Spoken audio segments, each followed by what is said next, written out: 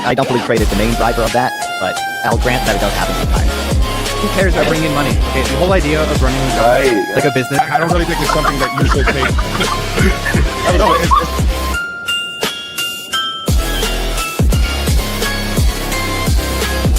The argument against charging people rent? Yeah. Yeah, I mean, typically the philosophical argument against that's a legitimate criticism, because, I mean, you look at why USA was even invented. So, I don't know. Like, I think a recurring theme or a recurring trend is that less and less government. I want personal responsibility. I want personal accountability.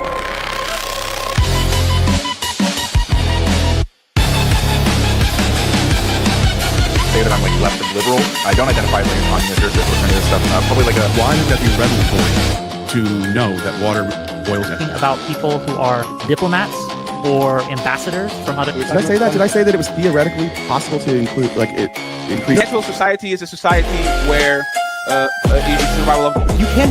What you're describing, you can't do. First of all, not what I'm talking about. Second of all, we can't.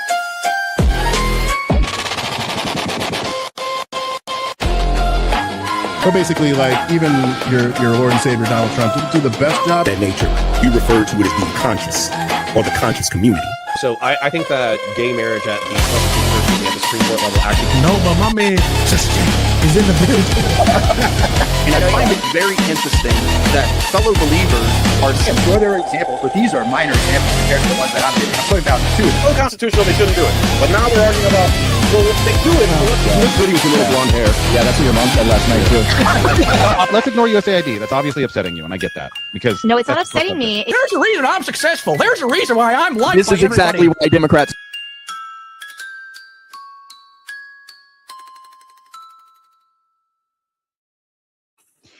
Gibbs! Hey. Are you ready for a fun show tonight? Oh, I'm always ready. I'm ready to hand out some whoopings, boys. It's going to be good. Whoopings! I love you so much, Gibbs. You crack me up. You don't tell anyone else, but you're my favorite. I listen, I'm everybody's favorite. Honestly, like I said, I'm like the modern Ric Flair for debate. They just ain't ready for a taste of the Big Daddy. Woo! Well, good evening and welcome back, Maters, to Mater Nation. I am Sarah, the Raging Tomato, bringing to you a throwdown tonight on a Wednesday. Because you know what? We felt like being different. We said, we're not going to do a throwdown Thursday. We're going to do a throwdown Wednesday because why not, Gibbs, right? Why not? Right. And Gibbs and I are going to be going to Vegas. We will be out there, Sunday through Thursday? No, Wednesday. Sunday through Wednesday. We are going to be kicking ass and taking names over on the Digital Social Hour podcast. We're also planning on giving to you much more IRL content as well. So stay tuned on both my channel, Gibbs channel, and all that fun stuff.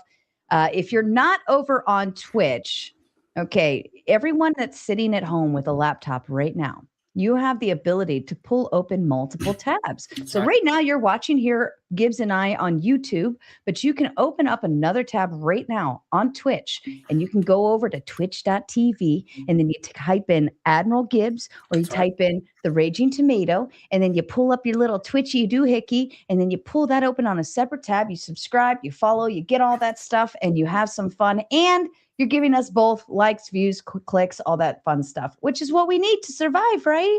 It's like water. It's like water it's oxygen. We don't do this for your pleasure. We're doing it for the dinero and the narcissism. Like, if we're being honest, and so you can add our stats. We appreciate it, and our wallets. Big fans. Exactly. So Gibbs brought forth to us not isolationism, not isolation anything. Right. No, it's not isolation, Sarah. He says America is making a modern return to Fortress America. And he's prepped, ladies and gentlemen, he's prepped with a PowerPoint. Okay. I expect this from my science nerds, but I do not expect this from Sir Gibbs. Yes. Also, thank you, Frosty, for the tier 3 sub. That's what I'm talking about, baby. Yeah. Once again, by the way, Frosty, there is a new tier 3 emote that only you are going to have. So I'm happy for you. I mean, as for what you said, as for the science nerds, I am a science nerd, a political science nerd, and I not only made a PowerPoint, boys, I also made my own political cartoons to go along with it. So we'll see how good they were. I'm pretty excited. A lot of work went into this in the last hour and a half. So now, yeah, no, don't worry. I had the notes ready for months. I just was like, oh, we're gonna take our production game up. We got the AI helping us find clips. We're expanding to other social medias, and you know what? Now we got a little time. Why don't we go and make the production? All these other guys come and talk about their theories. You know what they don't have? PowerPoints. You know what Papa Gibbs gonna have? PowerPoints. That's right. Fair enough. Well, I want to make one quick announcement. Everyone needs to drop tomatoes in the chat because just before I hit go live, Mr. Tom Carpenter sent the big hundo over on the Cash App for us to all have a good night. So he already bought your first half. So when I made the dono goal, I already calculated his half in. So now you only owe 10 to get to gauntlet mode. So tomatoes in the chat. Thank you, Mr. Tom Carpenter. We love you so much. He is fully sponsoring this Vegas trip. And remember, any dono you send tonight, be sure to hashtag Vegas because Mr. Tom Carpenter is matching up to the first 1K to sponsor our Vegas trip. Yeah, I would like to add to that as well. By the way, the on the Vegas thing, guys, I don't think y'all understand. See, when I found out I was going to Vegas, first thing I did was like, you know what? I have a wide range audience of that people like different things. So I thought, hey, what can we do? The problem I'm having is deciding which all the different things that we're going to do on. Now, Sarah's already got things she's figured out that's going on for her. I've got some stuff. There's going to be so many different things happening in this like 3-day period, 4-day period. Y'all don't even want to watch because you're going to see some shit that's definitely outside the wheelhouse. Like we might be at an MMA gym. I might be at a wrestling gym. We might be at a day club. She might be doing an interview. You don't know what you're going to see. It's going to be wild stuff. I promise. I'm the one you want to go with to Vegas. If you're going to go somewhere, you just might die. No, I'm just kidding. Nobody's going to die except of excitement and fun. And so it's going to be good times, guys. Make sure you're watching everything. I wanted to add to that. I forgot earlier. But, Oh, no, absolutely. I can actually say, I won't say where yet. That part will be a surprise. But I did work out I was asked to come join a radio talk show. So that will be in the works. So keep your eyes out for that. I'm super excited. We've got so much going on, Gibbs. We're busy people. To the moon! To the moon. Yeah, just like Elon created more millionaires in America in one night than most people create in their lifetime. We're going to the moon of content creators. That's right. I love it. All right. Are you ready to get to your content, sir? I am ready. I'm very ready. Do you want me to bring up your PowerPoint? I do want you to bring up my PowerPoint. Your precious Powerpoint, Gibbs. Your precious now I'd like to figure out how to make it full screen. Here we go. There's a little button in the bottom right. Okay. Good boy. Good boy. That's yes, not it either. Oh, is it? Yeah. Yeah, and you hit like space to go to the next page or the arrow key or something. All right, well, let's see. All right, so guys, this is a modern return to Fortress America, a vision of American dominance by Justin Admiral Gibbs. Y'all didn't know my first name was Justin. Don't worry, it's not a dox. So guys, we're going to be going down. We have Trump over here. We're going to have to go through some definitions. We're going to talk about what was Fortress America in the past, what the Don Roe Doctrine is, what will a modern Fortress America look like, and imperial isolationism, all these important things. But first, so people aren't confused, because I know people here get confused a lot about definitions, and I don't want anybody saying just because the word socialism is in the word, it's socialism. We're going to be defining some definitions. All right, folks? Defining some definitions. The definition that we're defining, you like that, are going to be imperialism, colonialism, neo-imperialism, and isolationism. These are all important in context. All right. Imperialism as a state policy, practice, or advocacy of extending a nation's power and dominion over territories and peoples. This expansion is typically achieved through direct territorial acquisition, military force, or by gaining economic political control. And a great example of this is the Rome an empire right here. We got it. You see it. This is them at their peak. They kept expanding. They literally directly conquered it. We take it Imperial Rome. We take the term imperialism from this concept. All right. Key forms of imperialism, because there's always some different forms. Imperialism relies on various forms of control to assert dominance. Economic imperialism, when a powerful nation exerts financial control over a weaker one, often dominating trade, resources, and markets. Cultural imperialism, the imposition of a powerful nation's culture, language, or media onto overlapping smaller nation. We see this today. Good example of this, Hollywood. All right. Political imperialism, controlling the government, policies, and leadership of another region without necessarily occupying it directly. Imperialism versus colonialism. We also see this with sports in the cultural imperialism, where we go overseas. We see these teams that they're lost the Super Bowl, that they got to get rid of the Super Bowl winning champ shirts for the teams that didn't win. They'll give them over in Africa, and all of a sudden these people are now all Bills fan. If you like fucking pro football, you'll get that joke. It was amazing. All right, so colonialism. All right, let's talk about what that is, because that's a little bit different, but similar. The practice by which a nation or power extends and maintains political and economic cultural dominance over foreign territory and its people. It is primarily driven by the desire for resource extraction, wealth generation, and strategic geopolitical power, often resulting in the exploitation and subjugation of native populations. All right, great example. This is the UK, Britain. At one point, they control these lands. Real cool saying, the sun never sets on the British Empire. They had companies like the East India Company that was basically a country in and of itself. Key characteristics: political and legal control, the colonizing power, the metropole poses its own laws, government, and administration, stripping them of their goods and their true self-rule. They basically exploit the shit out of them with the economics. We can see this where the Spanish do this. We see this with the British do this in India, all over the place. Cultural imposition, they enforce their stuff. We see the UK is another good example. The national dish in the UK, for example, as a joke, is tiki masala, which is clearly not British, but it apparently is. So crazy stuff. And then our hierarchy, basically you have the companies and the country in charge on top. They send settlers over to new areas. We see this in the New World, and exploitation. All right, these are the common columns. So here's one of my wonderful cartoons I made. See the difference really, basically, if you want to read the slide, guys, this basically is demonstrating that, imperialism, we come in, we just take them over, and then we just say, hey, we don't necessarily move there, but they basically become one with the country, and over about 100, 200 years, they assimilate because they're part of the country and all the laws are sent down. Versus colonialism, we send people there, and they conquer it, and then they try to exploit the resources and bring them back to the home area, etc., etc. Now, of neo-imperialism, all right? This is also synonymous with neocolonialism, is a modern form of domination where powerful developed nations exert control over less powerful developing countries instead of using military occupation, direct territorial conquest. This influence is maintained through indirect economic, political, and cultural mechanisms. All right, we got old George Washington or somebody over here, the ghost of George Washington, I guess. This is basically what we did post-World War II. It's kind of what we're known for. That age ended. We'll go into more of that later. And now we're in a new multipolarity kind of era. And so my argument is that neo-imperialism failed, but the United States is the key country that does all this. And I know this is kind of boring right here, but don't worry, the exciting stuff's coming after the definition. Yeah, don't worry. So this is the key things in the neo-imperialism. And I did this mainly for your audience, guys. I know that some of y'all in Sarah's audience struggle to read. So I put them on these slides. So not only can you not read a book, you can not read it on the screen, and I will just read them directly to y'all. So basically the core mechanisms of control are economic dependency. Weaker nations are kept dependent. We see this with NATO. We see this in Africa. Corporate influence. We see multinational corporations. Debt traps. We trick them in that way. Cultural dominance. We use the Hollywood. I mentioned that earlier. All sorts of good stuff. China's doing this with its roads and Silk Road Initiative and all the other bullshit they got going on.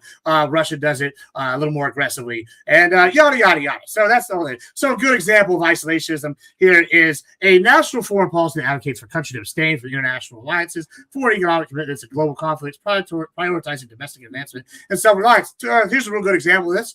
The Tokugawa shogunate. All right. Remember Japan, they were isolationists till the Americans showed up with Admiral Perry. And they made a lot of cool stuff. But they basically got wiped once the gun was introduced. We see modern examples of this. This is North Korea's isolationist country. You call them the Hermit Kingdom. In fact, Korea is a good example of isolationism throughout its history. The only time they interact with anybody by their own will is when America, neo-imperialists, made them to, or Japan did, or kind of did after they conquered them. The rest of the time, they're hiding out by themselves. One exception that people confuse oftentimes is neutrality or non-interventionism, which is more like Switzerland. Switzerland is essentially all like tied to the global framework of the market. So the banks, they play like mercenaries for all sorts of people, or they used to. They not so much anymore. I think they do for the Pope. But long story short, they're basically neutral, but they're tied into the global system. They desperately rely on the liberal world order to continue in their current state. So it is different than normal isolation. All right, what is Fortress America, boys? Here's another one fantastic political cartoon I made of the basically 1930s. 1930s Fortress America is isolationism in its sense. Basically, we see our good friends over here, Hitler, Mussolini, and Stalin rising in the background, Japan's aggression, the European war, all these things. All right. So what happened in the 30s? I don't know if y'all remember what happened in the 30s. What happened in the 20s and 30s, Sarah? What was a big event? We had the stock market crash. That's right. We had the Great Depression, and it was terrible. And you know, guys, what did they do? They tried to raise tariffs. What was the reason for that? That was so that they could establish manufacturing here in America. Sound familiar? Sound like something we've heard recently? Yeah. Oh, Lord. Does that mean it's isolationism, Gibbs? No, it doesn't. And just because some things have similar characteristics doesn't mean they're the same thing. But we see that they try to fortify the borders. We try to create naval defenses. We saw all sorts of social policies under FDR. And what really got us out of that? Well, you know, World War II, okay? So the core tenets of the strategy, we wanted to be impregnable. We wanted to make sure that the European powers couldn't come over here. We were sick of what happened after World War I. We thought that was disgusting, and we didn't want to see it again. I guess they didn't. I wish they'd had a fortune teller because, man, it got worse. And so they all did all these things. They tried to make us independent, and we had the worst economy in history. Was it all because of our isolationism? No, but certainly didn't help. All right. So this goes on here. If you can, I'll leave it up for a second. But this is the basic idea of what 1930s Unfortunate America is. We had the war plan read. We basically wanted a hypothetical war with maybe Great Britain, who we ended up being allies with. And we just wanted to defend ourselves by taking over Canada. So the desire to take over Canada, I guess, is isolationist, but we'll see. It's not really in the long term. We poured our resources in the coastal strategic fortifications that we've never used. Two-nation ocean navy doctrine. We expanded the Pacific. That's important later when we get into World War II. The Great Depression, Neutrality Acts, and then America First movements. And this is where Trump coined America First. But like all good salesmen, you take something from the past that people might recognize from reading a social studies book once, and you make it your own. And that's what he's done. But we're going to keep going. We're going to get to that in a moment. The Monroe Doctrine. I don't know if y'all remember American history. I don't think y'all do, because we come on these panels every week, and I get told by our stuff that, like, oh, things mean different things than they actually do. And I know that people think they're constitutional experts because they read the one book of the Constitution, or they read the Declaration of Independence once, and then they can quote it from an app. But that doesn't make you an expert. What does make you an expert is studying. And this is something you should study. The Monroe Doctrine here basically set forth that we're going to be separate from the European powers. We're going to divide the world between the West and the East, right? We don't want them coming over here. We don't want to mess with the South Americans. They don't Central Americans, et cetera, right? However, and this was truly isolationist. We really wanted to stay away from them. We wanted to become basically independent on our own, self-sufficient, not be involved. Unfortunately, the Industrial Revolution happened, so this went out the window. And there's other things that have happened, like World War II. The colonial powers didn't stay out, and they got their ass whipped. Ask Spain how that worked out for them. All sorts of examples. The British, we gave them 2 whoopings twice. By the way, if you didn't know, we might play the British soccer team on July 4th. Wouldn't that be something? Yeah. So, basically, this was a cornerstone that led us into our doctrine of growing bigger. But really, when we started abandoning the Monroe Doctrine and moving to the larger stage, it helped us in the short term, but we had to abandon it to move to the long term. You see this with our expansion after the Civil War, our fights with Spain. Once we gained land outside of the United States, all over the Pacific, then our run-ins with Japan, et cetera, it kind of moves. So here's the 4 core principles: no colonization, no new colonization, a threat to U.S. to security. We will basically attack, hands off the existing colonies, and U.S. neutrality. So we didn't like that they kept trying to get involved throughout our time, and they discontinued, by the way, if all the way up to the Civil War. We have different countries taking different sides throughout the Civil War, on with some sided with the South, some sided with the North, all sorts of stuff. So really, we were tired of this shit. And the Monroe Doctrine stems from before this, but we really kind of pushed it further after the Civil War, and when we started these other wars with other countries, and then it kind of morphed into the 20s and 30s after World War I. All right, so like I said, here's some more wonderful cartoons by old Papa Gibbs. This is the neo-imperialistic era, right? And this is the era that we have all grown up in. Excuse me. All right, so well, there's some exceptions to this, but I mean, other than maybe Sarah here, I don't think anybody else has grown up in World War II. I always say Sarah because she's a timeless vampire that steals the soul of the innocents or some shit. But we beat the Axis powers basically, and that ended the Fortress America era, the isolationist era, era, and World War II began, right? And so it ends in September 2nd, 1945. And then on March 12th, now we have some kind of like quasi-rebuilding period. But then in March 12th, this is the generally accepted start of the Cold War. It's March 12th, 1947, December 26th, 1991. All right, and then what happens? Okay, they go, and we have all these proxy wars. We have we fight Vietnam, we fight Korea, but we don't actually stay. We rebuild Japan, South Korea. We fight in Vietnam. We go all over the world. We fight these little battles, etc., up until about 1991. Actually, December 27th, 1991, when George W. told them to tear down this wall, and then they tore it down, right? And so they carved out the world. These are all the presidents after. This is Bush Sr., Clinton, Bush Jr., and Obama. And that's the kind of the pinnacle of the neocon, neoliberal movement, right? Is under these guys. Now, some people like to argue Reagan, but they would be wrong. It is this time period, right, that they basically came into full power. They were never stronger than Bush and Cheney after the 9/11, when we started the war on terror. They started all these different things where we go in nation built, right? We went over there, we built nations, we enforced our will with our NATO allies, we did joint missions and all these things. And we basically ruled through proxy, and we only got involved or allegedly only got involved whenever we needed to, right? But in reality, I would argue that that's not the case. That was kind of a rose-colored glasses idea, but that's just the period that's generally agreed upon. Well, I'm saying we have now entered a new era, starting with Trump's first term. And I would call that the death of neo-imperialism and the rise of multipolarity. And we've seen, much like in 1984, if you remember, there's three great powers, and they're always fighting. It's like the East, the West, and then they have the European power, right? And they're basically these spheres of influence they fight. And that's kind of where we're at. China and Russia have kind of teamed up. They're like frenemies. They're not exactly friends, but they hate us more. And they've teamed up with countries like Iran, Cuba, Venezuela, a few other smaller countries. And they basically formed, first it was BRICS, and now it's SYNC. And, they formed this alternative to the liberal world order. And Trump said he's sick of it. He's basically destroyed that. And so that's why I'm calling it the death of the imperialism and the rise of multipolarity. That's got to happen continuously here until our newest era. So now we're going to introduce you to the main course of our topic. Don Road Doctrine. The Don Road Doctrine. Yeah. Coin that, Gibbs. Yeah, you like that? Oh my God. I wish I could take credit for that one, but that is actually a thing they're calling it. So it's not my. Yes, it is a legit political theory being coined by people smarter than me. So yeah, I wish I could steal that, but yeah, we have the Don Road Doctrine, which is a take on Fortress America and the Monroe Doctrine. That is what, as you'll see, a bit of a paradox, but he is walking the fine line perfectly, and he has destroyed the neo-imperialist movement, not neo-imperialist, basically the liberal world order with things like defunding the UN. We're seeing them struggle not to be able to pay their bills. He's having problems with NATO, et cetera, et cetera. He's making new deals, yada, yada, yada. We're going to get into that. So securing a golden future for the United States, the Don Road Doctrine. I want to take on Fortress America. Let's just talk about some domestic policy goals. And guys, I even figured out how to put videos into my what's it called? I don't even know what this is called. A PowerPoint. So you best be happy.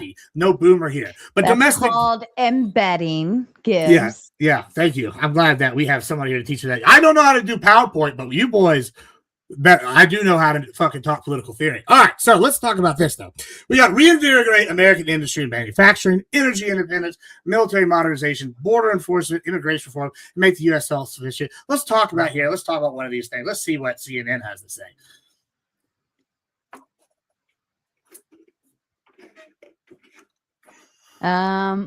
We're not getting volume. Oh, well, that would be because you probably have to click the volume button on your side.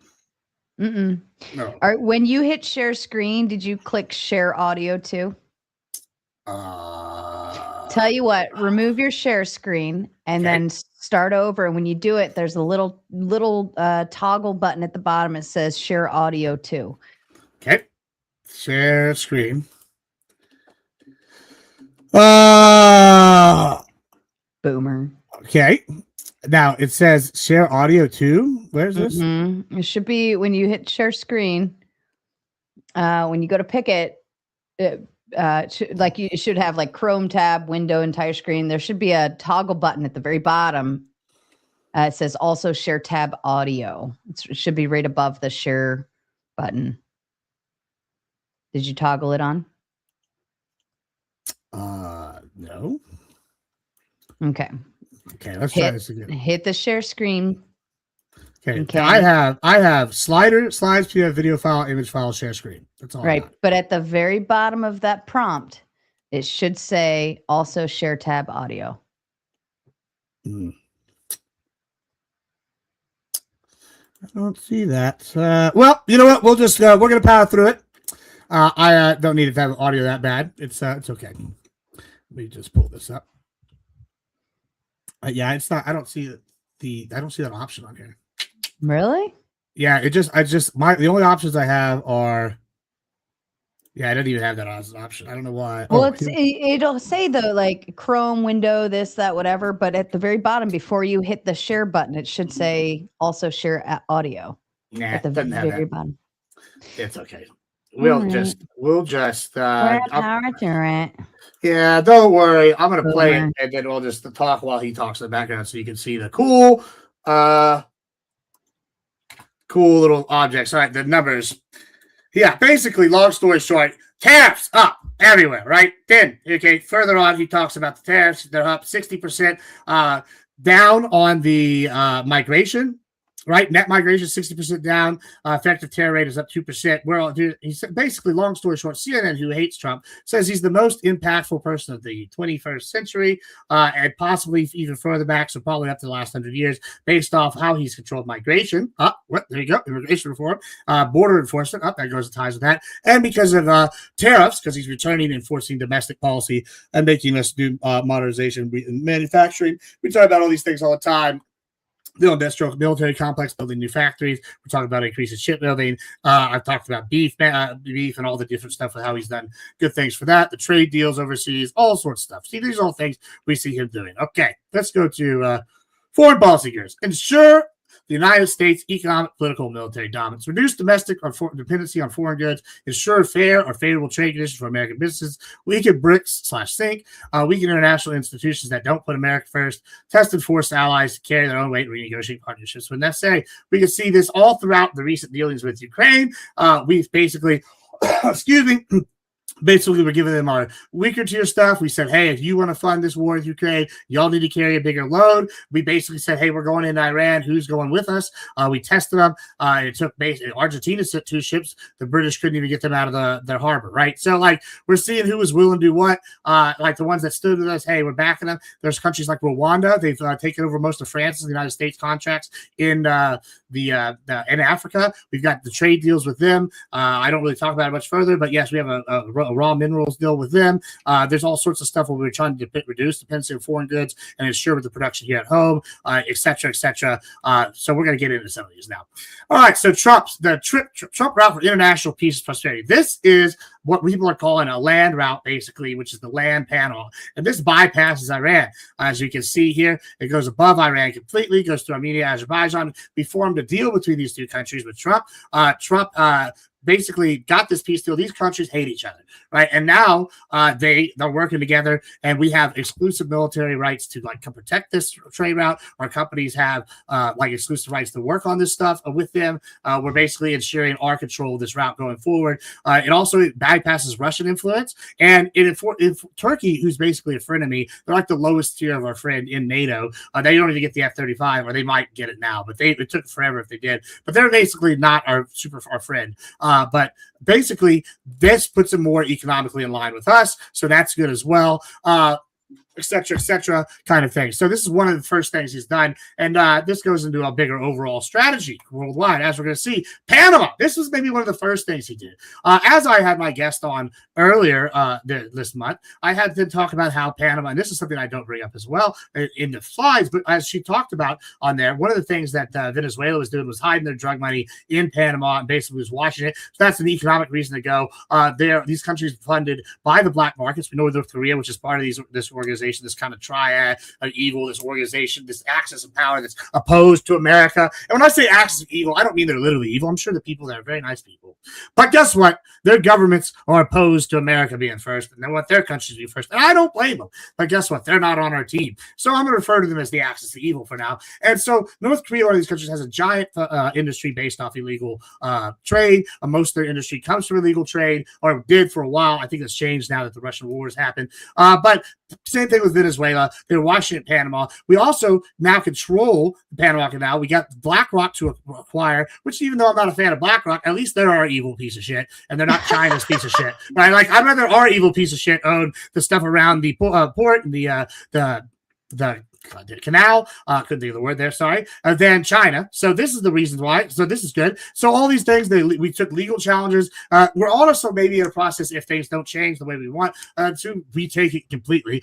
Because guess what? We built the damn thing, and most of Panama's revenue comes from the canal. So we're basically just gifted them their reason to exist, which we're also going to get to maybe taking over Panama later in this brief as well, but we'll see that this is part of this global plan, and this is a thing that you can't call isolationist, because once again, this is controlling. This is the second trade route I mentioned that's on a world scale that it's going to control upwards of 40 to 50% of the trade through the world right here, right? Just between the trips route and Panama, right? I think this is like 98% of the trade for the United States goes through Panama. So, or some crazy number like that. So this is just a major port that we don't want China to get any control over. And we don't want our enemies in Venezuela, which borders them, to have any power there. And guess what? Now, we'll skip a thing to Venezuela.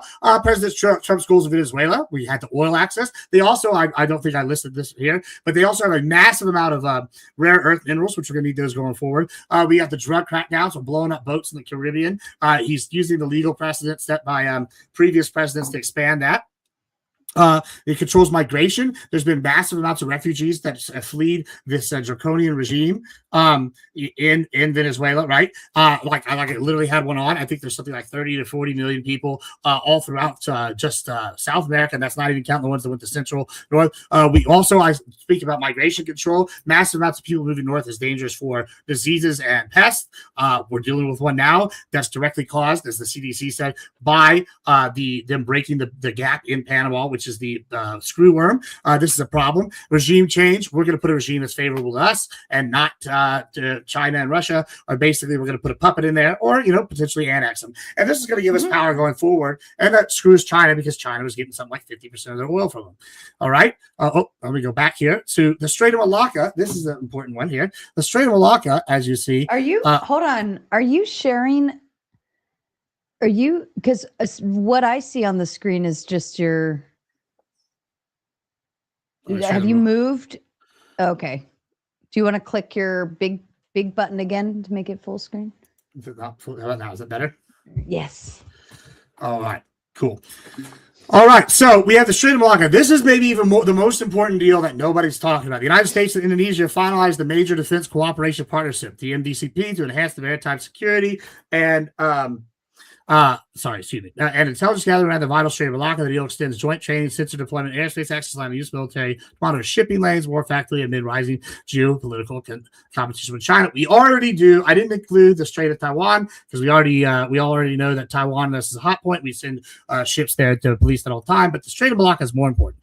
Key components of the deal: airspace access. We're going to basically have unlimited access, maritime domain awareness. We're going to be sending ships through there. Operational cooperation. We're working with Indonesia to control this against piracy, because it's one of the most pirated corridors in the world. And here's the geopolitical implication, which is going to also maintain and help security and make oil prices more steady, as which I'm going to come to the Iran deal, which is another point of that as well. Geopolitical implications: countering China. The pact gives the United States a strategic foothold in one of the world's most crucial national waterways, while providing Indonesia with a powerful partner, safeguard national defense capability.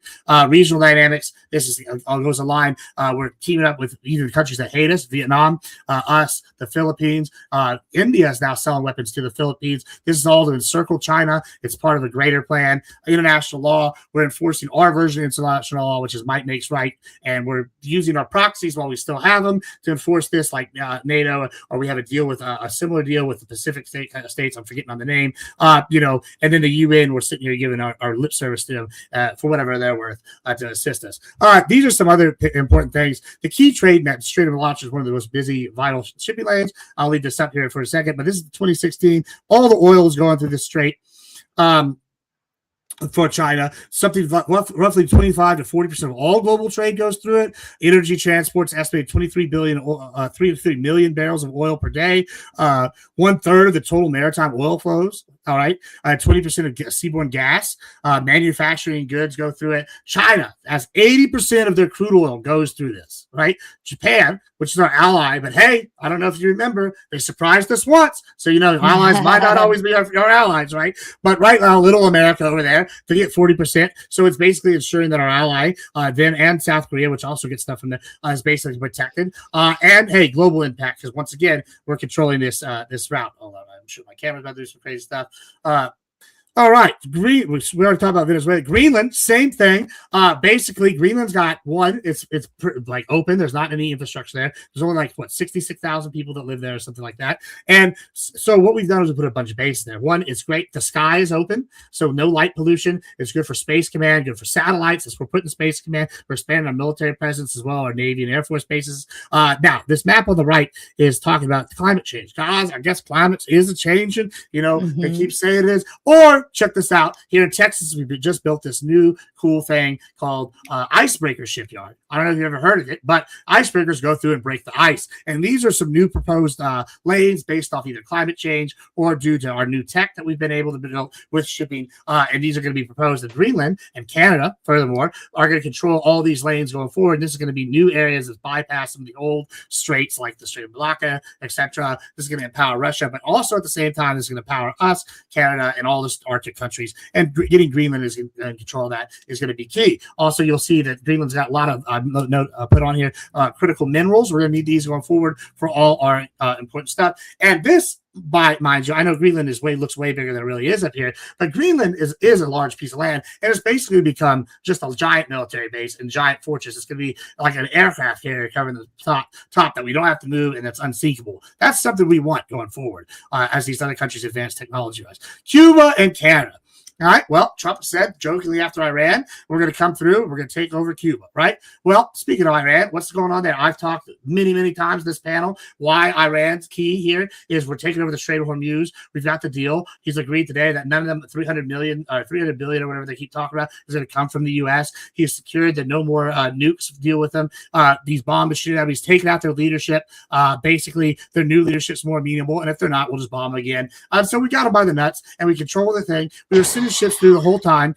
He just revealed that and now we're seeing now that they had no power in the canal, and he's just done wonderful stuff that nobody even thought possible. Dr. Steve Tully just put out a report about how their missile cities underneath didn't do jack shit. That's why they can't launch it. It's hard to launch missiles when the caves that you were going to hide them in have been blown shut. You might be safe in there, but you can't get out. So, whoopings all around for Iran. I wish they're basically the KD ratio is like a COD lobby, or like somebody from a pro COD team going and playing a Fortnite team, right?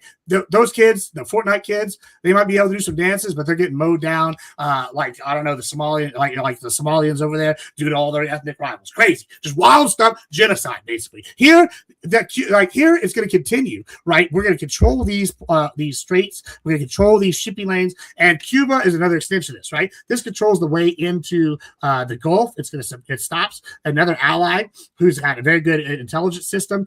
They have a lot of potential, but their communist governments ran into the ground. They're allied with our enemies, Russia. They actually had a deal with North Korea to repair all their old tech. I guess North Korea doesn't need it now, and now that we control the Panama Canal again, they're not able to get their stuff through, so that's hurt them. Iran and them have traded intelligence, all sorts of stuff. If Cuba goes, it's going to take away our big spot right off our shore that our enemies can use against us. So hemispheric security, it weakens the socialist left in South and Central America. See, these are all good things because the biggest pushers of liberal ideology in the Western Hemisphere has been Cuba for a while. Canada, well, we've been trying to annex Canada since we were founded as a country. This is just another thing. It's going to control those natural resources. Canada's got a ton of them. We're going to control these northern shipping, trade leverage. It's going to just give us more land and population and an educated population. So these are all good things that we want. I mean, first we'll probably start by taking Alberta since they're mostly conservative and they want to leave and join the U.S. anyway. And then we can expand to the rest because, we're America and they don't really have a choice. And yeah, that's how that works. So, as I said, this is the new manifest destiny. I like all right here on the right. Now, forgive me, I was not as good with the Grok art. It doesn't include Cuba in this, but like you do see the kind of, I guess, Brazil and Cuba swap. So I guess we can take over Brazil too. But the general goal is to take all the way down to Venezuela, and then maybe we stop there and we control this this quadrant of the hemisphere, right? This is ours. North America, Central America is completely under our control, and we control the gap, we control the resources, and we're poised not to isolate, but to expand further. And maybe we start with South America next. Maybe we annex Argentina. Maybe we, move in and convert Brazil. All these things have potential in the long run, right? There's other things we do. I've talked about that we get our military stranglehold. We control all the ports. You control all the ports. You control all the trades. You're going to have all the power militarily. Our military is in 75% of the world's country. People go, oh, what if these other countries think? Oh, Gibbs, can't you understand why these other countries might not like that? I got 2 words for them. Fuck them. I don't give 2 shits what these other countries think. I'm here for America and America first. We're in those countries, and you know what? We're blessing them. They're getting, every time an American steps off base, they get money. And most of these countries are poor. And guess what? The American dollar goes far. They get 10 American dollars. That might be a month's salary in some of these countries in Africa, right? These are benefits to them.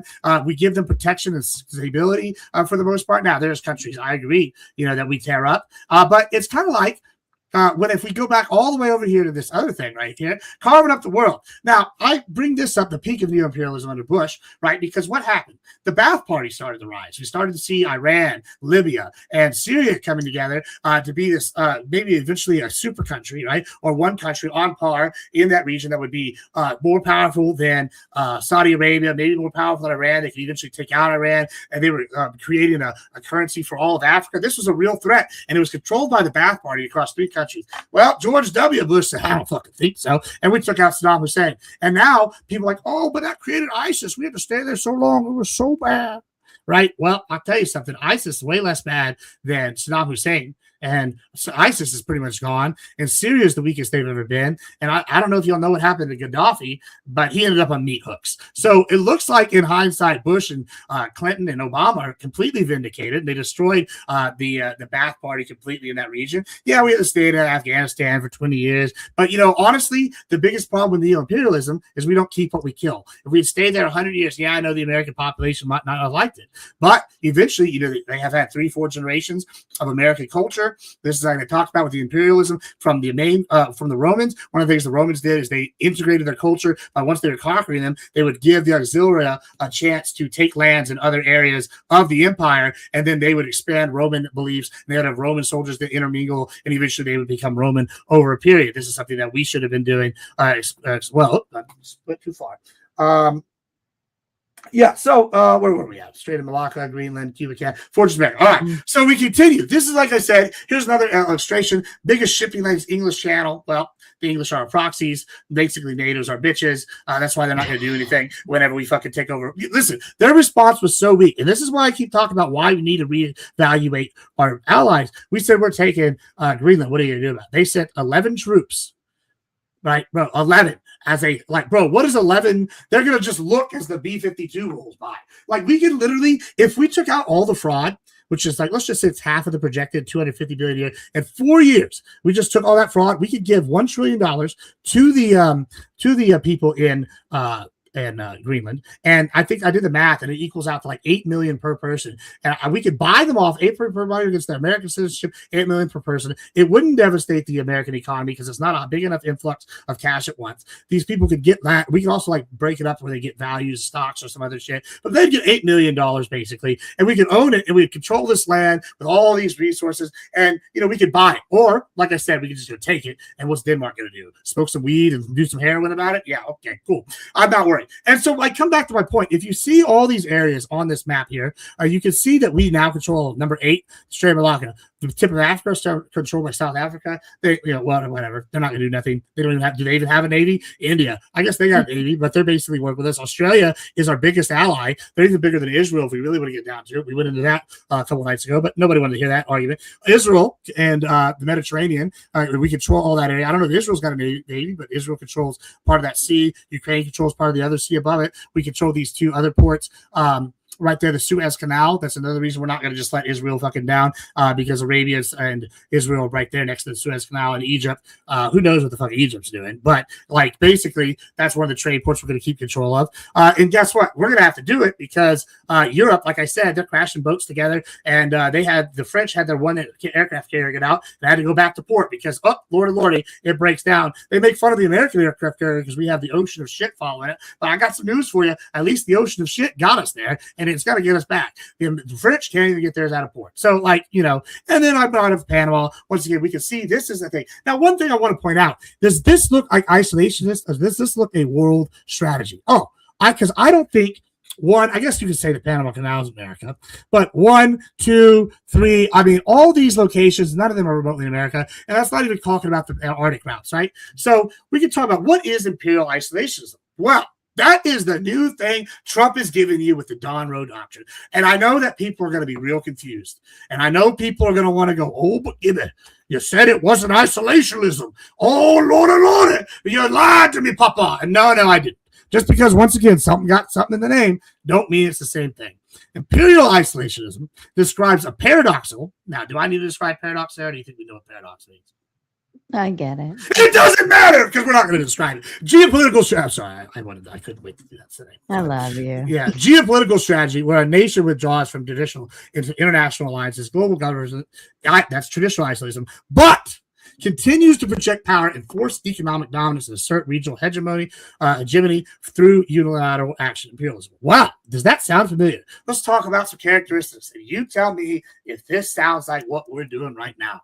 All right. Transactional diplomacy. Okay. Reduces multilateral trade treaties and international consensus with one-on-one negotiations, hard bargaining, and the threats of economic coercion. I don't know who that sounds like. It either sounds like the mob or a New York businessman. Oh, wait. Yeah, I mean, it sounds like Donald Trump. We're getting shit done. That's what we're doing right there. That defines exactly his policies internationally with tariffs, with trade deals, etc. Protectionism. Okay. What's that? Erects trade barriers and focus on domestic industrial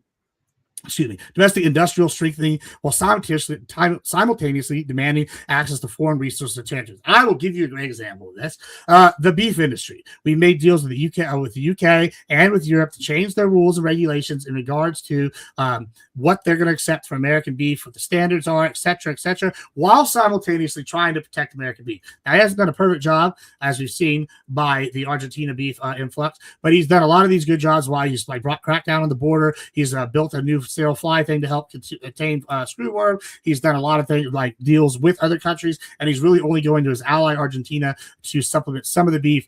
So these are like things that he's done. Protections, that's a good example. We can look at shipbuilding. We can look at steel. There's a lot of examples. Unilateral interventionism avoids nation building and long-term foreign conflicts, but utilizes rapid military force, dollar dominance, or territorial expansion to serve direct national. All right, now I don't know what annexing Cuba, annexing possibly Venezuela, annexing Canada or Alberta, and annexing Greenland sound like, but those sound like territorial expansion, right? Now, I get that we talked about Greenland and Canada under the 1930s version of this, but this is more so, right? Because we're talking about adding Cuba. We're talking about potentially adding Panama. We're talking about all the way, if we fully realize it, all the way through down to the Panamanian Isthmus, where it's basically locked off, and maybe all the way through Venezuela. So we have a buffer zone, as well as the economic beneficials. Also, let's talk about the unilateral intervention. All right, what did we do in Venezuela? We went in there overnight, took them out, and said, hey, now your leaders are on. Y'all either work with us with y'all's current system, become our bitches, get rid of China, or we're going to just come do this again and again. Same thing with Iran. Doesn't look like we're doing no nation building over there.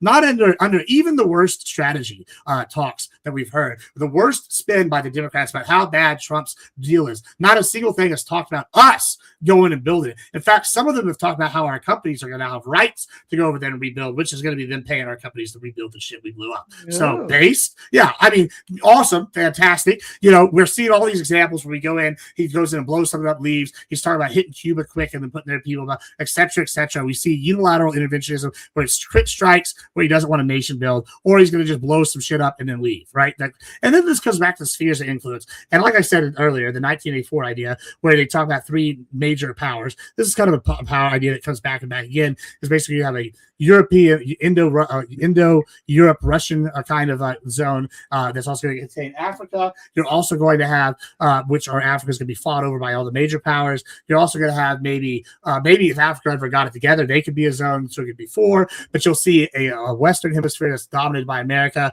where they keep out people and like play in South American sandbox. And eventually, hopefully, their goal would be to take it over or take over Central America, basically over that term of a couple hundred years. But it's basically they're going to take over their zone, and then China is going to have a Pacific region, and then we're going to control different areas, and then eventually you're going to expand and then go down. And the eventual idea would be that you're going to have one world order, but not this liberal idea of one world order controlled by a shadowy elite, but we're going to actually have an empire that controls it directly, or you're going to have, or annexes them willingly, one or the other. And that's kind of the idea in the long term. But in the short term, we're going to have 3 major superpowers, or 3 multipolarity powers, and America being chief among them, because Daddy America is so far ahead of the rest that's not even funny.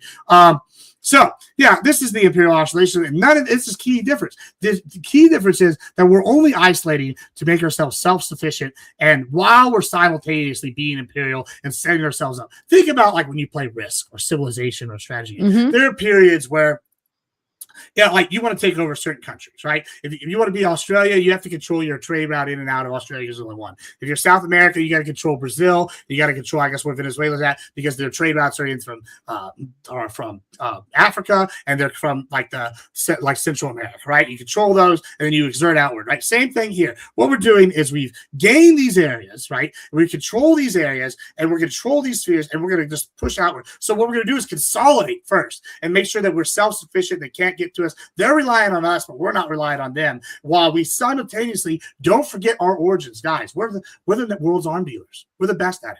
No one, our arms are the best. Y'all keep wanting us to be this happy-go-lucky group of people. We sell weapons. That's what we do. And when that doesn't work, we whoop their ass. And then we sell them the weapons. And then we sell the different groups the weapons to kill each other. And that's what we do. We need to stop pretending this liberal idea that everybody gets along. Because Russia and China have been playing by a different set of rules. And ever since Trump came in office the first time, we've seen them start doing things that basically, I think under Biden, they basically just ran with it because they thought the America was weak, and Trump went in there and destroyed these systems that have been in place. And this is already happening, the decline under Trump and under Biden towards this new era. So we're in a new era where is multipolarity, but we are first among powers, right? And so we need to maintain that, because this idea that we're going to all get along is just never going to happen. So back to the spheres basic influence. And so we're going to have, like, I guess, some sort of Cold Wars, but instead of we might have proxy wars still, because all empires do. But this time we're going to be at the advantage, because we're going to directly control, or very closely directly control, all the trade routes and the oil. So they're tied to us. They have to come. China just agreed to buy American oil for the first time. So Trump is just dominating. And so, in conclusion, Trump has destroyed the liberal world order. Neo-imperialism has proven to have worked. I will say it worked for a period, but we're in a new era under new rules. Neo-imperialism is out, and the new Fortress America, new manifest destiny, the Don Rowe doctrine is in. And I think Vance and Rubio are going to continue that after he gets out. So, yeah, that is the basic gist of that. Gibbs, I love it when you just let me sit there and look pretty. Yes. I thought you would enjoy it. You're like, yeah, I got to get ready. I'll be awake. I'm like, don't worry. You're not going to be doing much talking, I don't think. That was the best 45 minutes, 50 minutes I've ever had in my life. And all I had to do was sit there and look pretty. Question, though. So this would be like, if I was Amazon, right? And I thought to myself. Also, one note, I will have somebody show up here in like 5 minutes, and I'll have to just talk to them for a second, then I'll be back. But well, then I don't get to just sit there and look pretty. Now my people. I gave you 45 minutes. You have to give me like 3 to give some paper. But that's in a moment. So just fine. And then by the time you get back, I'll have a full panel in overload. Yeah. So question. So this would be like Amazon. If I wanted to be Amazon and create an empire, basically, where I own the market and I like decide what the market price is because I own everything, right? I would want to go and instead of drop shipping from, let's say, like Whole Foods, I could say, you know what? I'm just going to buy Whole Foods, still drop ship it, but now all the money that Whole Foods makes, I make too, right? Like, and then I could go to all of the bookstores and buy up all the bookstores and make them mine as well.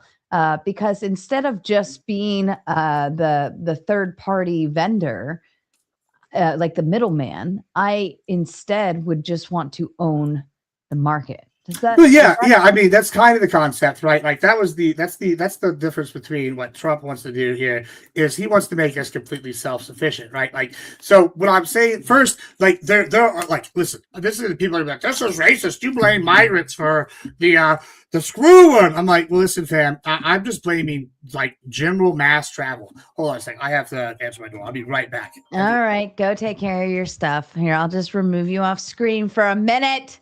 In the meantime, I will go ahead, since we are around the hour mark, I'll let everyone start hobbling backstage for open panel. Join open panel queue. Here. Sorry, sometimes I forget what the hell I'm typing. All right, the link has been dropped. Feel free to start shuffling backstage if you have something to say. Hi, Mom. Hey, Mom. I love you, Mom. I'm incredibly curious, kind of like, is this good? Is this bad? Do we want to do this? I mean, I know Gibbs personally is a huge fan of capitalism, right? The more money we can make, the more domination we have in a market, so on and so forth. That makes sense to me as well. I look at it, I like the way I can think of it this direction is like, yes, I'm a YouTuber, but if I want to own the market in terms of channels, and I think Pearl did this actually, where she began buying creators basically and saying, here, you're going to run this show here, and I'll take a certain percentage of whatever we do. I'll ensure to promote your channel, yada, yada, yada. But you are part of my network. So now I can control the airwaves in terms of who's going on when, what time, how long, what they talk about, the content. Oh, you back? Sorry, I didn't want to like have you. Yeah, you're you good. know. Oh yeah, I just had to get this paperwork. It's late, but we closing deals at all hours of the day, baby. Woo! Actually, I'm so happy because that gave me way more money for Vegas for this shit. Hell yeah. Are you buying me dinner then? Is that what that means? You're buying me dinner for all the money I paid you. What are you talking? If anybody's buying anybody dinner, you're buying me food. Listen. I come on all these panels. I hear all about equal rights and feminism and a return to trad life. Listen, that's all well and good, but I see the light, and the light was someone getting $300 to drink 2 White Claws and then pass out. And that's the light, boys. And I tell you, I'm a little jealous, and you're going to use that to buy me a nice steak dinner. Is what's going to happen. Oh, really? Yeah. Listen, men, know your worth. Know your worth, ladies and gentlemen. I'm officially grifting on the Cash App or Buy Me a Coffee app in order to take Mr. Gibbs out for dinner, because he does provide us with lots of. Y'all should give her $- now, so she has to make sure she goes into her bank account. No, I'm just giving all the money.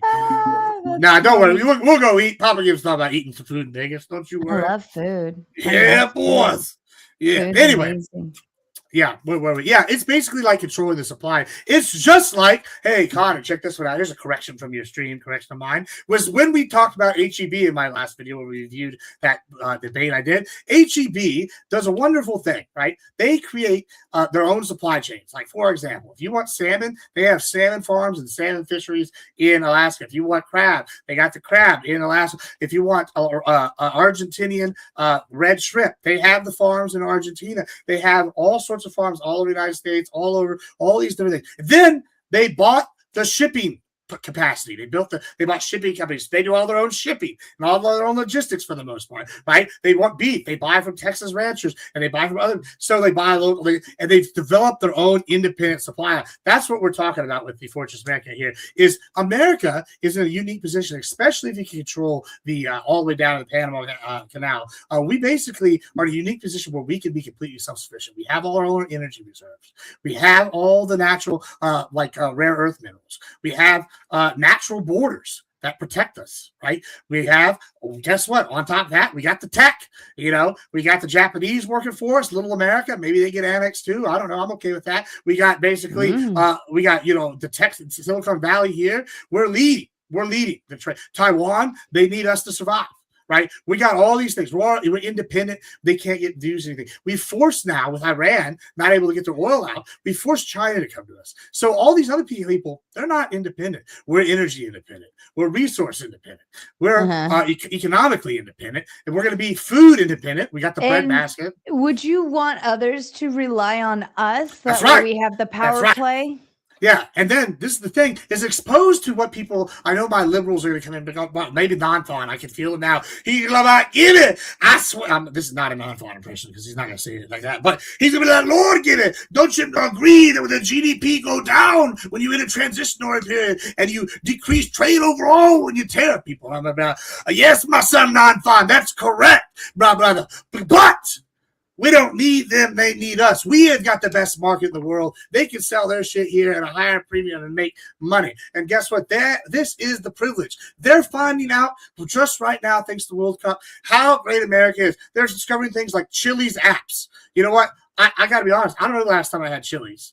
Right. But the fact that they're going crazy over Hidden Valley Ranch, which is, let's be honest, dog shit for ranch companies. But I guess it's tier 1 for them because they never experienced it. And Chili's, this is just showing them the consumerism, the power. They're finding out how big America is. We're a massive country. They're figuring out, in Texas, damn, guns are pretty cool. The Germans are finding out, man, it's nice to have that here because they're in the South mainly right now. The Germans find out, man, this is what it's like to have national pride and not commit genocides regularly. Well, I guess we do anyway. But I'm just saying, you can have national pride. I literally watched this guy from Germany say, hey, could you imagine if they had my grandfather's regiment on the wall? I'm like, nah, that sucks because he was a Nazi. But guess who's not? We have patriots on our walls. We can take pride in American heritage. They're finding all these things out. Guess what? I have a friend, Modi. I talk about him all the time. Modi hates the UK. There's no pride over there. It's lame. And every time he comes here, he's like, man, I've never heard anything like Toby Keith before singing, I'm proud to be American. You know, we're going to put a boot in your ass. Like, this is American. They don't understand. When people say the European mind can't comprehend,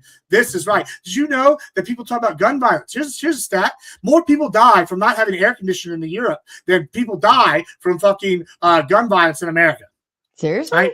Yes. And if you take out the top 8 cities, which are all Democrat ran by gun crime, by the way, crazy how that works. And you take that top 8 out, guess what? We dropped 139th on the gun crime list. So it's pretty crazy that we can identify certain areas as the problem, and it's not really good right. So a lot of these talk boys, they're finding out all sorts of stuff. I've watched my friends here, they come from Europe for this trade. I met how long we took them out to the ranch. They went shooting. They had never seen anything like this. We took them, let them shoot a water-cooled machine gun from like 1914. They're like, wow, this is crazy. This is from 1914. I'm like, yeah, y'all's great granddaddies are going over the trenches. We're shooting this. They're like, oh man, that's cool. I was like, y'all want to go shoot an artillery shell next? Like, and they're like, what? Okay, so they get to see crazy stuff they've never experienced. And this is America. We're the best. We're so far ahead. Iran found out about it. They fucked around. We bombed the shit out of them. We just fight every time they pop outside. It's like whack-a-mole. They don't know what to do, right? The Houthis, guess what? We dropped the most amount of bombs on them that we've been dropped since World War II. We just sent the fucking B-52s in. And could have, oh man, we lost one B-52 recently. Spirit Aguilar. I feel for those guys. But that's because we have so many and we've had them for so long. Some of their grandfathers have worked on the same planes as the people that are piloting them now. We literally have pilots that fly B-52s that were flying when they ran. Now, people go, well, Gibbs, that's a sign that America's in decline. We're going to use old shit. No, that's a sign of American excellence that we've been able to revamp these bombers for damn near 100 years, and they're still flying and being top-tier weapons of destruction. We are the best. We can take our old shit that's better than their new shit. We're seeing this all over. This is the pinnacle, and we're only climbing. We're entering a new golden era on Trump, and I'm excited to see it. Aren't you, Sarah? I am. No, I am. I'm a big fan of kicking ass, taking names, and getting paid to do it. Number 1, JD got his new membership. Shout out to you, JD. I believe JD sent a big red the other day, if I recall. But shout out to you. Evan Lord, the big 5. Evan Lord, where the fuck have you been, sir? I'm so glad you're here. I demand you get your ass on panel. It's been too long since we've seen you. And of course, Calvin says, can he talk a tad slower, please? I've learned to, it's like having a friend with a, overseas accent. You just eventually figure it out. Yeah. But also, Tom Carpenter sent in $50 and he says, take him to dinner, 40 for yours, 10 for his. That's right. I think I can buy you a glass of water in Vegas. That's good. That's good because it won't be a shot for $10. I'll tell you that. Crowd says, Gibbs, my bandwidth is lagging. Slow down. Yeah, see, the problem is, guys, if I had slowed down, and like I understand we all come from the slow down, I do, and I could be an auctioneer, I got the talent, but the problem is, if I slow down, I didn't even read everything I posted. I let some of y'all read it. I wanted to actually read through every single one just to make fun of y'all, because I think a lot of y'all have never read a book ever. But I love y'all, chat. But I wanted to read it, but then I was like, this is taking a long time. So I sped read a bunch of them, and y'all are still like it's too fast. So what y'all would have said if I'd slowed down and read everything would be like, dear God, Gibbs, this is boring. This is really long. Our attention spans tick-tock. We do 5-minute gauntlet debates. We're not ready for these long. When do you ever slow down when you talk? Don't worry about it. I don't think you ready for that information. Well, that wasn't even an option on the table for any of my viewers. At all. Yeah. Exactly. I love you for it, though. I love you. Are you ready to meet your panel? I'm ready to whoop that ass. Oh, all right. Here we go.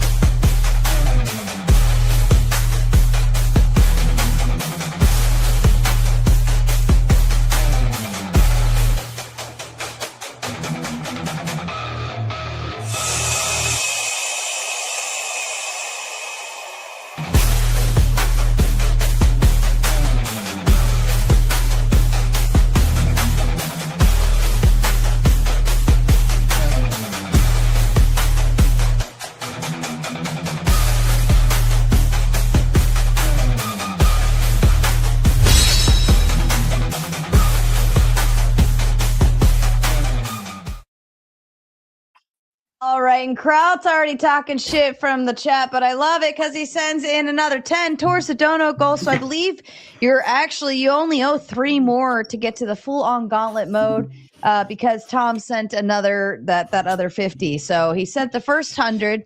He sent another 50. Now you guys can carry the water for Tom, so Tom can just sit back, relax, and enjoy the show. All right, so you guys need 3 more for full gauntlet mode. But Kraut says, I actually read about 15 books in my life. Fever Dream is my favorite book of all time. I know people that read 15 books in over the summer.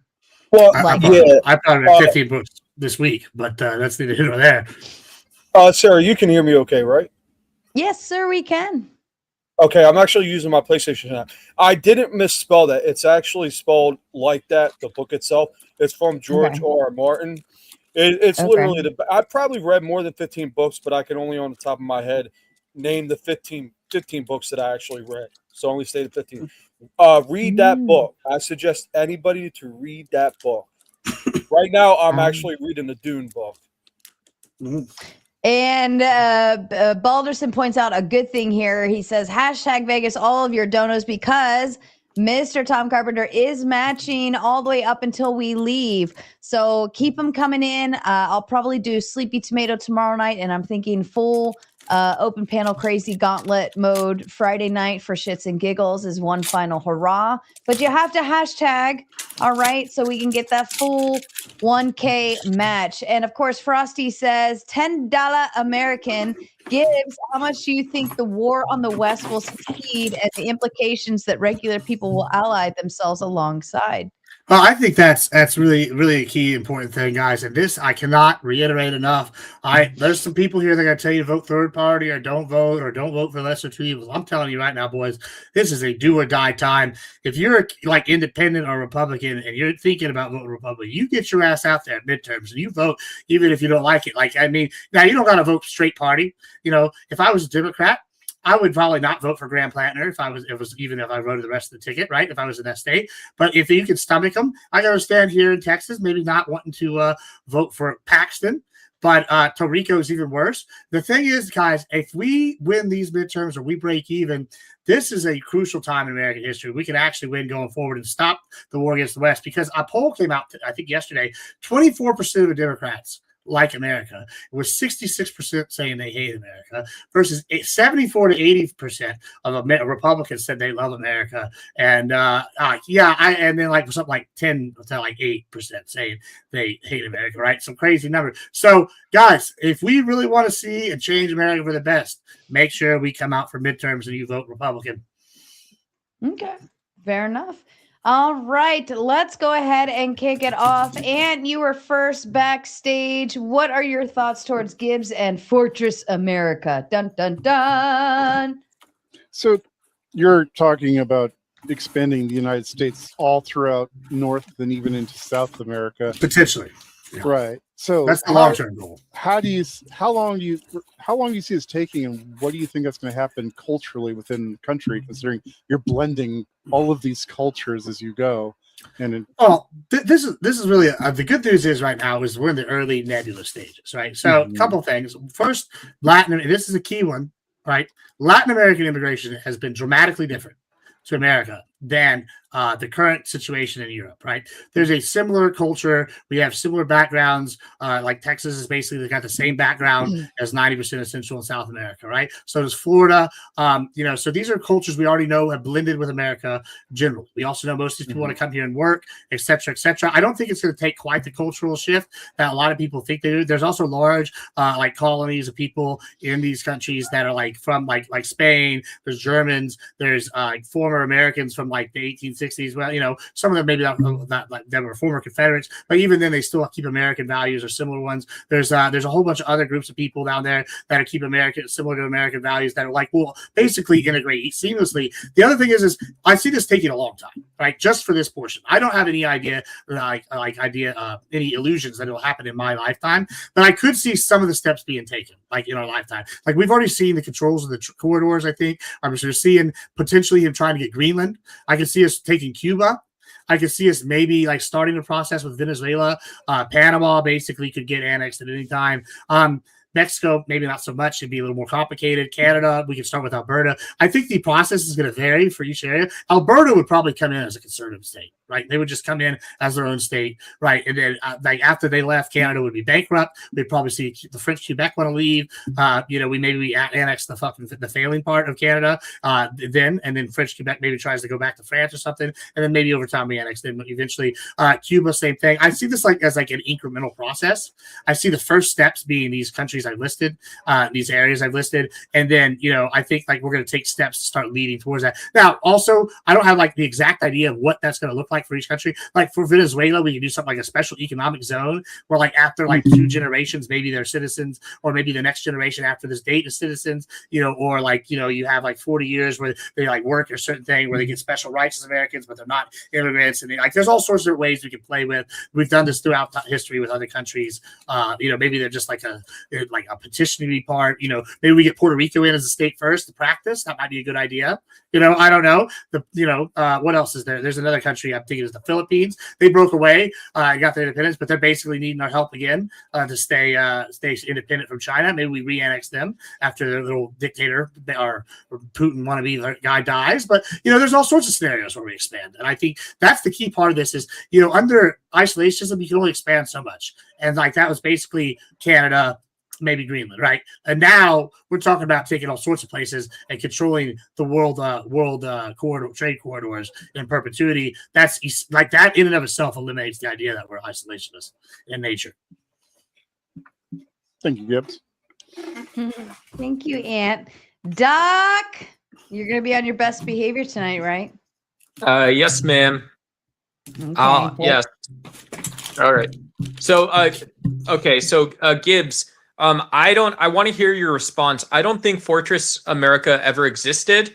And I would point to a couple things. So first I would point to after World War II, most in the audience would agree World War II, really dark time in history. It was also maybe one of the most shining or brightest moments of America. But how did we end that, right? It was called the Bretton Woods era, right? This is Bretton Woods era diplomacy, completely based on peaceable trade, right? Peaceable trade. So no Fortress America. And this leads into American values. It leads to a period of global democratization. And then secondly, I would just say, what I think is disgusting is, I would say it's your reference to history and culture. If we actually go back to the 1830s, 1840s, 1850s, you start seeing many writings that are still recognized as positive, as being empirical, that describe the United States, such as Democracy in America by Alexis de Tocqueville. And this is all also stating that the national character of the U.S. is based in free market capitalism and peaceable trade once again. And so, saying that the United States isn't going to trade. I know these panels can be fun to discuss, but it sounded like you believed a lot of the stuff you said. So I just want to, I guess we would say in blood sport, I'm checking on you, buddy. Sure. I mean, maybe you missed, but I would agree. Fortress America didn't exist after the 30s. There was after World War I, pre 1941 thing that we had. So 1985. So like 1984 isn't evidence, or like what I mentioned, the Bretton Woods era. That all falls in the neo-imperialistic era. Neo-imperialistic era. Okay, cool. Yeah.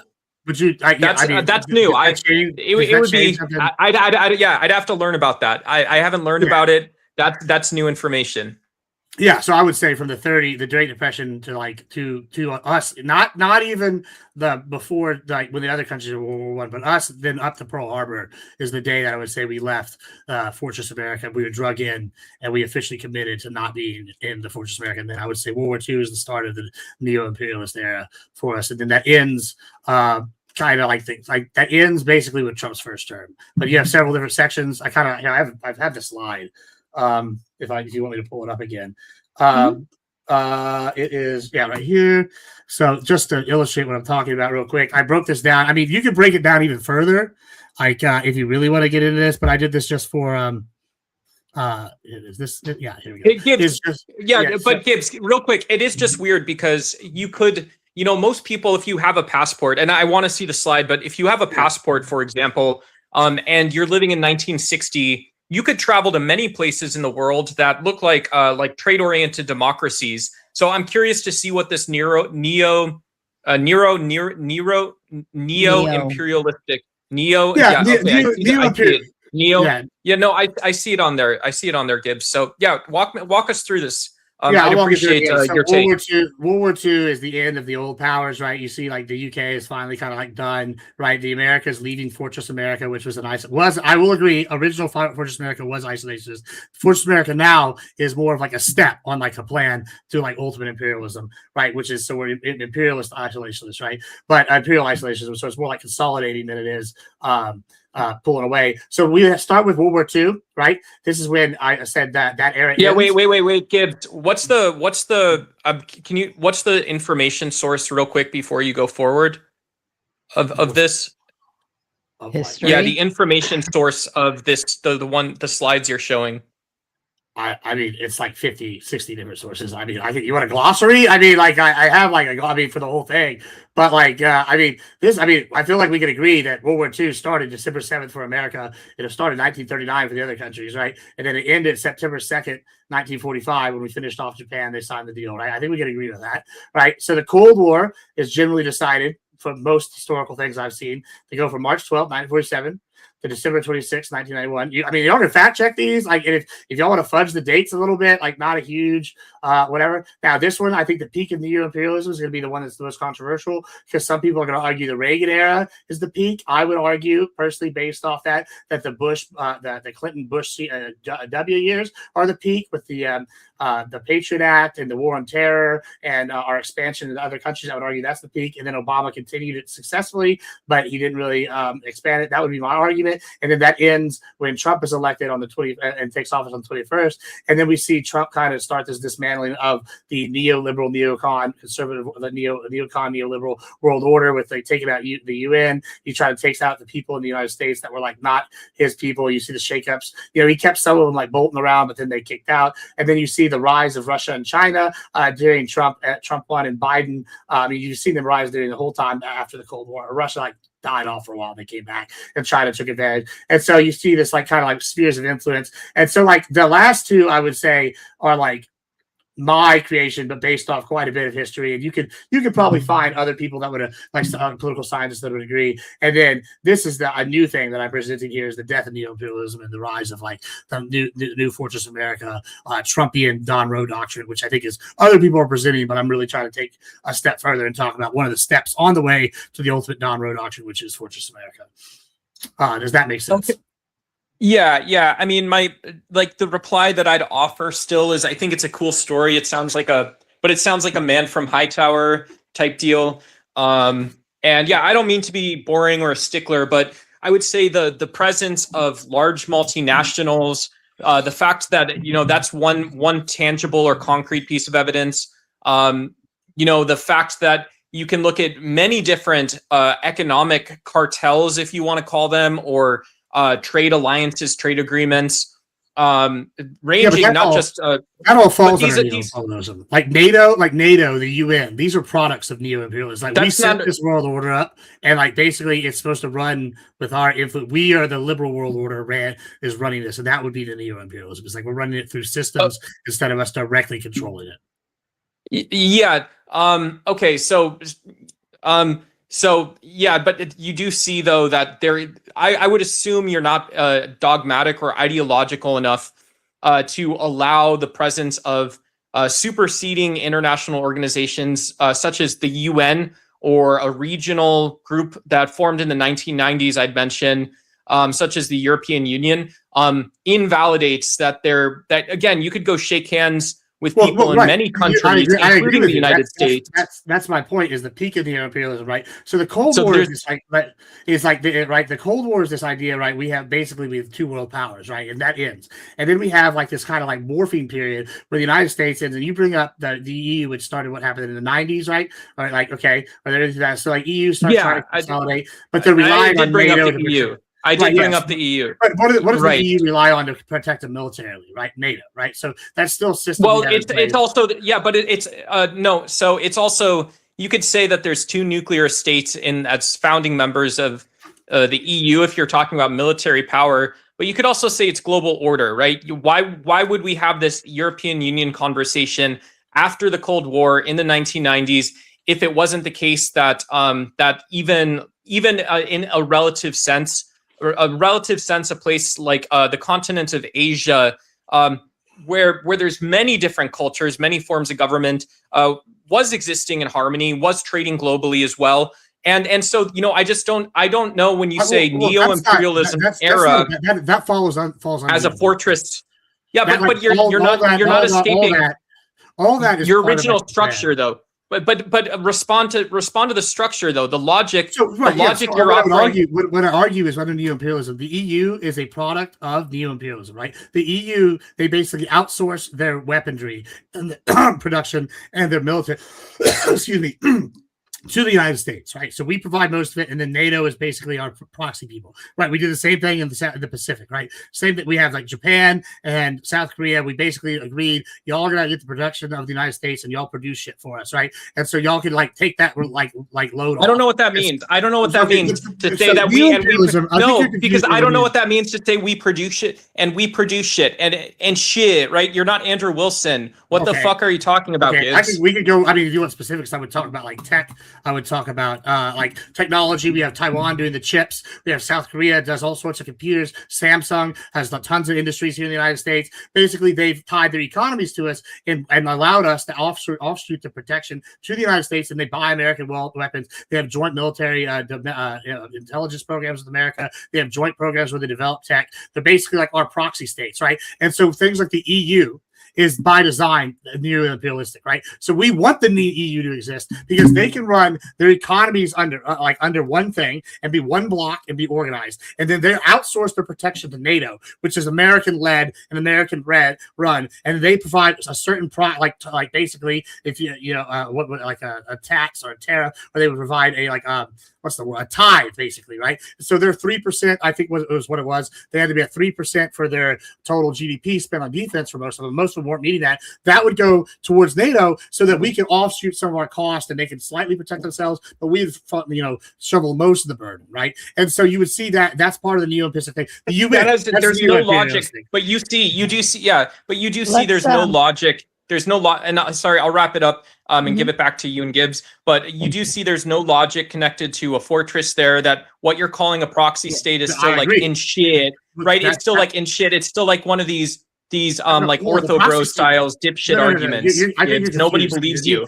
So the neo-imperialism was not a fortress America. That was the opposite, right? I'm saying we're stopping that and we're going to this. This is the transfer, right? I agree. All during that period, after from this. What is the transfer? What is a transfer, Gibbs? What is a transfer? I did you not watch the show? I literally just had I literally showed all the different economic things and taking over the straits and increasing our military. We're doing direct intervention, but it's short, not nation building. We do have I went through a whole 45. That doesn't answer what I asked about. What one word means? I don't understand what a transfer. What do you mean by a transfer? What the you don't fuck know is what that? You don't know what a transitionary period is?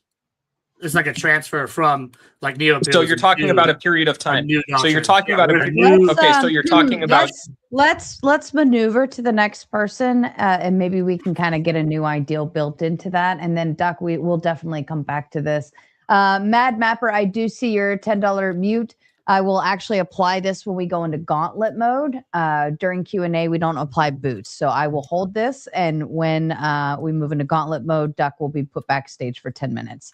Kraut, your question, please, sir.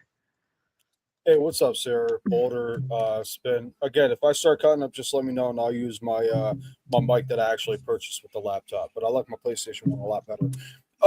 So I'll just say right off the bat, all right, cool. I'll just say off the bat, I'm not even familiar with Fortress America. So when I saw the debate prompt earlier, I actually looked it up. And I'm not a hard stance because I just looked it up today. But all in all, I agree with it. However, I don't agree with everything Gibbs is saying, at least what I think he is saying. So if you just want to try to dumb it down for us less educated conservatives. Like, what is your? Yeah, I mean, it's simple. All right, here's like the layman's term is: we conquer all the shit around us that cuts off the other countries getting to us. All right, we control all the main straits worldwide, so that all the economies are tied to America's, and America gets to say who does what with the petrodollar, right? All the oil goes through all the straits that we control, and then we're going to control all the straits that are going to open up in the Arctic as well, right? Okay, those are the two. And then 3 is we're going to be self-sufficient, right? So we're basically going to have all the stuff here in North and Central America, that we have all our food productions here. We don't need to buy food from other countries except for luxury goods. We don't need to produce anything outside. We don't need to go to China except for maybe that bullshit. We have all the shipbuilding and everything here. All the manufacturing, whether that's beef, whether that's farming, whether all that's going to be here, whether it's military, everything here. And we're no longer needing it. And then we're going to expand our economic influence, that once we've consolidated and protected ourselves, we're going to sell all of our shit, and we're going to give exclusive rights to America. But things like immigration, we'll see like the $5 million plan, the golden plan like Trump did, where we steal the best of the immigrants, right, who want to come here and build businesses and have a lot of money to invest in America. And they do that right off the bat with the thing, with the $5 million thing. And then we also use things like we brain drain them with we take them from other countries, and then we redo H-1B visas, which we're already seeing them do. All these things. This is a fortress America, but it's imperialist in nature, because we are using our power economically, politically, and militarily to intervene in other countries in order to benefit us both, whether those countries like it or not, because we're ensuring our success long term. Okay, yeah. I'll probably agree with you maybe about 70%. My hard press is, well, one of the reasons why I never really liked international trade is it kind of like I looked it up on my phone. Just give me 1 second. I actually have the page. I just got to type in my password. I actually read about American deficit and surpluses like when I was like fucking 20. Yeah, when we buy overseas products, it creates a huge deficit because we buy more overseas than American products. So that's one of the reasons why I think we just need to cut out. I'm basically in agreement with you. And well, that's the goal. Yeah, my major disagreement, and again, stop me if I'm strawmanning you, it makes it seem like you kind of want to have a monopoly over everything over other countries. Yeah, that's right. We're America. You exist because we say so.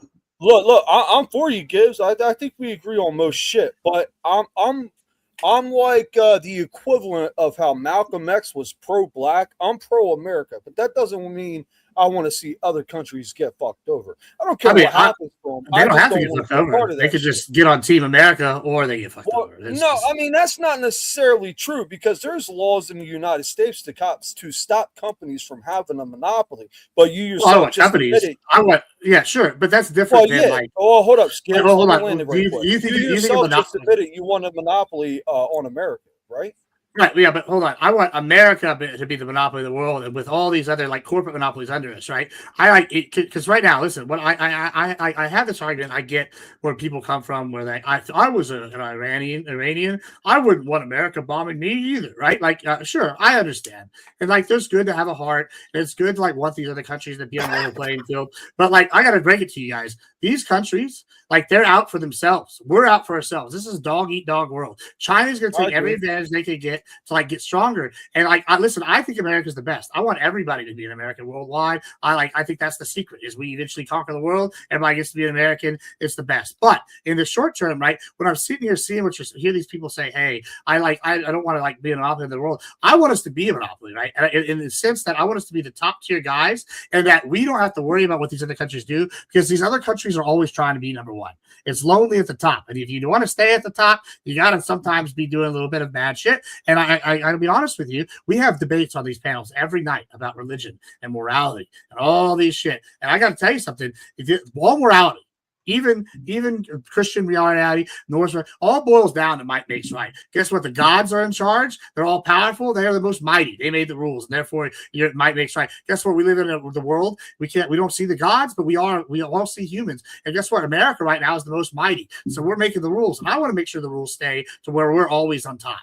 And I know people won't like that, but listen, if you either do that or you eventually go by the wayside. All right. Well, I'll actually, no, I don't have anything more to say. I'll pass it off to the next one. Yeah, Gibbs, like I said, I'm not hard pressed. You might be able to change my mind. Somebody else might be able to make me go the complete other way. But yeah, I'm for it mostly. I yield my time, Sarah. Thank you, crowd. Excellent question. All right. Spin would like to pass on his turn per usual. Clay. Yes. Why are you not cammed up tonight? Are you naked? I am sick.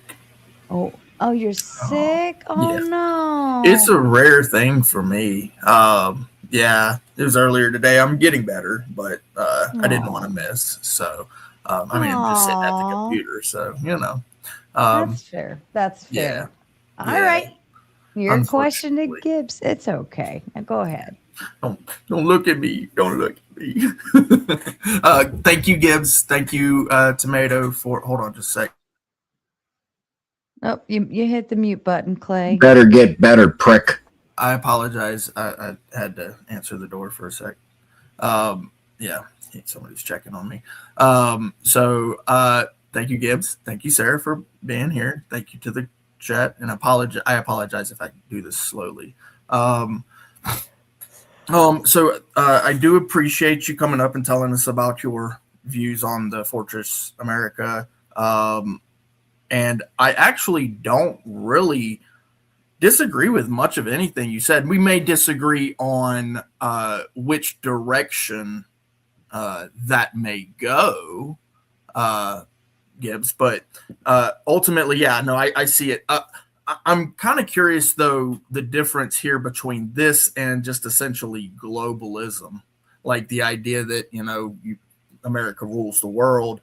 That to me just is globalism, which I also don't have much of a problem with it in that view either. Is that fair? Fair to say? Oh, you're muted. Say the last part again. You said say the globalism part again. Yeah, so I don't have really that big of an issue from the stance of putting America at the top. And especially like obviously we're going to want the military at the top first and foremost, and then trade comes into that. Obviously, you obviously agree with that. So let's move on to the domestic. Now, I want to see where the people fit into this, right? That's a good thought. Yeah, because essentially, you've talked a lot about and been questioned a lot about. Okay, where do we see the other countries and what we want to do with them? These other territories. I love that. But if it is the case that we're moving towards that, at some point we should see taxes go down, because if we're taking and taking and taking, then eventually we should see that the American people are actually paying far, far less for essentially being on the top. I'm so glad you mentioned that, because Clay, you know what? We are absolutely seeing that. Florida getting rid of property tax, Texas getting rid of property tax. We're seeing other countries states follow suit. Some have gotten, Texas doesn't even have income tax, right? We're having other states. I think Florida might be following suit with that as well. There's several other states that have already had this in practice. So we're seeing states that are like buying into this, where we have states like Texas who are booming. Like, talk about populations declining in some states and the nation as a whole. You know what states are not having population declines? States like Florida, states like Texas. They're having people immigrate there, afford work. We're having industry being built. We just signed on to have an icebreaker shipyard built in, I think it's in Galveston. No, it might be Brownsville. Either one. It's being built on the coast, right? We have Corpus Christi is building a desal plant. There's a right outside, I think Port Aransas, they're building a drone weapons plant, right? Like a USO plant, right? We're building all sorts of other stuff. Arizona is now building Shahad. They have a plant building the American Eagles. I think they're the Shahad version of the Shahad missiles. So we're seeing a return to manufacturing. Now, there is going to be a period where the people that are in the service industry or have these like liberal arts degree jobs are going to be hurt. But like, it's because we switched to a gig economy. Everybody has 3 jobs. But as the manufacturing is built, as like the other industries return to growth, we're going to have these people start getting these jobs, move in. Because listen, these are like skill jobs. They're not like jobs you need to have a degree for. I don't need to have a degree to go be a hand on a wrench. I don't need to be, I might need to go to school to be a welder, but that's a short period of school, right? Like, but these are trade school things. These are things people retool into, and a lot of programs are already out there. I'm not a libertarian. If the government wants to fund a program to get people into trade schools, to get people into these manufacturers, I'm okay with something like that, right? As long as it's monitored. I just don't want fraud. Same thing. Like there's all sorts of things.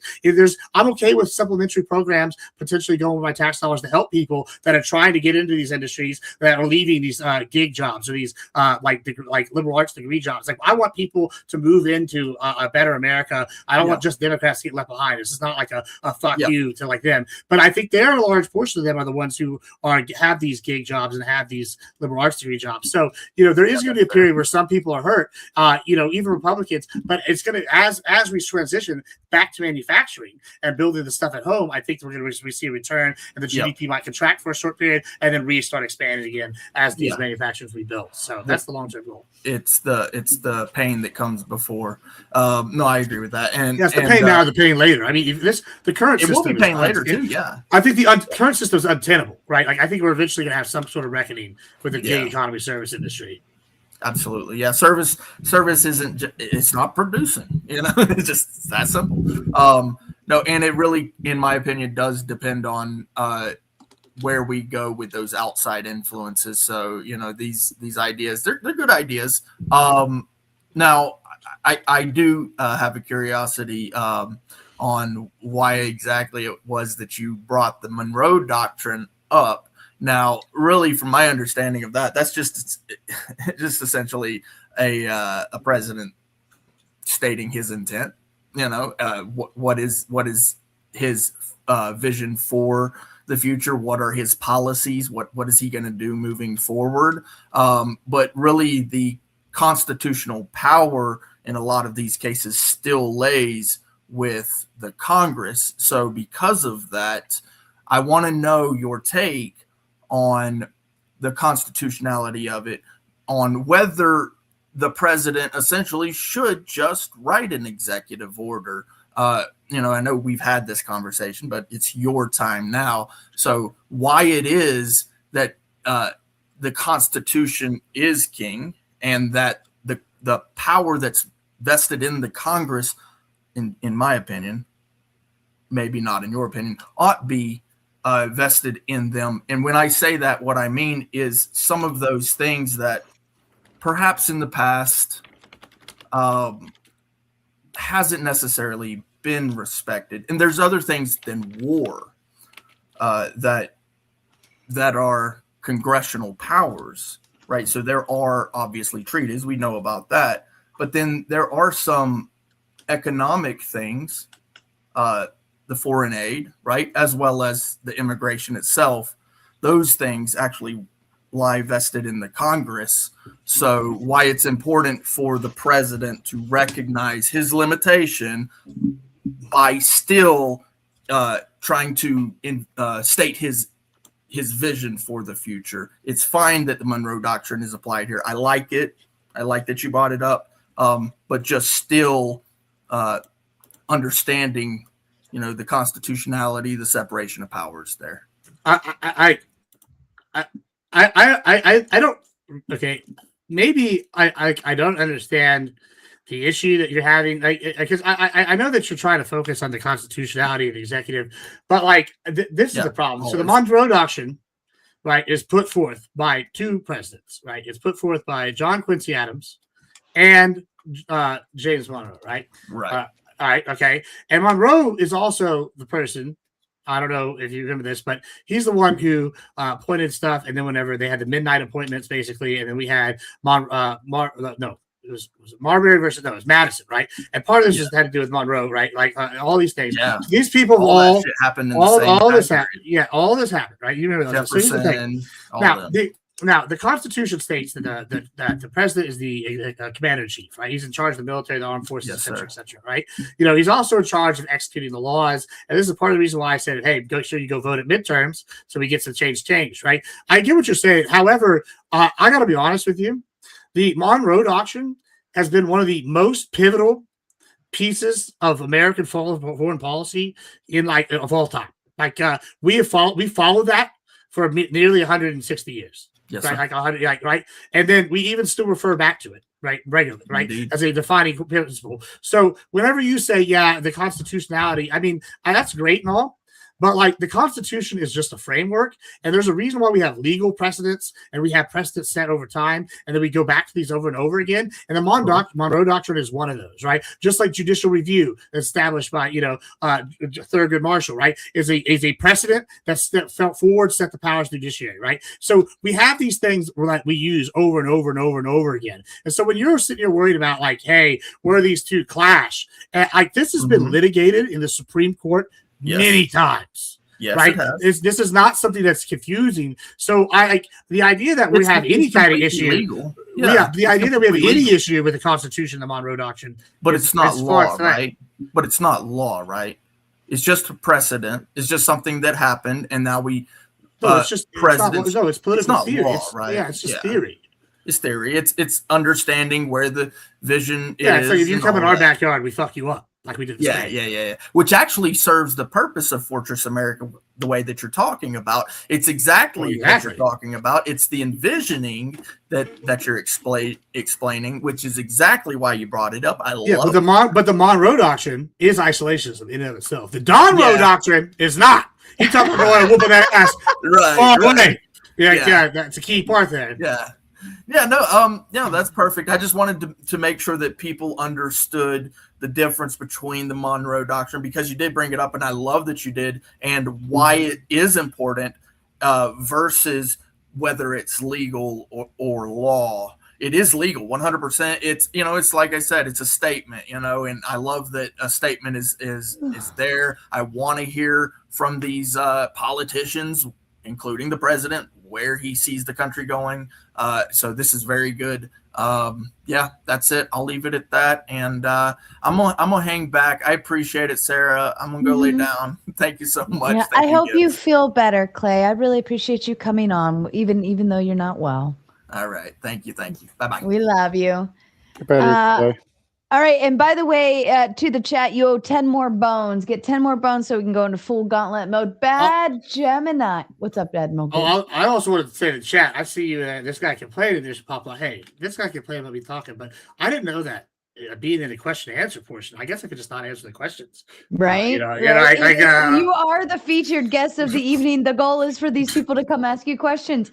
Bad Gemini, sir. I don't know what you're drinking, but it looks very tasty. Do you have a question or comment towards Mr. Gibbs on Fortress America?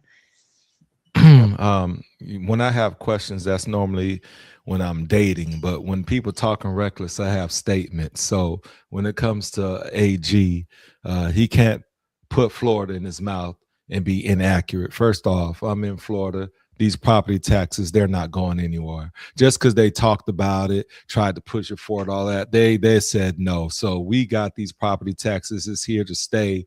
You know, we got two years remaining. Governor's going to be out of there. If he couldn't get it done, it's not happening with a Republican governor. But you know, so for that, it's not happening. That's inaccurate. Now, when you're talking about state taxes, I mean, come on, Florida, they're not just adopting, they've been adopting. You know why? Because we got great tourism. You know why we have a high population? Because we got people from the islands which are a hop, skip, jumping away. They're pulling up to Florida. You got Florida with beautiful beaches. You got Florida with no property taxes.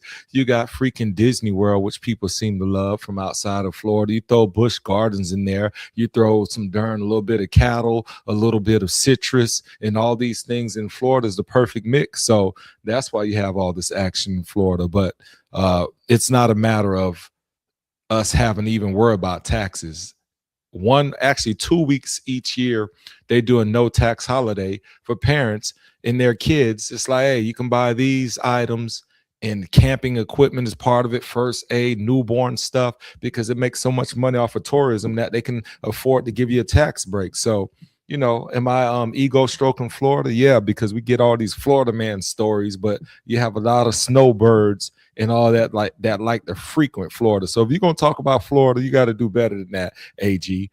With that spiel, I'm done. So now back to you and your questions. You had some legitimate standpoint, and look, I'm not knocking the Monroe Doctrine, but let's be honest, we understand what was more impactful than that. It was the darn Louisiana Purchase. And also, since we're talking about Florida, yes, thank you, because he did his job in making sure Florida was part of the 50 U.S. states. So that is also another overlap with James Monroe. So with that, look, as great as the doctrine was, anybody's going to huff and puff. That's like Muhammad Ali. If you ask him what he would do, right? That's what he did. Before Muhammad Ali was here, you had James Monroe like, hey, y'all come here talking crazy, we're going to slap you in your mouth. But let's be honest, it was the Louisiana Purchase. That's what set everything off. And because we have more territory, guess what? You have more territory to protect. So it actually overlapped. You gain more. And you can't let people think they can come and take it. So because you have more to protect, you're warning people like, look, don't come over here talking crazy, because he understood what America was going to look like in the future. Did I ask you a question? No. Did I make a statement? Yes, but you're still a great guy. Thank you so much. I will say, though, Louisiana Purchase falls under Monroe Doctrine, though. The idea, because it's kick France out of the American area. We buy all their colonies here, which is basically all Louisiana Purchase, right? And then so that gets them out of our sphere, which falls in the Monroe Doctrine. And then it funds Napoleon to go stir shit up in Europe and keep Britain out of our area. And that was the goal, since we're about to go to war with it again 12 years later or 11 years later. I think we bought Louisiana in 1801. And Haiti, too. Yeah, and Haiti. Yeah, Haiti didn't work out. We should conquer Haiti, too, and give them a better life, because they're struggling down there. Yeah. Haiti's nice, by the way. If you ever get a chance. Akafet to all my zoes, nula. You know, I had to drop a little Creole on you, but yeah, they did stir that up.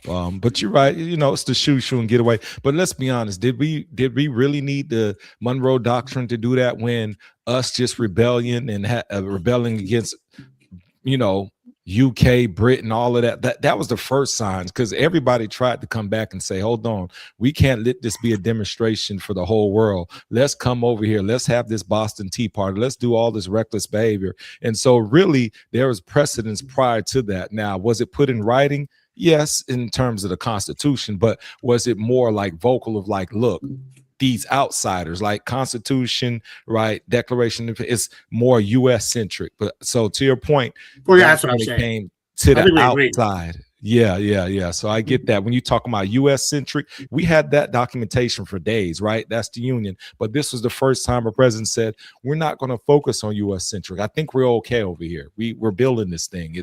We're 250, right? 250 years this year. But it was like we're going past U.S. centric. So, I mean, that's a good standpoint, because we all pro-America. But in being pro-America, you have to let everybody know you have to get back, because some people are pro themselves with no protection, and then they get slapped in the mouth, and now you're pro nobody. So that's right. Yeah, we're on the same side, I think. Fair enough. Thank you, Bad Gemini. Calvin, to you, and then we'll get Vibe and Mr. Balderson. And then, again, if you want full gauntlet mode, you got to get 10 more bucks in the door. Just 10. Are you going to withhold everyone from this amazing gauntlet content for $10? Seriously? Come on. Somebody's got it. Cough it up, and it looks way better in my back pocket than yours. Calvin, to you, sir. I know you've got something good up your sleeve. Let's go. Oh, Calvin, your mic's not working or something, baby boo. Do do do do do do do. Maybe shit. Yeah, it's your mic. I love you, Calvin. Try again. Vibe to you, sir. How you doing, Sarah? How you doing, Gibbs? Good to see you guys. Gibbs, I have to apologize. I did bookmark you to watch the whole thing, but I didn't actually get over here, so I didn't get your whole spiel. It's okay. Don't worry. This is PowerPoint. You better go back and watch the rest of it. Send it to me. But I do have a question because based on this, before Trump ever came in, I was complaining to people left and right that one of the downfalls of America was when we opened up the tariffs to the whole world, basically supporting child labor in the 60s and 70s of China and getting all our goods, and we actually went up above our means of living and kind of screwed the United States and screwed the American worker. And when Trump came in and said he was going to do these tariffs, I was like, finally, somebody gets it, right? I was really happy about that. But my first thought, and this is kind of my question to you, you were talking to Duck about this transition period. He didn't seem to understand what that means. But I understand we're doing all these things, which I think are good. I'm also wondering, is it too late? And can we actually make it through the transition period? Because through enforcing these these tariffs and trying to bring the manufacturing back here, we're raising costs. We're already at the super high level of living, super high salaries. The reason you can go overseas and to third world countries and buy cheap food and labor or cheap food and products is because you're not paying for the rent and you're not paying for the employee. You're actually paying for the product. Versus the United States, we're paying for the employee and we're paying for the rent of the location that employee sits. We're not paying for the product. That means if we were to become this fortress, the citizens have to sacrifice a little bit to get us back to a stable situation. And I'm wondering if you actually think in this transition period, especially once the elections come back up, if this is a direction we can continue without basically people voting a Democrat back in to tear it all back down and go back to our old ways. Yeah, I mean, well, that's part of it. That's why I said I think the midterms are so important. Yeah, I think I just sent you the slideshow, but I have the if you, like I said, if not, you can just go back and watch it again on Sarah's or my channels. Give us a free view. Give us some ad revenue. Yeah, I think it's key that they are gonna have to toughen out, right? I think they will toughen out. I don't want to sound like a dick, but I am gonna be a dick for a second, and then I'll come bring it back and be the nice salesman guy. But I'm a rancher. And for years, I came on panels and I told people, hey, these are the problems we're having at the border. And the lefties told me, and this is a direct quote from at least 4 different panels, fuck you, rich landowner. And I said, okay, I don't know if you know anything about ranching, but we're not making no fucking money. And we're supplying your food. And then they said, oh, well, how many acres you have? And I said, don't worry about it. And they said, see, this is just some rich plantation owner that is making money hand over fist. And I'm like, no, fam, I make money from my other businesses to put into my ranch to break even. Right? Yeah, it makes a decent amount of money, but it's not operating at any gate fucking, we're like, the margins are like this, right? And that's with beef prices skyrocketing to the moon, right? And even then, we're recovering. I'm able to increase my herd size. So this is the thing. I have been told my entire life, fuck you, by the Dems. And then on the right, I've had Republicans who've seemed so apathetic, it's criminal to my industry. They have not gave a shit. For decades. And finally, Trump gets in here in 2016 and starts doing some stuff. And Abbott and some of the local governors got stuff. So, yeah, I think that Americans can go through a lot of things when they put their mind through it. We went through worse during the Depression. And like I said earlier, there's ways that we can get these people from these liberal arts degree jobs, from these gig jobs, into these programs where they do welding or they do trade schools or they do coding, or we can do all these different things where they go into production or manufacturing. We're just going to need bodies, because, AI manufacturing is great, but you need bodies starting out, and then you advance from there, and then you need people to work on those things. So yeah, I think that we will be able to survive transit. Now, will there be some contraction or slow growth? Yeah, I think there will be. Will some people be hurt? Sure. But the trick is, look, Trump's doing a good job of this. I'm going to use beef again. Like, I've not been a huge fan of him bringing Argentina beef in. Right. However, I understand the logic is he slowed the recovery of the beef industry in America. However, we're still improving. And while at the same time bringing beef in to alleviate some of the costs for the average consumer. So we're slowly growing while the consumers are like having some relief. Right. And he's doing this across the way with multiple different industries. Right. Like he's allowed, the tapering of steel imports, like certain ways. We've allowed certain countries to get deal with steel while we simultaneously encourage steel workers here. And we see this over and over and over again with different industries where he's pushing like shipbuilding. I mentioned several times. And I think that, I think there is going to be a period where they hurt. But I think that that's like something they're going to have to deal with. And I think that luckily his base and the independents are the ones that are going to be benefiting mostly. Right. Because they're the ones living in a swath of life. People like in the Rust Belt who want to return to factory jobs. People like me who live are farmers, right, are ranchers, right? Farmers taking it back now that the corn subsidies have gone. Right now that big Monsanto is bought by Bayer and they're failing. We're seeing these guys start in farms again. We're seeing people build farms at their house and just all sorts of different things. And we're seeing like a return to this agrarian manufacturing. And I don't want to go full agrarian. I want to have like industrial farming and ranching as opposed to that. But I think that this is like, we are seeing this already. And I don't think it's too late, as you were asking. But I think if we go too far down the line, we'll be like, I think we're actually uniquely positioned to take advantage of this, right? We have a leader that recognizes Russia and China is not playing by these rules. We have a leader that's going and disrupting these systems. And instead of having deals that like NATO that aren't necessarily benefiting us, we're making deals directly with like Poland. We're making direct deals with these other countries, right? We're doing things. I think that reassessing where our allies at, why would we be militarily allies with a country that can't even get 2 boats in the water? Like that doesn't make sense. We should just sell them weapons. Like, so he's reevaluating these things. And I think we're uniquely positioned right now because there's no superpower that's equal to us in any sense. To like take control, so we still have the power. We're still far ahead, and we could have enough power and whatever that we can take a hit in the short term to increase. Like I had a professor, and he always said this: it's either the pain now or the pain later. Right. And the same with Afghanistan, we couldn't stomach the pain now to sit here in 100 years. Right. But guess what? We probably can sit here and stomach through the pain now of like 5 years of transition into other industries. While some industries improve and other industries hurt, especially if it's industries that hurt Trump's opposition. Yeah, and I would agree with you that we could survive the pain. My real question is can we maintain the momentum? So you basically got 2 years to convince all these people that the pain. I think the momentum's gone the opposite way. Don't you think so? Like we've lost all our manufacturing. Like now we're going to swing it back this way. Right. But the thing is if people start feeling pain, the average American starts feeling pain, we're not the same group of people that we were during the Great Depression. Will this group still like when the vote comes up, and will they still vote for somebody that's going to continue? Because this transition. Well, it depends if their industry is hurting them, right? We had what's his name came on here a couple weeks ago. He's like, I remember looking for jobs in Dubai and I couldn't find anything.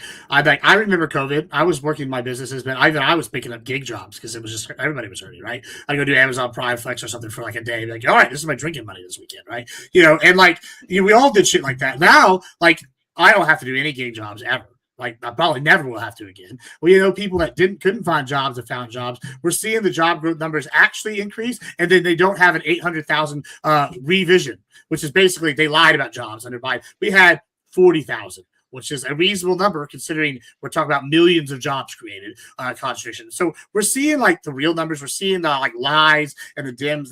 It's a multi-party thing. The liberals had this world order, and then they also had the Dems here had all the collusion and the corruption and the USAID, and all of this is coming down at once. And I think we're like I said, in a prime position. I think we'll be able to stomach it. I think his enemies will die off and wilt, and the people that are funding these people are going to not be able to keep funding it, or they're going to have to fund more strategically and get smaller, and that's going to allow us to expand. And this is why the midterms are so important, because if they get in there and they slow this stuff down, that's going to be a problem. But if we have at least the Senate and possibly a tie in the House, oh man, Lord, we could get some real change and maybe have 16 years of Republican presidents and really get us back on track to like the way we need and win the culture war and win the worldwide dominance war. All right, you guys heard it from Gibbs. Frickin' pay attention to who you're voting for. Vote. Get your ass, and don't just vote not knowing what you're voting for. Frickin' read what's going to be on the ballot, and before you walk into that booth, know what you're voting for, and make sure we keep this going. You heard it. That's right. Yeah, there's a reason why the Democrats, in the 1860s said, hey, who's going to pick our crops? And then they founded the Klan afterwards. And there's a reason why in 2025 they're saying who's going to pick our crops as we deport the illegals. And then we find out the SPLC, which is all backed by Democrats, is funding the Klan. So it's crazy how things have not changed in 100 years. Just want to throw that out there. Fair enough. Thank you so much, Five. Calvin, is it working Testing. yet? Can you hear me? Okay, we can hear you, brother. Okay, I flipped my switch off my volume. Okay, sorry about that. So my questions, I actually put it did a super chat, but I can ask it since I'm here. Gibbs, I didn't know you talked this fast until tonight. I had seriously have to go back and watch this on a lower speed. But my question, and I'm not on any uppers today. We are good noodle today. We're just on vitamin D, as in vitamin D. Let's go. Okay, Woo, I'm sorry. I think someone made a joke about it in the chat, but I'm not gonna say what they said. But yeah, they said I'm doing that Yano, baby. Woo! I apologize. That's another reason we should conquer Colombia. That's I apologize in advance. My questions may be something that you already answered before, or someone's probably asked. I didn't, catch your opening or whatever. So my questions are really just basic in nature. Question for you: am I correct that the Republicans, for the most part, ran in 2024 campaigns on being this isolationist, and that you weren't going to meddle with other countries and we're going to stay to ourselves, and that the Democrats were the ones that are going to start World War III and do all this other stuff? Am I correct in that assertion? Calvin, that is a fantastic question, and the answer is yes and no. So there's examples of us, the Republicans running. They ask we want to leave certain countries, we don't want forever wars, etc. However, at the same time, there's evidence, like I said, with Carg Island going back to the 80s, Trump saying that, hey, if Iran fucks around with us, they've been a problem since 79. They're going to get a whooping. I think that, Trump has been consistent on doing surgical strikes as opposed to we had 13 people dead as opposed to how many people died in both Iraq and Afghanistan, right? These are targeted. We didn't have anybody die in Venezuela. The idea that we're totally isolationist, I think, is a mischaracterization. I think people don't really understand what he was talking about when he was saying that. He was trying to get us out of wars and then not get us into long, prolonged conflicts. And I think so far we've seen him be pretty surgical with the military. So no, I don't think he is. I don't think that is totally correct. I think it's not totally incorrect either, because it's more of, like I said, this idea of what kind of wars we're getting involved in and how we use our military, right? Mike. So to follow up on that, surgical strikes, I can understand that, but you would agree that this current thing that he did is not a surgical strike, right? Sure, but I would also caveat: this is not a new war. We've been a proxy war with him since '79. So that this is not a new war. No, this wouldn't fall into, not for me at least. I mean, other people might disagree, and I mean, honestly, Calvin, there's a big group of Republicans that feel the way you do and that voted because that. There's also groups like me who would argue that they're confused. So I think that there's some truth to what you're asking, and there are stated and some not truth to it as well. It's both. I think you're playing fast with the words a little bit. So sure. Well, I think we all do that. Well, so you saying this is not a new war? I mean, we weren't in war with Iran. Is that correct? Is that a correct thing? I mean, did we ever go to war with Russia during the Cold War? But no, but we were at war with him, right? It's the same thing with Iran. Gibbs, my question is not. It's not complex. It's not algebra. It's basic math. Okay. We were not at war with Iran. Is that a true statement? I mean, we were at war with Iran in the same manner we were at war with Russia during the Cold War. So no, we were not technically at war, but we were at war. So yeah, you're right, and you're wrong. This is news to me. I didn't know we were at war when we were. Would you agree that we were at war with Russia during the Cold War, in a manner of speaking? I can't answer that question. I apologize. I'm not a good historian. I apologize, Gibbs. Sure, that's fair. I mean, the argument I would make is that Iran has been funding terror groups to fight our influence, whether it's Hezbollah, Hamas, the Houthis. There's other groups. The whole time they've been doing proxy strikes. They've taken American ships. They've used the military powers and economic coercion against us. I would say this is a Cold War at minimum. I would say it's probably a lukewarm war the way they fund terrorist groups to attack us. And so, yeah, I would say we've been at war with them since '79 in one war in a Cold War fashion. Gibbs, what was for the layman person that's out there, the person, the average. We've been at war with them since they took all the people from the embassy. The average citizen who was voting in 2024 and the average voter who was out there, we understood. Would you say it would be an accurate statement that we understood that we were not at war with Iran? Is that I would say that is an accurate statement, and it's disappointing because they don't know history. Okay. I was just making sure. So we need to educate you all about we were being at war the whole time. Okay, my last question is, or my last concern is, I was hearing what you were saying about Greenland. I didn't hear a whole lot about your philosophy about what you did because I didn't hear your opening statement, and I could not follow a lot what you were saying. But I did pick up some things, and my concern with you and your rhetoric and Trump.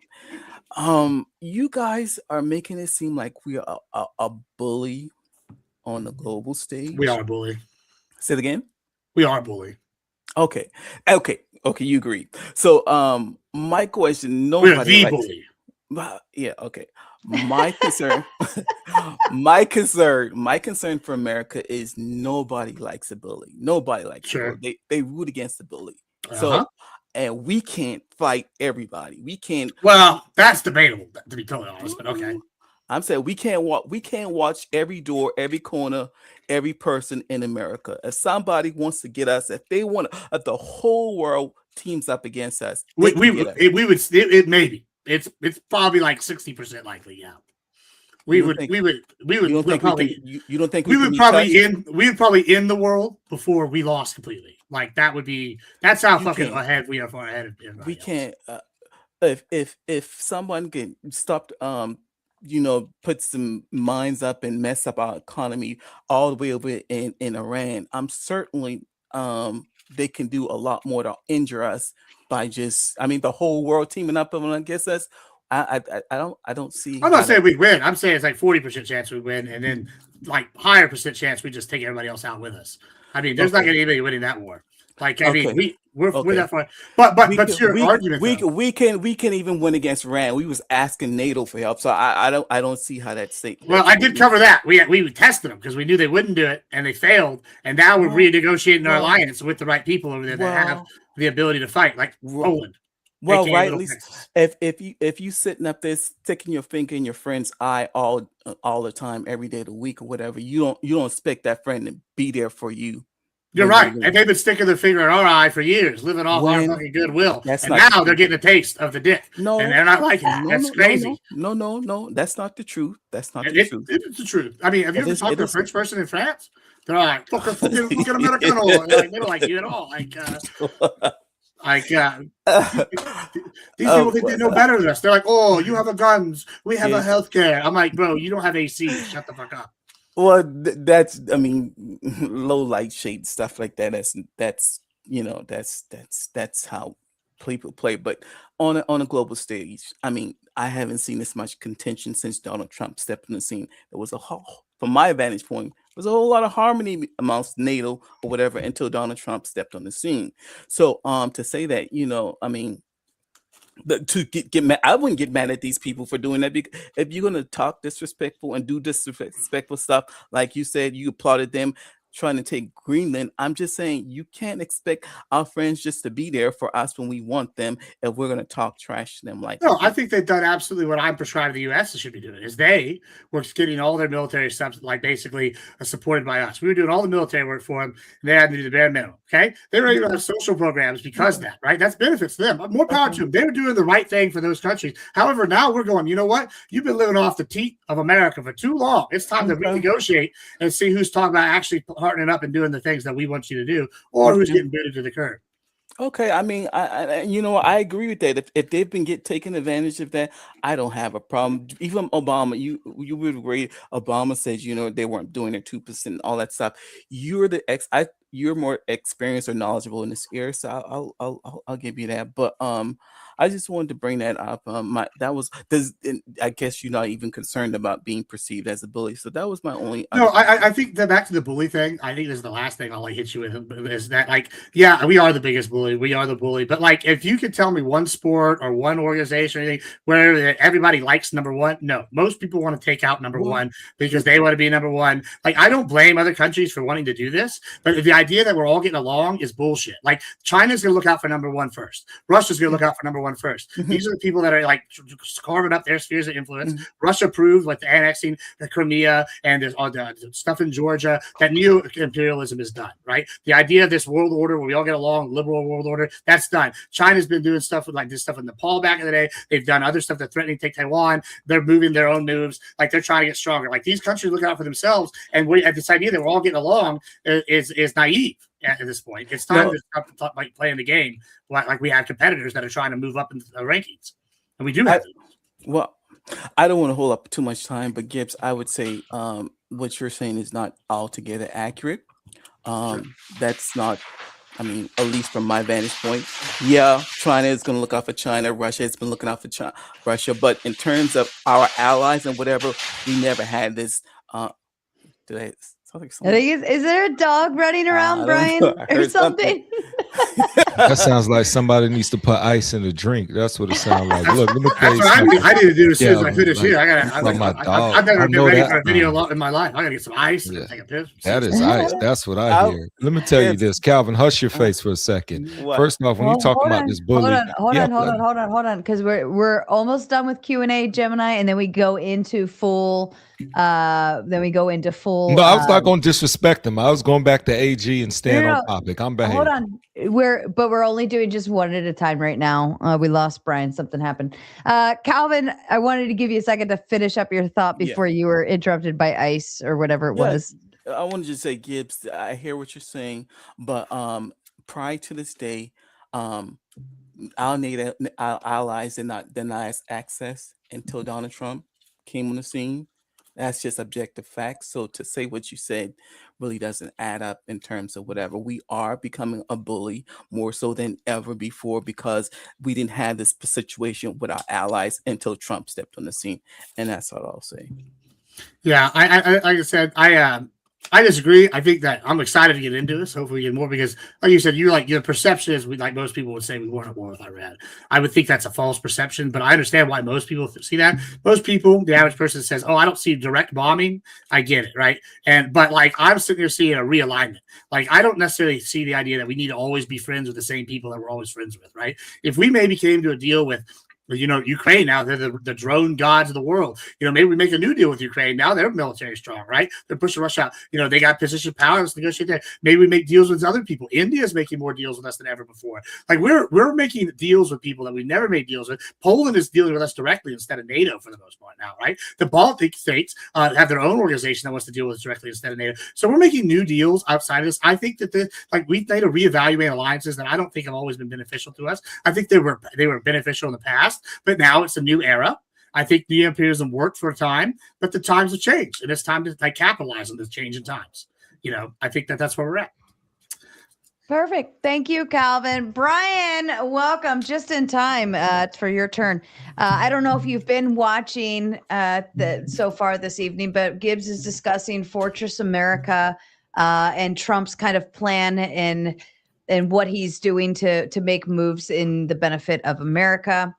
Any general thoughts? I don't know how long you've been watching for, but any general thoughts so far to Gibbs and what he's been talking about at all? Can you hear me, Brian? Can you hear me? No. You figure that out in his restroom. Go ahead, Gibbs. I don't think Go he ahead. knows he's on. Brian.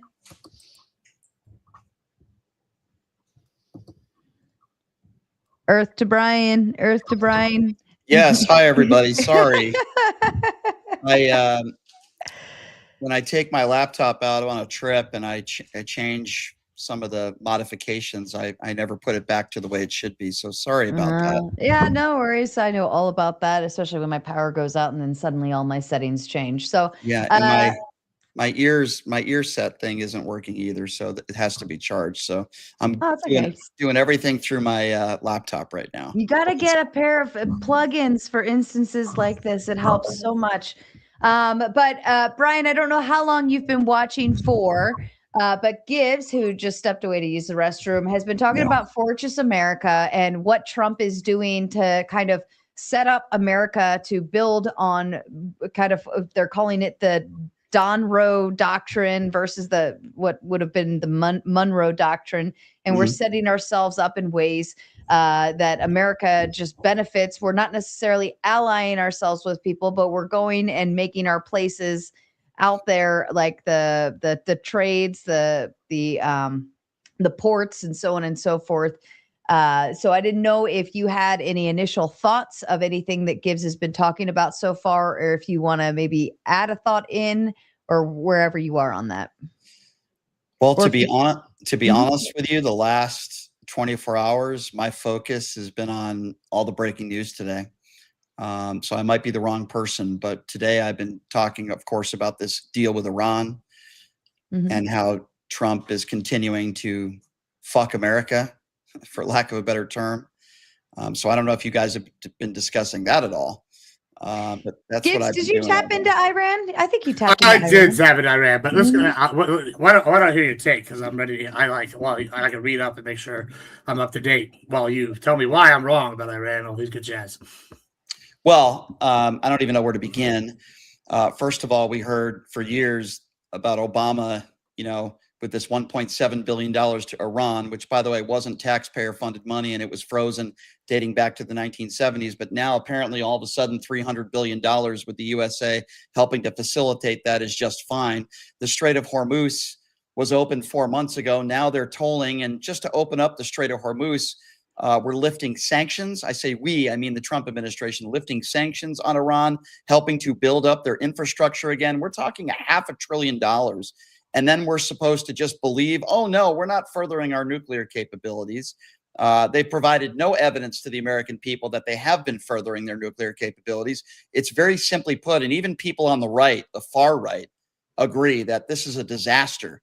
We're basically, rewarding a bunch of terrorists and an evil regime for Donald Trump's fuck up for going into the war in the first place, which he should have never done.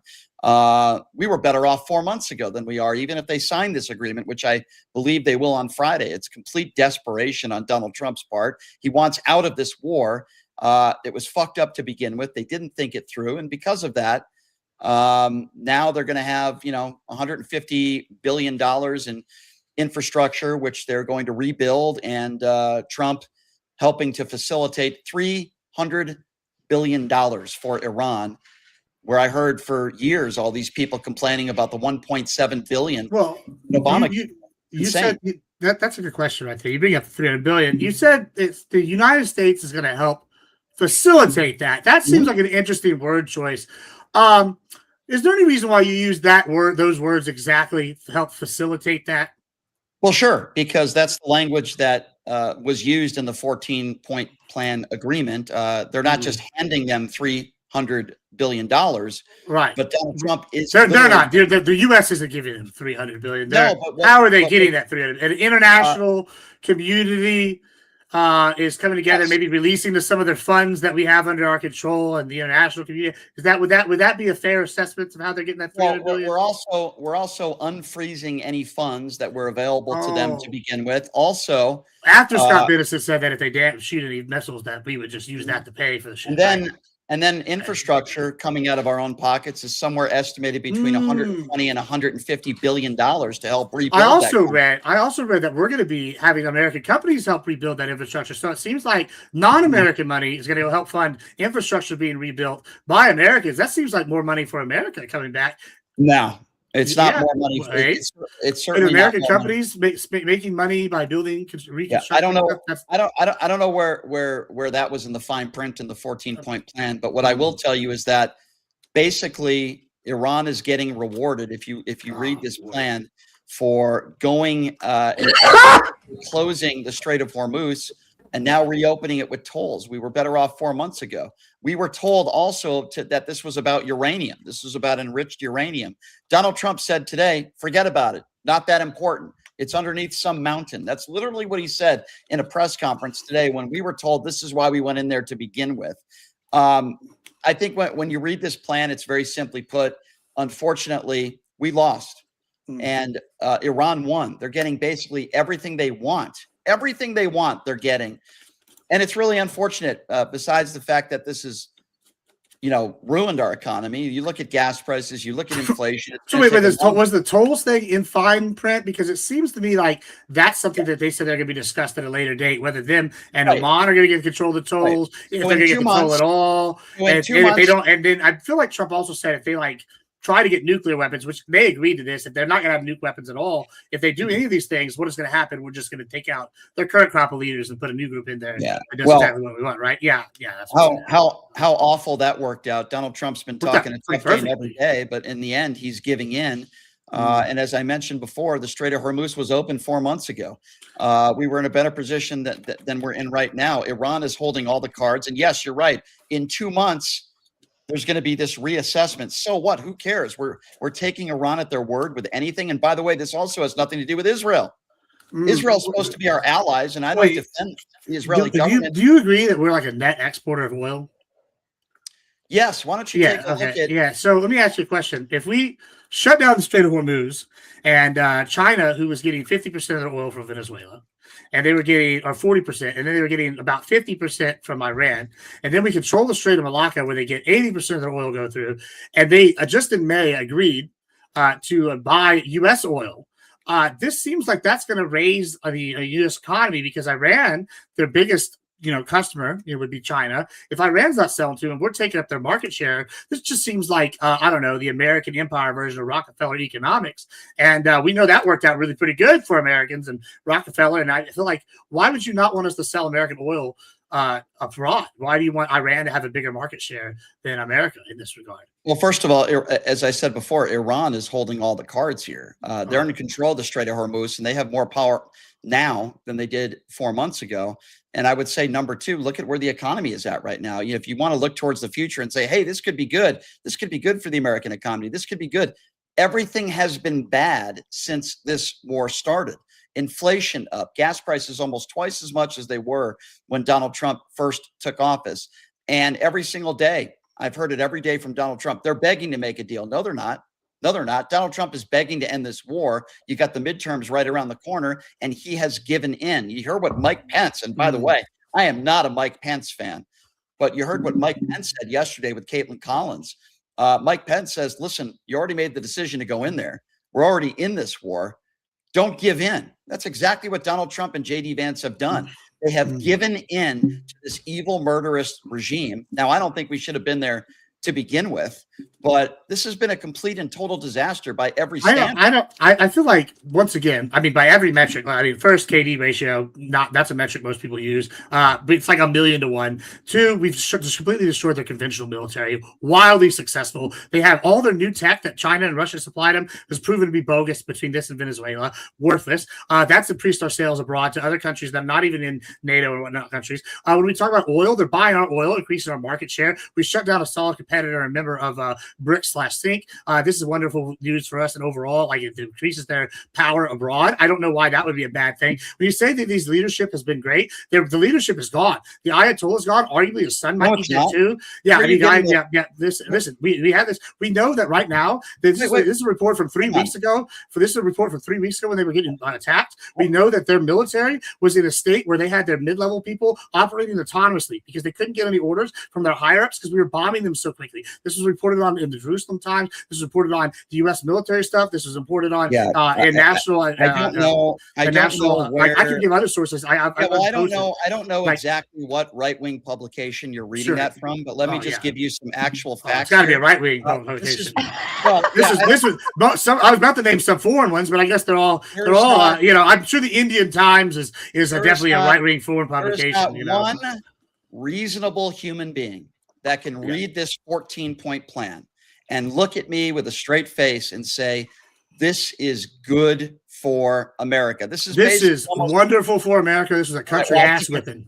Well, I think you're crazy. First of all, this is basically. I may be crazy, but I'm correct. So this is basically No, you're not. This is basically exactly what the JCPOA already did. But you could also make the argument that this is much worse, with now $300 billion to Iran for all the damage that they have caused. We've spent $200 billion bombing them, and now they're going to be rewarded with $300 billion. Not of our money, though. Now they've used the Strait of Hormuz as leverage. It's leverage for them. They hold the cards, and then we're supposed to be on an honor system. Oh yeah, by the way, in 2 months, we'll assess. You know what they're going to do with that money? They're going to continue to hate America. They're going to continue I agree. to threaten the world. That's what's going to happen to this. They are going to continue to hate America, and then when they act up, we're going to bomb them again, and then $300 billion at them is going to make it worse. They're going to have more power. This is not our money, though. Listen, it's not going to be more powerful. How is it more powerful? They're going to listen. If they spend $300 billion, they won't even be back to where they're at right now. We have completely decimated. Like two of these radar systems cost like several, like 30, 50 million. Yeah, we know this is true. We know how much these radar systems cost. We know how much China and them are selling. The same language. We know the Shahad missile costs $40K, right? No. If we times that by like 5,000, right? That's like several million, right? Okay, boom, right there. We're already had like a chunk of the way through the first billion. Like it's not going to take. It doesn't matter. They have to rebuild their infrastructure for their people. They have to rebuild their military because it's decimated. Yeah, they're going to have to give their proxies their money. It's not our money. That's clear from the reason why you said facilitate. And I made sure to ask you that because once again, it's not our money. It's going to be other people's money and their money.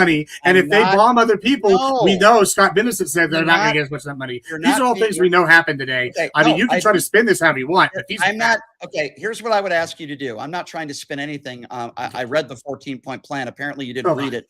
I'm not talking about the $300 billion.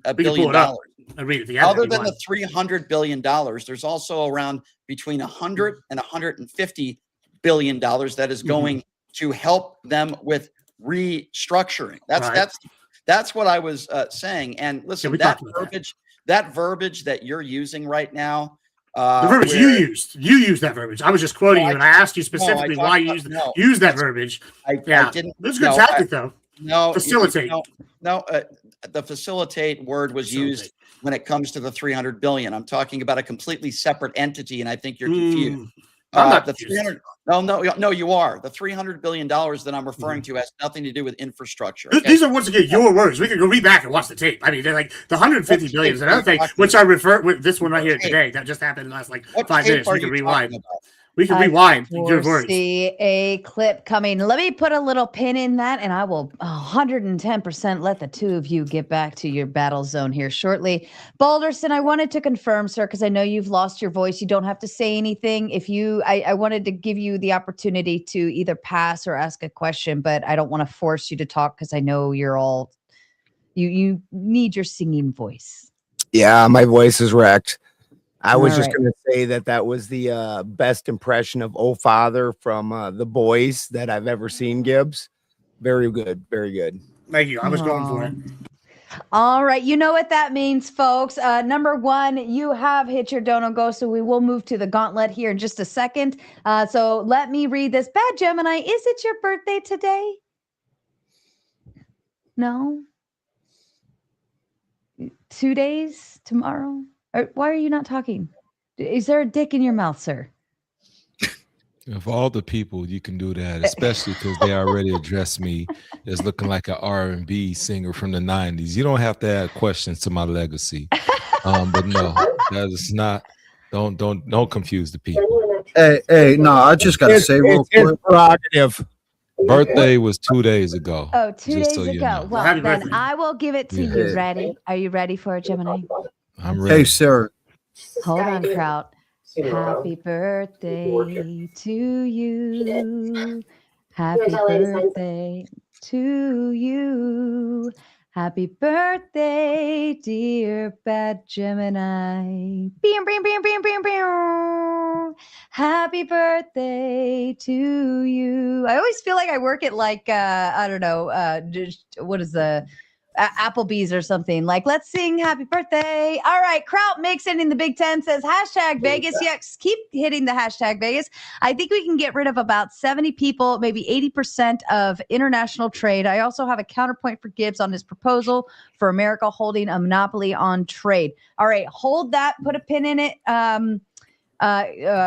Kraut, and we'll come back to it in just a second. Calvin says had mic issues, but I do believe, Calvin, you did ask these questions though, correct? You were able to, we were able to get through them. And of course, Calvin says Iran got trumped by the balls. Hashtag sad. All right, I'm going to go ahead and kick off the gauntlet. Kraut, why don't you kick us off with a thought? Everyone can start chiming in now. We are officially in full gauntlet mode. Who's got something in the background? Oh, Kraut, you got someone in the background. Effigy is hanging out backstage. If you'd like to get his ass up here, you know the drill. I am putting Brian and Gibbs. Gibbs, of course, already has immunity, but I'm putting Brian on immunity status as well because it was a personal invite to come hang out with us. And if I send you a personal invite, I imagine you would probably not appreciate you getting booted from the scene. So we also need lefties. I don't want to just argue with the righties all night. That's lame. True. Is that better still? What's that? Is that better in the background? Oh, yes. Thank you. I don't know. Were you watching porn in the background or something? Nah, my wife was home. She was watching TV, but her ass has to wake up at 4 a.m. So I told her to get to bed. But anyway, so two things real quick before I bring up my point I mentioned in that. First of all, Bad Gemini, May 22nd, bro. Second, you just made the cut. Yeah, bro. You look like Michael Jai White, bro. Don't lie. Anybody ever tell you that before? I get called every black person, so thank you for adding me. Every time he joins, I ain't gonna call you no every Shaq time or Gemini, Flavor Flav, but you do look like Michael Jai. Every time Gemini joins, list. it's always like Denzel Washington. Like it's like they go down the list of black men to say that Bad Gemini looks like. Yes, R. Kelly. R. Kelly, Uncle Luke, all of them, whoever you want to think about. Thank you for giving me the 58 different name. I feel flattered. Do you have I'll have to go with Brad Pitt next time. Oh goodness, there you go. All right. And Kraut, sorry, I'm going to go ahead and shut down on the Raging Tomato side. If you're watching, you need to head over to the Gauntlet over on YouTube. That is at the Gauntlet Debate on YouTube. Head over there and we will continue our show and have some more fun. All right, we are officially in full open panel mode. Kraut, go ahead, kick us off. All right, Gibbs. So, like I said during the Q&A, I basically agree with most things. My major issue that you said is the proposal of monopoly. Now, I was looking up online of how other countries can affect us negatively if we do institute a monopoly. And one way be clear, is, I don't literally mean a monopoly. Like that's not like that's like a business kind of thing. I'm not like I just want to control the trade. I believe in free commerce, but I want to be the ones in charge. Like, okay, your ships come through here. Daddy America owns this strait. Like that, it's a little bit different. Like it's than like a pure monopoly from a business spins. I just want us to be like have the control, have the power. So you're okay with other countries doing trade with each other? Like sure. You're okay with China? We're gonna take a little tough. with Yeah, but we're gonna have control. You go to the trade Pakistan, Malacca, you're doing it because we're allowing you to, And if we need to shut it down because China acted up, we need to cut off their fuel, then we shut down that strait, or we start taxing people going through that strait, or all sorts of shit. I want to have the options. See, I still can't agree with that. Like look, like I said in that super chat, I think we can cut out about 80%. Someone keeps saying like we need lithium and America can't produce it, whatever. But the only reason I say keep about 20 or 30% of trade is because I know, well, at least I think I remember, we do get most of our shit from overseas that we need to run our cars and everything like that. But as far as everything else, like we could, one of the great things about America is it's so diverse, like land, like geography or wise, like we can basically get anything from here besides a few specific things. But yeah, man, I don't think that's good, because if we hold that type of power, I feel like other countries are going to revolt against us, whether physically or economically. And I don't know, man. I think you got. They're already doing that. The point is, though, is like this is sure is like if okay, listen. So China, right? They have a pretty big military. right? Do you think they could beat Indonesia in a fight? Yeah, probably, right? But in this way, Indonesia, who actually controls the Strait of Malacca, right? They have the U.S. providing security that stops piracy, that gives them control. Then they can sit here and tax the boats that they now secured. That gives them money, and their economic prosperity improves. And then the United States improves directly because now we control the supplies to China. So China acts up. Listen, I'm not saying we need to go and be unfair with them, but if they decide they're going to do something we don't like, we can now tighten the purse strings on it, right? It's nice to have the options to be able to do things as opposed to sit here and go, oh, I really hope that Indonesia can enforce our will abroad or our proxy. Like, it's much better when I'm like, hey, I don't have to worry about Indonesia having a rebellion by like some group and then them losing power, or then Indonesia having this, when I could just send in my troops directly, be like, yeah, okay, we got this, buddy. Thanks for letting us leave our shit here. Thanks for agreeing internationally in the right to do so. Well, also, I think your idea, and thanks for clearing it up more broadly compared to Q&A, I think your idea can also make other countries force tariffs. And we already had a tariff debate, so I'm not going to go too big into it. But if you're smart and educated, you know what tariffs do. And we already know how to combat those tariffs. But that just defeats your argument of having like a but other countries already have tariffs. Like, this is the thing. We just decided we're going to start tariffing everybody else if you want access to the great promised land of the United States. Yeah, well, yeah, again, like it's all combative, but this brings me to my point. Just trade domestically. That's what I'm saying. That's why I'm agreeing with you most of it. It's just that international shit I really can't fucking get behind. And I gave an example of like, you know, it's counterintuitive to like, you know, with your position, because then they'll implement tariffs and we can combat that by buying Americans. So why not just fucking buy American to begin with? You see what I'm saying? Well, yeah, it's twofold. It's that we control the option overseas, right? But then, yeah, when they put tariffs on us, that also encourages us to buy American. We start producing more American, and so that's like a feedback loop. Then we don't need them, but we still have the power overseas to enforce our will. So, like, even if they reactionary against us and say, "Oh, we don't like what they're doing," even their best case scenario still empowers us in the long term. That's how good this plan is. All right. Well, you know, I'll get back to you on that, and yeah, this is a good talking points. But I'll let somebody else go. I don't like. You don't have to be nice. This the gauntlet. I haven't even been here in a while. Now y'all got me talking reckless. I haven't even had enough booze yet, and I'm glad AG he walked off. First off, let me tell you this: when people talk about some darn bully. One thing is, I love a bully when you're on the side of the bully. See, people talking about the people on the other side of the bully who's scared, like, oh, we're going to get our tails whooped. I don't care about that. I'd rather be on the side of the bully, perceived as a bully, knowing that I'm on the right side. Everybody else, they're the one who have to go to sleep, wake up, have some level of fear and all of that. So when Brian Shapiro is on here capping and jaw-jacking about, oh my gosh, American bully, and Calvin earlier, bully, I want to be a bully because let me tell you what makes America a smart America. I don't even need to put that on. What makes America a smart bully is this.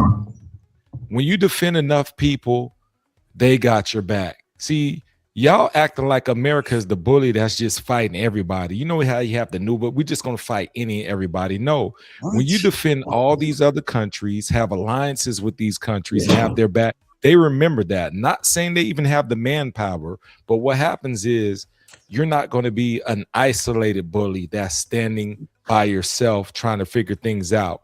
We have numerous countries that are ready to have our back, even if it's just from a small, minute military. We don't care. We'll take that. So from a standpoint of America, I'd rather be on this side. I always ask people, they talk about perception, but when you ask the bottom line question, if we are a bully, would you still rather be on this side or on the side of the opposition? How many people went to war in Iran? Most people are going to want to be on this side. I don't care what you say, Shapiro. Most people are going to want to be on this side. Well, that's yeah, a really because great if you're dialogue. not saying you want to be on this side, then that means you're ready to get your tail Okay, kicked. so what side are you talking about? Just because I disagree with you about the war in Iran, that means I'm not on the side of America? What the fuck are you talking about? Thank you for making my point. I didn't even have to say anything because you're not an idiot. That's all you proved to me right then and there. Because you understand that when it comes to it, you're gonna rock with America. You are, bro. Wrong or right? Fuck you are. Wrong or right? Wrong or right? I love it. What side are you I talking love it. He was Tell me. I'm talking about you being pro-America, wrong or right. Oh, you don't That's, think I'm don't you pro-America? understand? Other countries enforce their will. That they say we know we wrong, but you will follow our will. America says we might be wrong, but you can choose to rock with us if you want. And most people say I don't rock with America, except you. Is that okay? Can I ask you a question? What have I said ever, whether it be on my show or here, that would lead you to believe I am, quote, anti-American? Go ahead, sir. Everything. First off, you once you wore that hat, I knew you were anti-American. All right, well, you're an asshole. All right, I'll talk to you guys later. Hey, hold up, bro. I got a couple of hats like him. Don't beat this in the Irish hats, bro. Asshole talking to me about my hat, and you can't even answer a basic question. Hey, asshole, if you're going to say that I'm anti-America, say something a little bit more intelligent than my hat, you doofus, okay? I'm asking you a serious question. You said I'm anti-America, okay, dummy? Why don't you tell me what I've said that's anti-American? Look at all the names you're calling me. See, I didn't even call you. I was talking about your standpoint. You're calling me doofus and dummy. I didn't even talk about you. I talked about your hat. See, this I'm well composed at this point. Well, just relax. Simmer down, sir. Simmer down, sir. What you said is, okay, you settle down. I'm gonna tell you. First off, your standpoint was 4 months ago. Okay, Strait of Hormuz was open. Look what we did. We're making bad arrangements, bad deals. But basically, you're questioning our president like you have the right to. But you're pretty much saying our president's incompetent. But at the same time, you're saying at the end of the day, I'm still pro-America. So what are you saying? Do Okay, you sure. like Trump Let's or not? talk about that. Sure. So you think me saying that the president is incompetent means that for whatever reason I hate America? Let's talk about all the people on the right that said Joe Biden was in the bunker and he was incompetent. Are they all anti-America too? By the way, Donald Trump is the guy who said you need ID to buy bread. Donald Trump is the guy who said that Jeb Bush got us into the war in Iraq. Donald Trump is the guy that said he defeated Barack Obama in the elections. So don't spew me this bullshit just because I say why I believe Donald Trump is incompetent and I criticize a politician. That means I'm anti-America. Hey, dummy. Yeah, I'm going to call you dummy.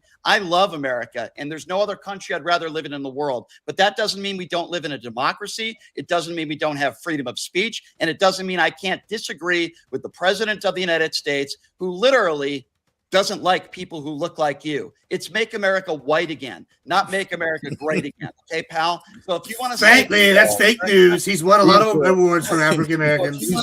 I don't even buy into that. Hold on. He helped If you want to say I Jesse hate, Jackson if you want to tremendously. say you hate my political opinions, that's totally fine. I'm happy to talk to people about that. If you want to say you don't like my ideology, totally fine. Fair game. Let's talk about that. But for you to say I hate America makes you an asshole. And then you bring up my hat and you're so upset because I called Donald Trump incompetent with all the Republicans out there and all the name calling of Barack Obama and Joe Biden. But apparently they're not. Neither of them in the office right now.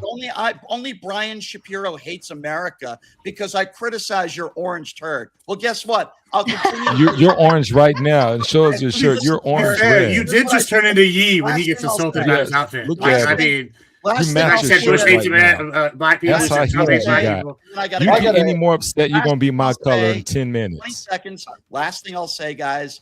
Sarah, it's good to see you. And then I got to go. Bad Gemini. This man developed the Here's tan my- off of anger. I've never seen it before.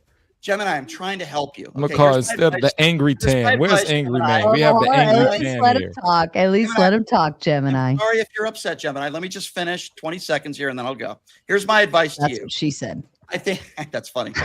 Gemini, I think you should stop hating America, okay, pal? I think you should take off your Donald Trump knee pads, go to sleep, and stop being a Trump mushroom gobbler, okay? I don't hate America. I love America. I just hate idiots like you. Have a nice day. Hold up, Shapiro. Oh, what the fucking I gotta say, Gemini, it was clear. It was clear, Gemini, that your cortisol was the one that was up, just from the skin tones there. Your cortisol was the one that was up, Gemini, clearly. Look, this is all I right. really want, bro, he just copped the fuck out with that, bro, because I hate when people try to say America is racist. There's fundamental evidence to suggest the complete fucking opposite. Like when motherfuckers try to say ICE is racist, they deported white motherfuckers. White people they deported. I don't think ICE is racist if they're deporting white people. It's a dumbass argument. And he fucking left because he didn't want to be argued upon because he knew he would get fucking destroyed. Interesting. I like this Sorry, Effigy. I got you. That was a dumbass argument because a racist cop could also go and be shitty to a white person. That doesn't negate the argument at all. No, hold up. You proved my point, FG. There are racist ICE and there are racist cops, but to say cops are racist or ICE is racist, ICE, the institution, it was literally granted by the Supreme Court to be able to profile people by their race. He's not saying that the individuals can be. They're saying that they're enacting racist policy. So are cops racist? Are cops individual racist? Cops? Sure. So your argument would have to apply to ICE too, because they're essentially the same organization, different system. Or I might have that around. Same organization at all. Whatever. I probably have that backwards. But you can't sit there and say ICE is racist. They deport white people. It goes against your entire fucking they were logic, literally bro. sanctioned by the Supreme Court to literally. I don't give a fuck what they were sanctioned for. They were fucking skin. Bro, they were sanctioned to deport illegal motherfuckers and people that overstayed their they can visa. do whatever they want to get to that goal, right? Doesn't matter about anything. Doesn't matter about the Constitution. Doesn't matter about anything, right? We can break all laws, all norms, all morals as long as we get out the brown people, right? I'm not saying that, effigy. Listen to what I'm Then saying. stop saying it, dipshit. Do you want to dismantle ICE? Yeah, I think we work fine without ICE because ICE was just created in 2003. Then you want to dismantle the cops. By your logic, you want to dismantle the cops. We existed for most of this country. I want to dismantle the ATF, but that's the you're a fucking idiot. Racism is not a huge factor in America. You fucking liberals make it a factor. He's right, because the SPLC was paid by the Democrats to fund the Ku Klux Klan and the Unite the Right rally, so they fabricated the racism because there wasn't enough racism out there. And then they said every conservative creator was a Dixiecrats, yes. And then they said every conservative was a racist. Gemini, do you feel like America's out to get you because of your skin color, bro? Man, let me tell you. See, I'm gonna say it real simple. I ignore racism, but it always finds a way to knock on my door. That's how I am. I'm minding my business. I'm in my house. When I'm not thinking about it, it's like, you know what? Let me knock on this door and remind you black. So that's how I feel about racism. It's not people going out their way to do it, but when you just mind your business, subtly something happens very casually, knocks on your door, and it's like, by the way, I don't like you, right? Does it happen every day? No. It's like the freaking, who do you want to call? When the Mormons, they come knocking on your door, right? They don't come every day. They know them, but they may come. And when they knock on the door and I'm like, yo, I want no part. So that's how I feel about racism. Ultimately, I don't look at it in the way that other people look at it because I think I'm okay from where I'm at, my mindset. Because if you're doing debaucherous things and you operating in low-level mindsets and low-level activity, then yeah, you're going to typically find things more racist because the law says we're going to be the law. And if the majority of the law is enforced by people who are not your color, you're going to perceive it as racist, where they're like, I'm doing my job. So I'm not in those situations. To point out really quickly that before I get put in the back, that this was not my topic at all. This was, you guys were talking about this when I was brought up. And before I leave, Sarah, I'd like to say one thing. I would like to just quote, to get us back on topic before I get booted. I'm going to quote Republican Senator Bill Cassidy on Trump's 14-point plan. Reagan is rolling over in his grave. Iran's nuclear ambitions were not curbed, and they learned that threatening the Strait of Hormuz works and will undoubtedly leverage it in the future. Now Iran gets to build brand new infrastructure under this deal. Before the war, the Strait was open. Iran was being crushed by sanctions, and 13 service members were still alive. Now 13 Americans are dead. Families have paid billions at the pump. Sanctions will be lifted, and the bombing is stopped. This is the worst foreign policy blunder in decades. That's a Republican senator. Quick answer to that. Bill Cassidy. Yep, you stay on. Yeah, Tom. And you have a $10 credit, sir. Hey, do they have minorities this. as ICE agents? Do they got Cubans and the Chinese? Get off the fucking racism thing, dude. You're not even talking about that. I do want to respond to that, you dumbass. Hold on. You literally brought it up when I got brought up on the panel. Hold on. Go ahead, Gibbs. Yeah, so Bill Cassidy, I know that Effigy's going to be like, oh, this is what he says about anybody that's not a MAGA guy. But Bill Cassidy, if he's not a rhino, he's at least a neocon, right? The guy's been in office since, I think, like 2006, 2009. He came in during like the end of the Bush era. He's a neocon, right? Whenever he says something like Reagan was the pinnacle, Reagan would roll over this Reagan. I literally covered this in the thing today, which is that, first, I think Bush Cheney and Clinton were the pinnacles of neoliberalism, neoconservatives.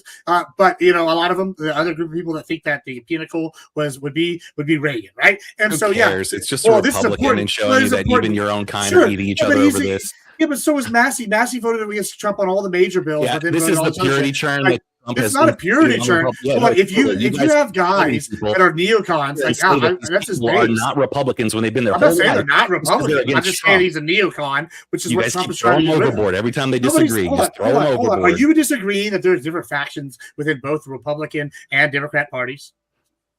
Sure. Yeah. Okay. Would you agree that this guy's a neocon? Yeah, I think you'd be classified neocon, sure. Okay. Would you agree then that Trump, has ran pretty much from day one all the way back? No, Trump just fulfilled the neocons' dreams. He just fulfilled their fucking dreams. They were trying to get to Iran the whole time. He's been gutting the neocons, and he didn't do it the way he wanted the neocons wanted. Sure. The neocons wanted to go in there and build our infrastructure, let's stay, and then nation build. He went in there surgically and guaranteed the straight and all sorts of other good shit. Wait, isn't that what's about to happen? No, totally, well, not the same. Not the same. It's totally different. Yeah, sure. Totally different. Like, one of them was like totally us being there with troops on the You're ground. just fulfilling the neocons' plan to the T, and it's totally different. Yeah, because the neocons' plan was to have the Iranian regime paying U.S. companies to help rebuild their nation. That's the neocon plan. Also, the point is that there's different factions, and Trump has been trying to get rid of the neocons and neolibs since back in 2016. So I don't know why you're surprised whenever a neocon speaks out. They're a different faction within the Republican Party. Like, that doesn't mean anything. I'll just point out that every single time a Republican breaks ranks and criticizes, you guys throw them overboard and be like, they're just a rhino. They were never I'm not even saying he's a rhino. I'm just saying he's a neocon. Like, it's happened so many times at this point. Was a rhino. It's cliche. It's just cliche at this point. Hey, leave my Republicans alone. I'm a new Republican. I'm a baby Republican. All right. I voted Democrat for probably like jumping on the Titanic after it hit the iceberg. No, we're like jumping on Elon's rocket ships to the moon. Shout out to Tom Carpenter, because he can and will hashtag Vegas his own super chats and then match them later when we're all done with them. Because it's Mr. Tom. We made the rules. We can do whatever the fuck we want. Love you guys. All right, keep going. Effigy is being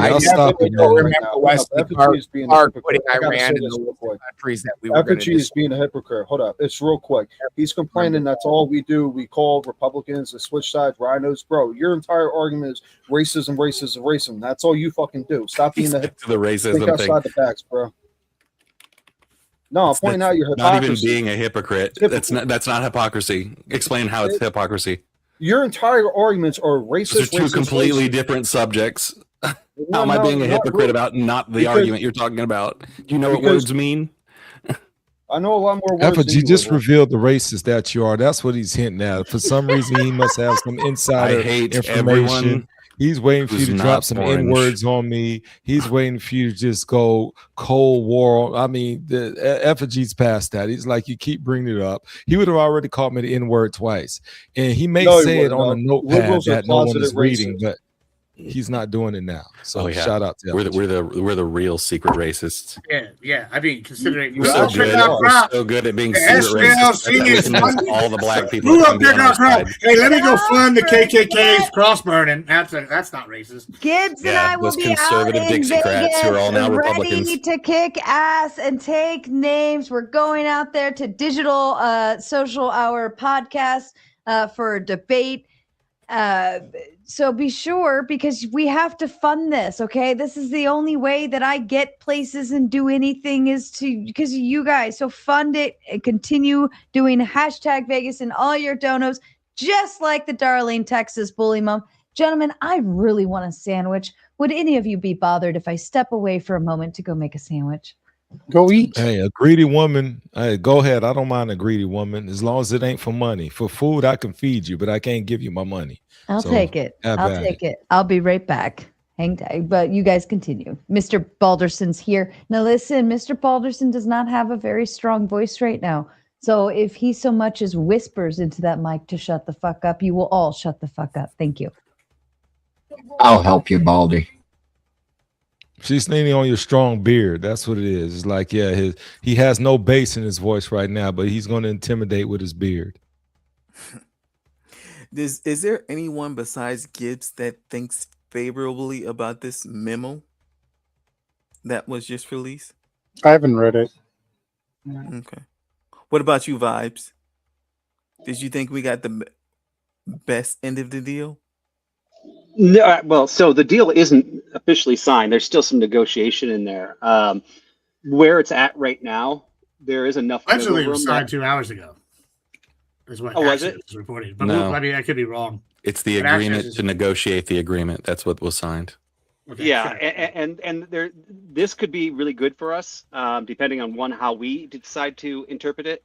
But the problem is there's enough wiggle room in there right now that I don't like the 60 days, where we can, without actually having, like releasing funds to them prior to actually settling some of these things in the 60 days, right? So this deal, the way I think it's structured right now, could go great for us. So in 60 days, Gibbs and I could be sitting here going, see, told you motherfuckers, but there's enough wiggle room in there where Effigy could be going, you dumbasses, you guys supported this shit.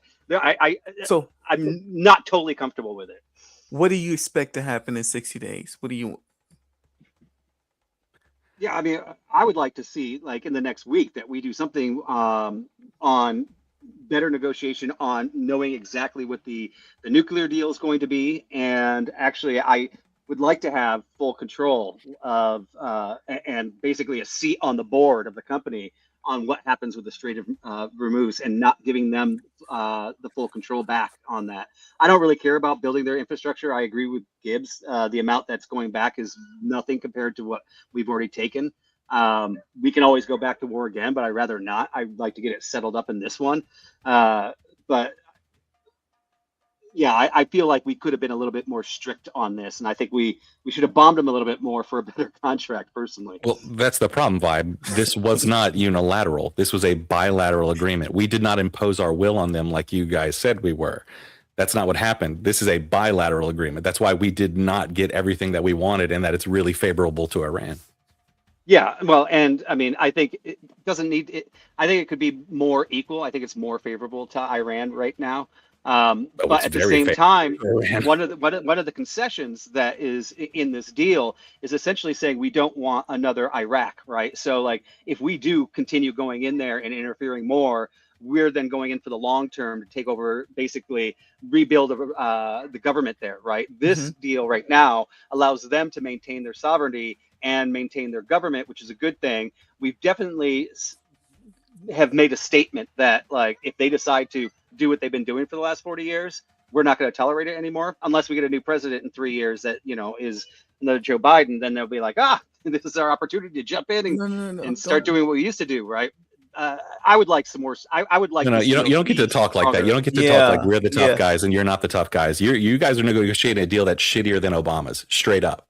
Like straight up shittier than Obama's deal. Bro, we just capitulated. Number one, nuclear material. Obama's deal made them give their nuclear material to us. So far, the current track on the nuclear material on Trump's deal is that they get to dilute it in Iran. Yeah, I can find other stuff. I'm not really. I'm half on your side, half on Gibbs' side, right? Like, I'm looking at this deal saying it's not what I would want, right? I mean, I would have pushed harder for something more in the middle. But I wouldn't want to push it too hard to end up having us. You want my real opinion? My years. real opinion is that none of this is going to matter because I don't think at all that this is going to last. I don't think it's going to last 60 days. I don't think this is a permanent thing. I think this is biding time to rearm and move forces. I think there's going to be an incident that happens in the Strait where a tanker gets blown, and then all of a sudden, hey, looks like we have to go boots on the ground and invade a country of 96 million people. That's what I think is going to happen. I think this is all built for pretext. Conspiracy theory. Well, I don't know about, hold on, I agree. But that's where I am right now. That's where I am. But hold on, let's just make one correction. He's talking about the de-enrichment of the uranium under the JCPOA, right? Well, here's the thing: how were they able to immediately, as soon as we exited, within a week, have their shit 60% enriched? How come UN reporters were saying they weren't letting them see everything under it? And then Obama's deal was one of the worst capitulations in history. We gave them billions of dollars we didn't have to in order to sit here and have them be able to make their uranium. No, hold on, we do get to say that. 1.7 billion, and now we're giving them hundreds of billions. It's not our money. It's not our money. We had their money directly, and we gave them our money that we basically took from him. That they took it from us during in the country. Oh my God, they were UN inspectors, and they were getting lied to, and we know it. This is why they were able to go you to 60%. Guys are just going to eat that shit sandwich and call it a first step. I mean, honestly, let me give you my hottest take. I mean, my hottest take is, he's destroyed the conventional Navy. We've already been sending ships through. Like before this, we announced that, and then other countries followed through and admitted that this was a true statement. So basically, we don't have control over the statement, over the control of the strait, like they said it was. And lastly, don't be surprised if this does happen again, or we go to war immediately after midterms again. I think it's absolutely market manipulation. He's gonna see if they'll play ball, but if the people in this charge of this regime currently don't play ball, we're going to be right back in there right after midterms. And I mean, the real thing is we're talking about the economy. Oil's down, China's buying oil. This is huge wins. Y'all are trying so hard to spin this badly because you're doing the same thing Shapiro did, saying facilitate. No, it's funding, the other way right? around. Like, it's not us spending the money. There's a reason why y'all have to use certain language. Your party facilitate. Hates it. So Effigy, you would not agree that it is Iran's money that we took. So we're just giving it back to them? Yeah, those are separate funds. So just like the how is that a separate fund, libtard? I was in the middle of explaining it, you mush brain. And where's the proof? Where's your proofism of it? Show it to me. God, Spin, you don't know what words mean. Yeah, I know what words mean, and I know who you are and what you are. You're a fucking libtard. Literally, all you do is insult. If we could take away all your insults, all I do is insult. Well, don't be the libtard, and I won't insult you, dumb fuck. So both deals. Cry some more, bitch. I'm literally explaining what you asked. I know you don't want to hear it because you don't care. Explain it in the libtard way so your libtards can understand it. But the real people and the realists and the real constitutionalists and the real Americans will just laugh at you like they do every night, dumb fuck. Right. So yes, both deals had unfreezing of assets as part of it. But those are not the actual funds in it. Their Trump funds had both a $300 billion investment and another 125 from somewhere else. Concede, Effigy. It's their money.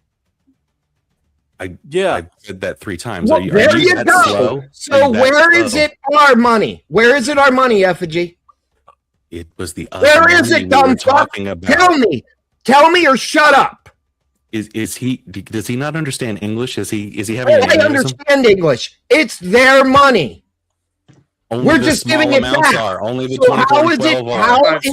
We're the hype trade boys. So if you're going to donate subs, donate subs to my channel now. Thank you so much. Appreciate it. Hype trade. Woo! All right, go ahead. Sorry. Hype train. So how is it America's money when it's their money that we took? Because we are going to end up sending them like 120 some odd billion that it says in the deal. And you can, Gibbs, you can say that the 300 billion is investment from other places, but that's kind of what he said about almost everything, right? Like we're not going to pay for the ballroom. We're not going to pay for the wall. It's a wash, right? I mean, it's a wash. Hold on. Iran is saying that too. So, like, are we? Because you're saying take Iran's propaganda. Even their propaganda is saying it's an international coalition of partners that are going to listen to what Iran says. So I'm just saying I can only say what I've seen the Trump administration actually do every time they say that somebody's going to pay for something. Well, I mean, whenever the opposing side that has the goal would have the advantage for spinning it a different way against you, says the exact same thing you do, could probably take it at face value. I mean, that's common sense. Okay, so Gibbs, if we do end up having to like give taxpayer money to them through this deal, would you call that war reparations? No. Depends on what the taxpayer money is. Like, if it's okay, we have to go into a fund that's going to go towards, like, I don't know, L3 Communications building fucking telephone poles, and it's going through a fund because they're making systems shut down because they're not the American. Then no, I would not call that reparations. I would call that because it's not reparations. It's American infrastructure. We used to repair the shit we broke. Yeah, because we bombed them. Right? We bombed the shit out of them. You call it the Marshall Plan. We're taking international money to build this, and it's being paid through ours. Like, yeah, I mean, it'll be the first time in history we've had to pay reparations to a war that we've lost. I mean, we didn't lose. I mean, we whooped their ass. We did not lose. Stop watching CNN and MSNBC and all your bullshit. We did not lose anything. If my memory serves me if you correctly, lose like 40,000, 50,000, the other country loses 13, you didn't win that war, bro. Like, it's that simple. You start a war, and then your negotiation to end it is a bilateral agreement. First of all, we as the United States did not start the war. Israel did. We went in to back our ally. Get it straight, libtard. Get it straight. Actually, that's actually a good point, because I hear about how we're banning our allies all the time, and that applies to every ally except Israel, who they're all like, no, fuck it. So really the Dems only use this as a talking point to, like, say, hey, it's either fuck Trump because he's in bed with Israel, or fuck Trump because he's opposed to the ally. So it's like, no matter what he does, they're going to oppose how he deals with his allies. Is that relationship with Israel? Just like the UFC fight. It's just like the UFC fight. You want to go back to it? It's just like the UFC fight. Oh my God. Well, you know what? You had naked people running on the fucking White House lawn. Well, he had a UFC fight. Who fucking cares? Yeah, I mean, let presidents. I enjoyed the fights that night. I watched them. I was up late. So, AG, so is the relationship with Israel still? Because that's always a sore point for people. A lot of people are all in. Are we too committed to Israel? Yeah. So, by the way, guys, check out section 219. I told Sarah this earlier before the panel. It lays out the exact framework that we were debating all night tonight about 224, and it states out that the program that we were talking about with Israel would be Israeli origin technologies and joint produced technologies. They would not be getting our tier 1 shit, and it lays that out clearly in 219. So maybe y'all should have read up a little bit more before y'all said that I was wrong when I was absolutely correct. Not you, no. Jim, not you. Sorry, I disagree. Part of the agreement was for sharing crown jewel tech. I mean, they are the greatest spies in the world. Absolutely, Jim and I. There are proxies, right? They basically go fight the battles over there that we don't want. Saudi Arabia has had struggles beating just the Houthis. Israel's beat 6 other countries at once. There are little attack dogs, and sometimes you got to cuff them. They're being a little too aggressive right now in Lebanon, but it's just like any good pit bull or Rottweiler. You got to train them, that show them who's daddy. And Trump just told Netanyahu that he needs to quit the bullshit, or he's going to be put in jail by the rest of the world. And that's the only reation he's not. It's because Daddy Trump is saving him. You realize that the most likely thing to happen is that Israel busts up this deal, right? I mean, it remains to be seen. I mean, like, that's the most likely thing to happen. Is I mean, that listen, I want Hezbollah eliminated. So if we have to renegotiate because Israel finished the job with Hezbollah, I'm okay with that. So sure. Yeah, maybe in that case, but then that's fine. It plays what I was saying. It's a long-term plan. We go back in there, renegotiate, and we whoop their ass some more. If Iran don't like it, we just bomb them. It's a triangle of people who are not built to hold this deal. Like, I give it like less than 15% chance to hold. Well, I mean, you just keep bombing their leadership until somebody doesn't want to die. It's that simple. Like, I mean, we're that good at it. Israel's that good at it. Like, there's a reason why they're fucking hiding out. Their president says that he's not even going to ask about a decision in months, and they have just the IRGC and the ruling council in charge. And while the civilian infrastructure leadership has been left in the dark because their leadership is afraid to go outside because they'll die. If bombing was so effective, then why is there a need for us to do this deal? If bombing is what? Is so effective. Why is you're going back? Yeah, you're saying that we're going to bomb Iran, like that's been effective. Wildly effective. So why is the need for the deal? Why isn't it straight open then? If that was the case, he's asking why didn't we get a better deal? Why isn't it straight open if a bombing is so? We got like the perfect deal. Like they'll never have a nuke again. Gibbs, why? Wow. Okay, I saw 1,000. No, I think thank you so much, country they're in. Shout out to Frosty. Frosty sends in the Big Ten, says Putin is always going to play the underdog. He will keep using people's motive for some divine justice. He literally has every socialist in the USA thinking they're doing the right thing by protesting the counter revolution. Gibbs, he is the final boss. Yeah, I agree. I'm the final boss. I know he didn't mean me, but I am the final boss. But I would disagree. I mean, maybe Putin's doing some of that and Russia's just a racist thing. I'm not going to pretend they don't. But I would say China is the final boss out of the two of them. And they're probably even more intricately pushing the socialists because they're more socialist than Russia. But I mean, that's split hairs. They're both bad guys and they're on the same team. So fuck them both. I mean, also, you can't be the final boss if our Bradleys, which we're getting rid of, are beating your top tier tanks, like almost every fight. Sorry, get good, scrub. Like, yeah,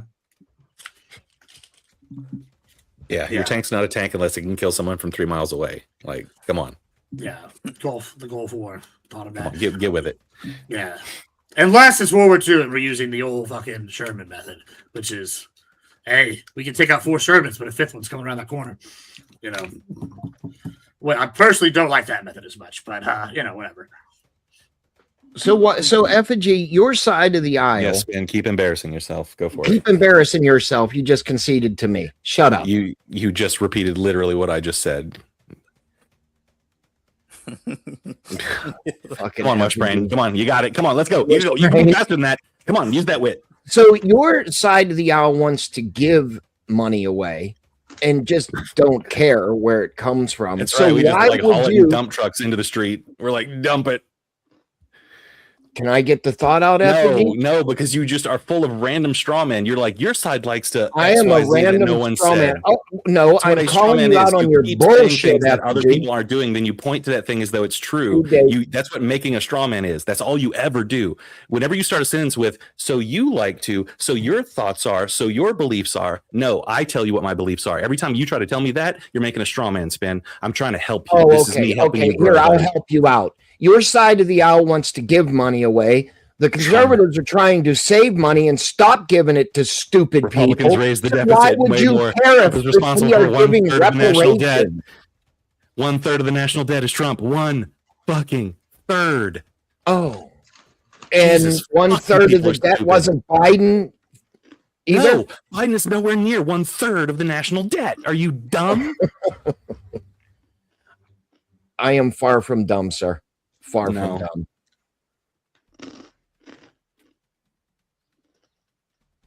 Wow, you all got quiet at once. Did my internet freeze? What happened? Everybody all right? Oh my god. Everyone's fine. Everyone's fine. Sorry, I need to smoke a bowl after that one. Hey, you know what? I'll do one with you, brother. Here, hold on. We'll be back one here. Yeah. Solidarity in our degeneracy, or whatever. I don't fucking know. Listen, I don't know about all this, but like it's interesting to me that like when we're looking at this, like we're looking at like word games for the most part. Like it's like, oh, the JCPLA was so good. Whatever, like the Republicans like Rubio, for example, said literally this was going to give them the bomb. Like when it happened, he like said, I want to say this on record, and like made sure that he was said on record because this is something he thought was going to happen. And sure enough, right as soon as the JCPOA ended, guess what? They had 60% uranium and were ready to do it. Like it's not a coincidence that they were just happened to be arrived at the exact amount. They'll only take it to the next level as soon as that ended. Like I mean, these people aren't playing fair. We know they've tried to get the Pakistani scientists from North Korea to help them build the bomb over there. Like this is just something we know. Like I don't know why we're pretending that like this is not something they've been doing. And we know where their shit is. It's not like they don't have like the infrastructure left. We bombed the shit out of it. They go start trying to dig your uranium up. We know they're not going to be fucking adhering to the deal. And then guess what's going to happen? Dad and Trump going to drop his huge ass nutsack on him again and bomb the shit out of him. It's just that simple. Like I don't know how you're confused or y'all are trying to spin this in a way that it's not. Gibbs, you keep saying bombing them like that's been effective because the strait is still closed. Sending ships through it the whole time is what we found out recently, confirmed by other countries after Trump announced it on the download. Gibbs, that's not reality. That's not reality. The strait. It's confirmed by multiple sources. The strait is closed. Gibbs. Let me tell you where America messed up in terms of order of operations. Please excuse my dear Aunt Sally. we came out bombing, and then we've made threats ever since. What you're supposed to do is make threats, have these people flinch on your threats, then bomb. Because we bombed out the gates and we haven't really gone to full war since then, that's why they got the deal they got. It's like, you just, you're talking, whatever. Let's get this deal done. Had we done it the inverse, which would have been to, hey, you know what? This is how we feel about you. Keep telling them, and they think we're bluffing, then bomb, that would have been different. What happens is we imposed our will initially, but been bluffing ever since. And so they sense that. And so that's the only annoying thing I would say from my vantage point when I'm looking at all of this. I would have rathered us to just say, you know what? Hey, this is what we're going to do. Let them counter our bluff, and then we bomb them. Ever since we bombed them, it's like, this is what we're doing, And so, that annoys me as an American, but hey, I'm still pro-American, unlike two of the people on this panel right now. I thought we actually did that. Before we went to war, Trump basically said, hey, you guys are doing this nuclear program. We don't like it. You've got to concede to these things or we're coming in. They didn't. We came in. So I think it actually was the inverse of what you're saying. Israel came in immediately, and we reacted to Israel coming in. That's what took it to. It was we were already making the threats. Unfortunately, Israel pushed the needle forward on the whole thing, right? We have to be the initiators, is what I'm saying. Yeah. With Israel initiating, it doesn't have the same impact, because now people are saying, "Oh, you're just helping out your ally," rather than we make threats and then we go bomb, and then anybody else who wants to partner up with us, ally up with us, follows along. And so that's where we kind of lost some leverage from my vantage point. But this is where the hypocrisy comes in, right? So under the Nuclear Non-Proliferation Treaty, countries who sign that are allowed to enrich uranium for electricity purposes, for nuclear reactors to make electricity. Everyone who signs the Non-Proliferation Treaty can do that. Israel never signed that, refuses to sign it, refuses to disclose their nuclear weapons, all of that. So we're sitting here poking our finger at Iran saying, why aren't you doing the thing? Why aren't you being good, a follower of the rules and stuff like that?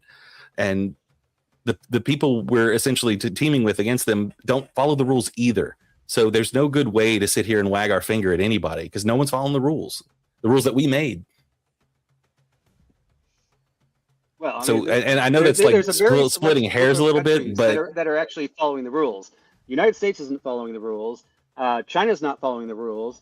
The Soviets aren't following the rules. We've got a bunch of big players out there, and granted, Israel's kind of small to be one of the guys not following the rules. But really, it comes down to is who is. So, Gibbs made an interesting statement. He said, might makes right. And this kind of goes into Kraut's thing on monopoly. And it even actually goes into this conversation, because I don't necessarily agree with might makes right. Because when we were talking about the monopoly, Gibbs even actually kind of conceded in the point where he's like, yeah, if we have control between Indonesia and China, we're not going to be unfair. But we're going to use those as strings. And I personally think right makes right. I think the reason the United States grew to the way it is because of our morals, our ethics, the way we handle things. We have the might because we've been right. And as long as we keep on doing the right things, we will continue the might. Might makes right. It actually keeps women enslaved in the Middle East but what happens is there's a migration, and you see Middle East people, especially once they start making money, migrating over to our side, because we're the right, and our might keeps on growing because of being right. If this doesn't go right, and if it doesn't go good, then we will start losing our might, right? So, and I don't know if Gibbs agrees with that. I actually am more that right makes might, and that might continues that right, and you will lose that might if you're not behaving correctly. I behave. I agree. You behave, Sarah, to some extent. It's a yes and no. Hey Gibbs, I'm going to get off. So let me say a few words before I get off the panel. Hey, real quick, Vibe, did you just kind of agree with me, or at least understand where I'm coming from? Yeah, if we're gonna, because you made a good point. I like that, because I know you're a big time YouTuber, so always, I'm trying to break out in this fucking world. So it's the big time, boys. Hey, whatever. But I appreciate You're that, man. Big time.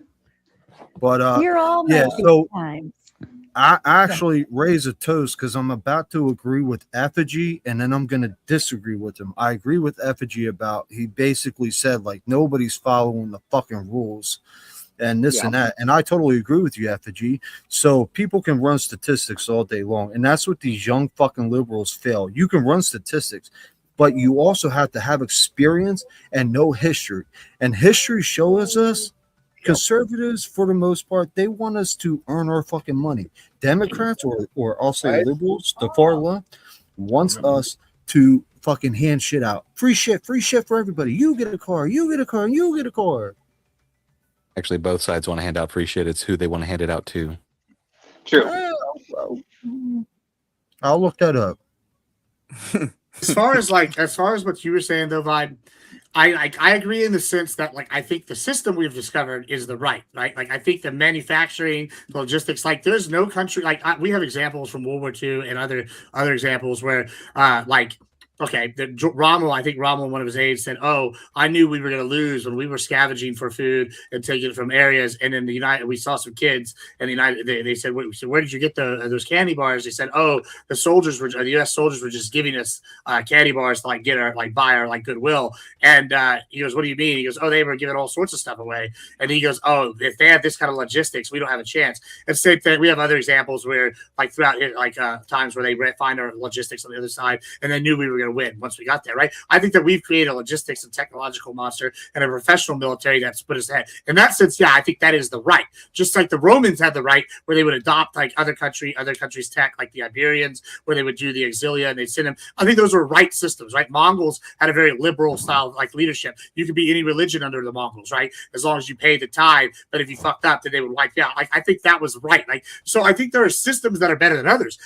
Luckily, that there's biological systems because the Aztecs, if they hadn't died off of the shit, they would have gone over there and probably had a different sort of what was right and might because they outnumbered the Spanish 1,000,000 to 1. But since they kept all these people oppressed and the Spanish were able to do this, the disease ravaged them. Also the agriculture shit, they weren't ready, right? They couldn't do it, so they got lucky, right? In this kind of sense. So I don't always know that the right always wins. I think arguably they had better techniques and they would have won if they didn't have a bunch of contributing factors, kind of thing. And then we might have a whole different history where we're all getting crusaded by bloodthirsty cannibals. That would be totally different. So I think right now we're having a kind of an example of what is right. And I think right now the United States, our morals are getting put on stage, and our morals are America plays by the rules until we don't, and then we just whoop your ass. As all these other countries find out, you fuck with our boats, we'll unleash the sun on you. You fuck with our pipelines, we take out all your fucking shit, and we bomb you until the new leadership agrees to our shit. Oh, you try to creates a more chaotic world. I mean, yeah, but chaos creates cash. Controversy creates cash, bro. This is something anybody knows. That's the point, though. We've been trying to get away from the might makes right world. We want to get into the social contract world because Russia and China is not following that. I agree. Which doesn't work to some extent. Yeah. So that's where we're going. We're not going to revert back to the might makes right world. We have to have some kind of Russia's annexed more land than almost any other time since the Cold War, right? And then they've taken parts of Georgia. They took Crimea. They've invaded the Ukraine. They weren't going to just give the Ukraine under a different leadership. They were just going to annex it or put a puppet government in. No, what's happening is you're not going to go into this big one world thing. What's happening is the regions are starting to solidify. The region around China is solidifying. Yeah, I agree with you. Oh, okay. Yeah, I mean, when it really comes down to it, Effigy and it's the systems. I am a citrus. Gibbs actually kind of said it. Systems, though, not the strength that makes the right. The system that we make is the right, which is reflective of our morals, not our ability to do violence. To agree with you on that, because in a sense, the right is like water, right? None of us knows what it is, but if the Atlantic Ocean is higher and the Pacific is lower, it's always fighting to level. If there's no disturbance, it'll eventually level, right? Yeah, but empires fall when they forget who they are. We're the world's arms dealer, and we're manifest as the imperialist power. What happens? No, over empires time, just fall. If might, there is no empire that's never not fallen. If might forces the right. There's a migration. It's true, right? It's true, but I think we can measure how successful they were. They lasted thousands of years. I think every empire is destined to fail until we get the tech that do the global. I think we're at a point now where a worldwide empire could fucking succeed. I don't think the Romans they could do tech issues like communication. As soon as the God Emperor stands up and takes hold, and we start pumping out transhuman ultramarines and. I mean, all kinds of other crap. Then well, I also agree with you. If we run into aliens, I think that's the fastest way to be unified, because then we're going to go colonize their ass. Hey, man, we've been saying that since the 80s. Yeah. You know, Ronald Reagan in 1987 said that multiple times, actually. I bet that was 2 years after Watchmen came out in comic books. Just want to Do say you, that. do you Ronald disagree Reagan that said the that reason after- the empires eventually fall is because they don't have the logistical support, versus like now we're the first time we're like a logistics based empire? I mean, historically, it's usually they always overextend themselves. That's usually what it ends up being. Right. And why? How do you overextend? Rome you don't was- have Rome the was- logistics. It's built in. Rome To was support it. logistics masters. They built Yeah. roads that are standing today. Right, and the reason why part of the reason they fell is because they stopped expanding. That's arguably a reason, as well as internal struggles. I think. I don't see America like the other empires. Like one of those though. is about the I upper don't. class has always become ridiculously decadent in empires, and they end up starting fucking shit up because Nah. they're so insane. See, we're different because read our up on the empire is Roman all upper class during the imperial age. Like they are. Our empire has 50 poisoned states. with lead. That's the difference. Our empire has 50. So what other countries would have had to set up, like Africa, if every country agreed and combined forces in Africa, that would be an empire, right? But it's a continent, but every country is doing its own thing. Then you have sovereign rule from places like France. You have South Africa that operates differently. You have North Africa that, even though you have Egypt, you know, you have people like from Saudi and all of that from other regions taking over. So with America, I don't see it as an empire, because with, you know, who was in Britain? They were an empire, going to all these different countries, territories, colonialism, dominating, taking over. That was a true empire. They went outside of their origin. America, for the most part, yes, we have places, you know, that we let me have tell you about allies. post-World War We II, set my up- friend. We set up bases and we say we're there for military purposes, but we have not enforced and imposed our will to be an empire. If anything, I'm more concerned about China, because they're buying up more foreign territory than we are, and that's the difference. So if you were to say who would creep up and want to be empire, it'd be China, who's in South America, China, who's in the islands, China, who's in our companies, all these infrastructures slowly creeping up. And guess what? We're loud. They're a bully, but they're quiet. And so sometimes it's the quiet bully that imposes the most danger or the biggest threat, because they're not around here talking about, I'm going to punch you in the face. They just come and punch you in the face.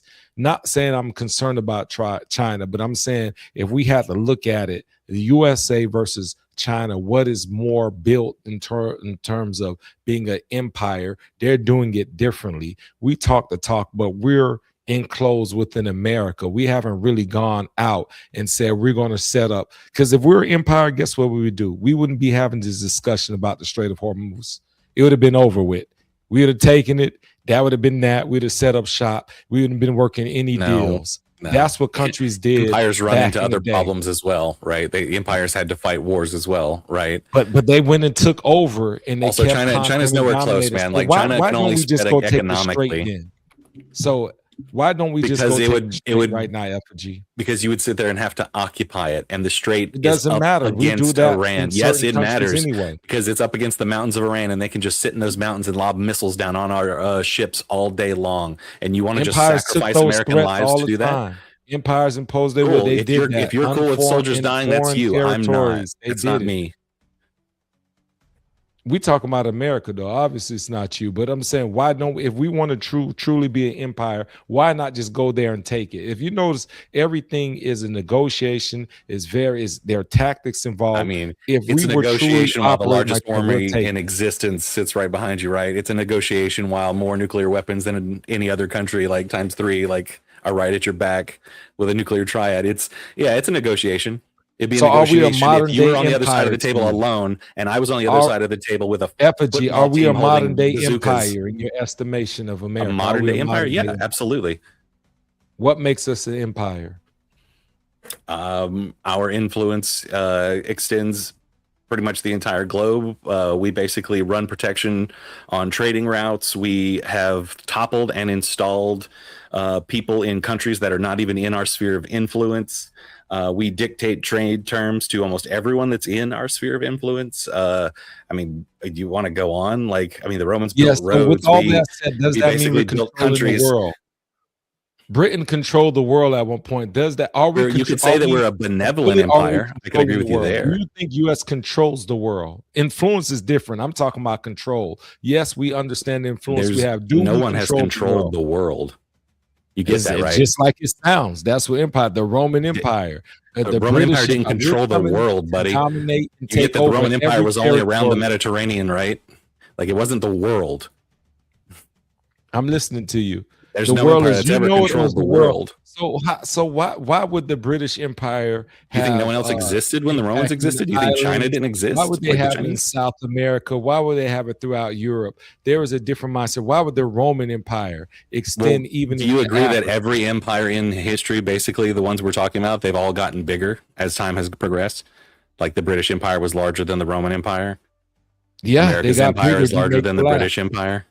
Correct. They got bigger and collapsed. So are you saying our empire, because you call us an empire, is bigger than those empires? Oh yeah, vastly bigger. We're not as shitty either. I mean, you could, like I said, you could call us a benevolent empire. I think the Mongols might be the biggest, but yeah, I mean, I think like even maybe the British, but even then, I think the important horses don't run on water. Well, sure. I think they just had a landmass. They just fucking most of this is water, buddy. I'm about to give you credit though, Emchi. I think well the British did. I was just saying, like, I think that like the argument is we would influence the most, but nobody controls the world because Vibe, are you heading out, sir? Like, I don't know. Oh, I did want to respond to Vibe, but are you leaving? Vibe? Oh yeah, I am heading out, but go ahead, respond. I've got time. Yeah, it's only noon here. And before you do, just a quick update, you guys. We just need 3 more donos in the door. I know the goal doesn't reflect that, but you only need 3 more, and we're gonna keep on going. But yeah, go ahead. Get those donos. Right, in, so but you guys the get those 3 donos in the time that Gibbs responds, because it's going to take with hashtag Vegas on them, please. Yeah, I just understand like the kind of what y'all were both saying with the like the bite makes right and the like moral and shit. Like I mean, listen, Effigy said what benevolent empire maybe. I wouldn't even go that far. I mean, I think that like maybe we're nicer than some. We're not out there like crucifying people, like regularly. But like you got to remember. The British and the like their allies at the time, Russians and whatnot, they were doing night bombing. You know what we did in World War II? We invented day bombing, which is where we took a bunch of fucking souped up cars and basically put a bunch of armor on them and put them in the air and said, shoot this shit out of the sky. They're coming anyway, and just bombed the shit out of them, like through carpet bomb them. Like literally all throughout the day, all throughout the night, and just bombed them into fucking rubble, right? And then for Tokyo, what did we do? We said, oh, they're all wood. What are we gonna do? We're gonna fucking we're gonna invent napalm, and we're gonna drop it on Tokyo, which killed more people than the Nagasaki and Hiroshima, right? And so then we did Nagasaki and Hiroshima because we were like, oh, 2 million projected, necessary 8 million to invade, 2 million projected to die. And you know what? We're just gonna bomb the fuck out of it. And like the United States is all this moral empire, and so we're like. And then we're not. And then we do shit. And then we go right back to being like, well, we can do this, but none of y'all can. And like, I just like, I think that like when you say might, like when I say might makes right, I think that's true of every empire. And I think the big difference is now we have the tech and the logistics to be a world empire. I don't think it'll happen overnight. I think it'll take centuries maybe, but I think that we're on the path to do so, especially if we start space. No, we're off that path now. We're all agreed. We've had our time as the single hegemony. It's over, man. It's going to be regional power now. We have the might right now, and we can do not right. Now, as long as we keep on doing right, what we'll see is people will continue migrating to us because the world believes that we're doing right. Like we have the largest like immigration coming in here because the world, whether Americans think we're doing right or not, the world thinks that we're doing right, and they want to be a part of it, right? Now, when we start doing wrong, we're going to start seeing a migration. Wait, and we saw are you saying migration people come here because we are good people? Hold on, we'll see a migration of both ideas. We'll see a migration of is science, mostly and we'll about see a migration economics, right? Yeah, vibe, but like where's the worst prison in the world? It's in Rwanda for people. I don't even know which side is which, but the Hutsis and the Tutsis, whichever side committed the genocide, most of them are in what they call the worst prison in the world. Go look this up. There's some YouTube videos on it. Terrible, terrible place. Looks awful. Yeah, but where's the highest per capita prison percentage? Well, that's true, but hold on, that's a whole different point. But Rwanda, Louisiana. That's true. I'm not going to argue that. That's a whole different argument. But Rwanda has the worst prison in the world, right? Rwanda has now taken over all the contracts for France in Africa. They've taken over U.S. defense contracts, and they've now signed a bunch of deals. And they're like coming to an economic golden age for Rwanda. These guys are basically just now they're not the side that committed genocide, but it's the other side that got was genocided. Then they took power and they basically, instead of killing everybody, they just locked them all up and they funded a bunch of terror groups. But there are pieces of shit. So you see, like, time and again, we ally with awful groups that like are basically like, hey, you're on our team, and then their might gets stronger and it makes them like empowered, and then they write the history books, right? Like, but over time there is a time period where that will fail. So that's not might makes right. That's might makes. When is that time period? Yeah, but how do you apply this to what we're doing right now? Right? Like you're coming out from the might makes right thing, and then what? You stop and negotiate. Like, what is that? Like, what is that? What's going on right now? Like, how do you think it would have gone better if me and you had to negotiate something? If I just talked to you face to face and negotiated it, or if I punched you in the face, broke your nose, and then said, "Hey, let's sit down and negotiate"? Yeah, Which one would end up better for me? But this is like market manipulation. He like controlled the oil. He stopped China. They're buying from us. He stopped the thing. Like, this is like a long-term goal. And then on the way back, he's already saying the troops are going to stop in Cuba. So like, this is like all part of like a long-term plan. He's like, since we're over here, we get the market on our side. We're going to get these deals done. And then on the way back, we'll take out another enemy. Like, it just seems like it's all planned. It's all organized. Yeah, I would say it's been planned for quite a long time. There's definitely a bigger plan since before Trump. I know Calvin needs to leave. I know Vibe wants to leave, but you have 2 minutes to griff. Bad Gemini, tell him really fast, super speedy. They owe 3 more.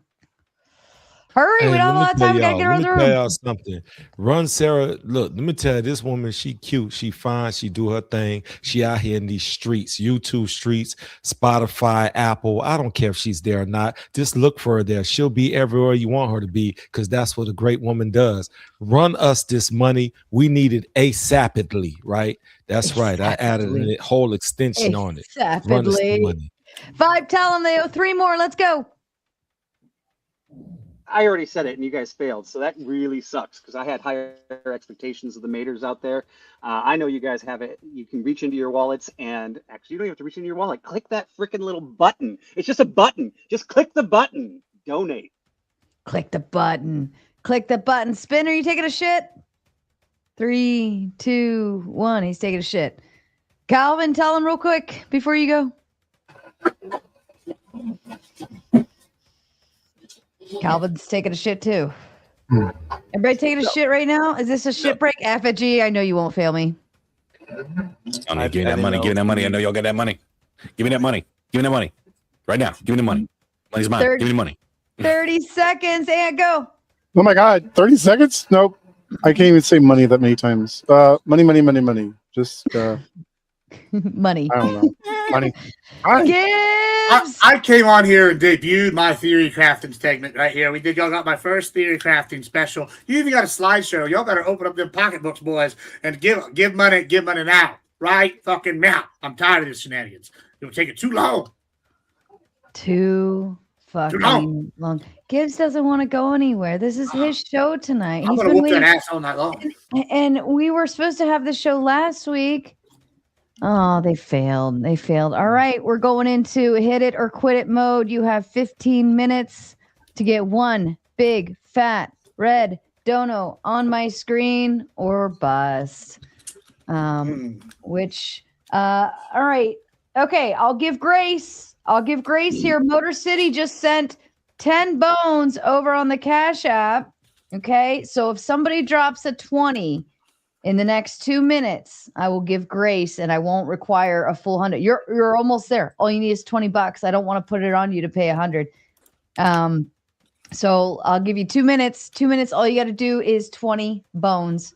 That's it. You hear that, guys? You can get grace for $20. That's probably 10 more than anyone's paid for. Wow. Man. All right, we got 10 in. And all we need is 10 and it won't talk back. 10 more. A minute and a half left. You can do this. We're almost there. Calvin says, Gibbs, you have a very active imagination. I wish you spent more time in reality. Walk to the light. I tell you what, those 1 hour smut reads that I used to write for, apparently you wrote them and they bought them, and you know what? Apparently the imagination was just right for them to sell. Just right. All right, all we need is 10 more. You have 1 minute left. Just send it. I'll read your message after. Just send it. Just hit send. Don't worry about the message. Just hit send.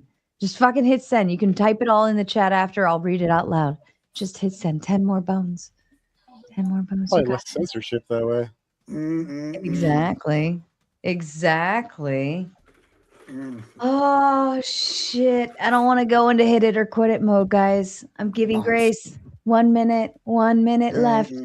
You just need to get 10 bones. There it is. Jason comes in with the savior mode. Says it's been a while. Shout out to Jason. Been a while. You can all say thank you for Motor City, Calvin, and Jason for the final savior points. Shout out to all of you fine motherfuckers. All right, let's keep going. I don't like that Jason wanted to short you a penny just to prove a point. We can't be doing that. Like, now I got to find in the streets.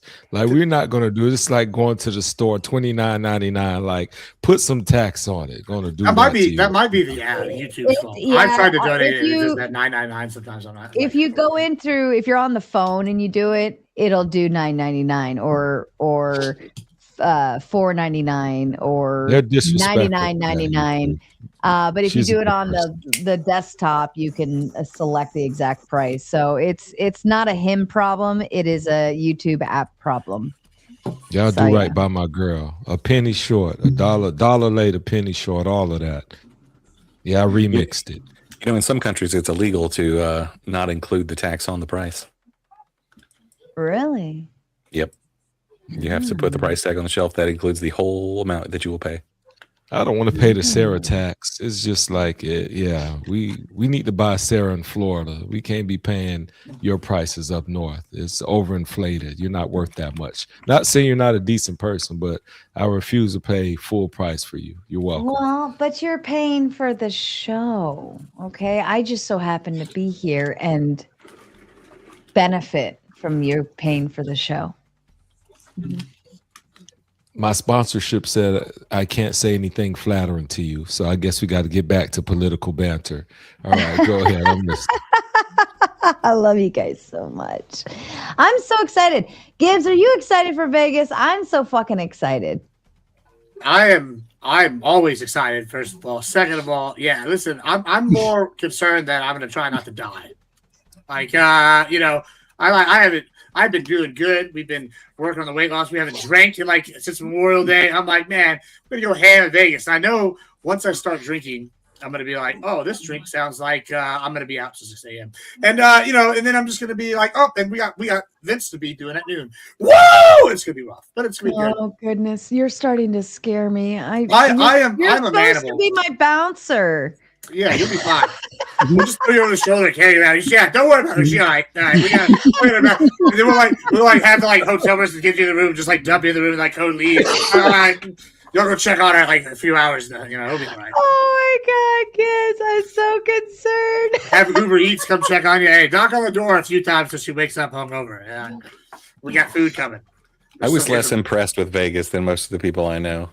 By my second Everybody time was I like, ever we went, can walk around with our drinks. And I was like, I'm from Louisiana. We have Yeah, drive-through no, daiquiri shops. Yeah, we got drive-through Are you liquor really stores. in from Texas. Louisiana?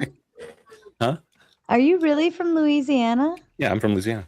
I would have never thought that. I would have never pinned you for the South. Wait, Oh, are you yeah. saying because he doesn't speak with a Cajun accent? Yeah. Sometimes I got to put on my Cajun accent.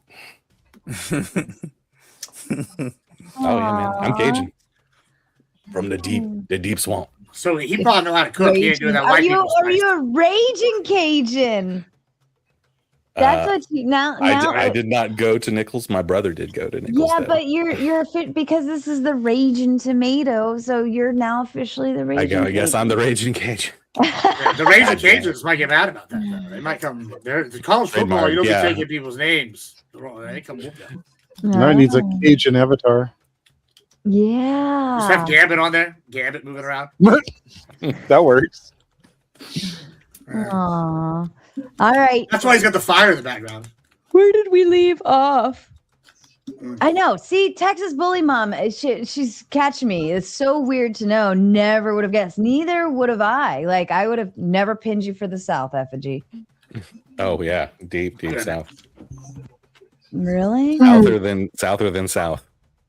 You can't tell by how bougie he is. See, y'all think there's no bougie people down south. That's the problem, Effigy. But I don't know if any Cajun in history has ever been called bougie. Well, you are now. That's why. That's what You're the confused swamp her. people. She was like, "You're going. You're not. There's no humility there.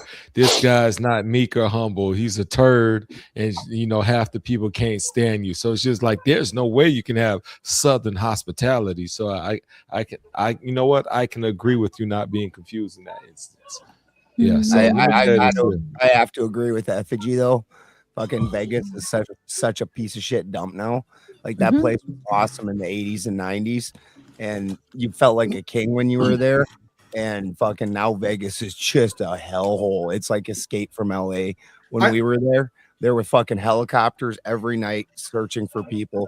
There was cops having shootouts from on top of the Walmart into the parking lot and shit with guys every night. We had to duck down behind these big cement walls at the hotels and shit.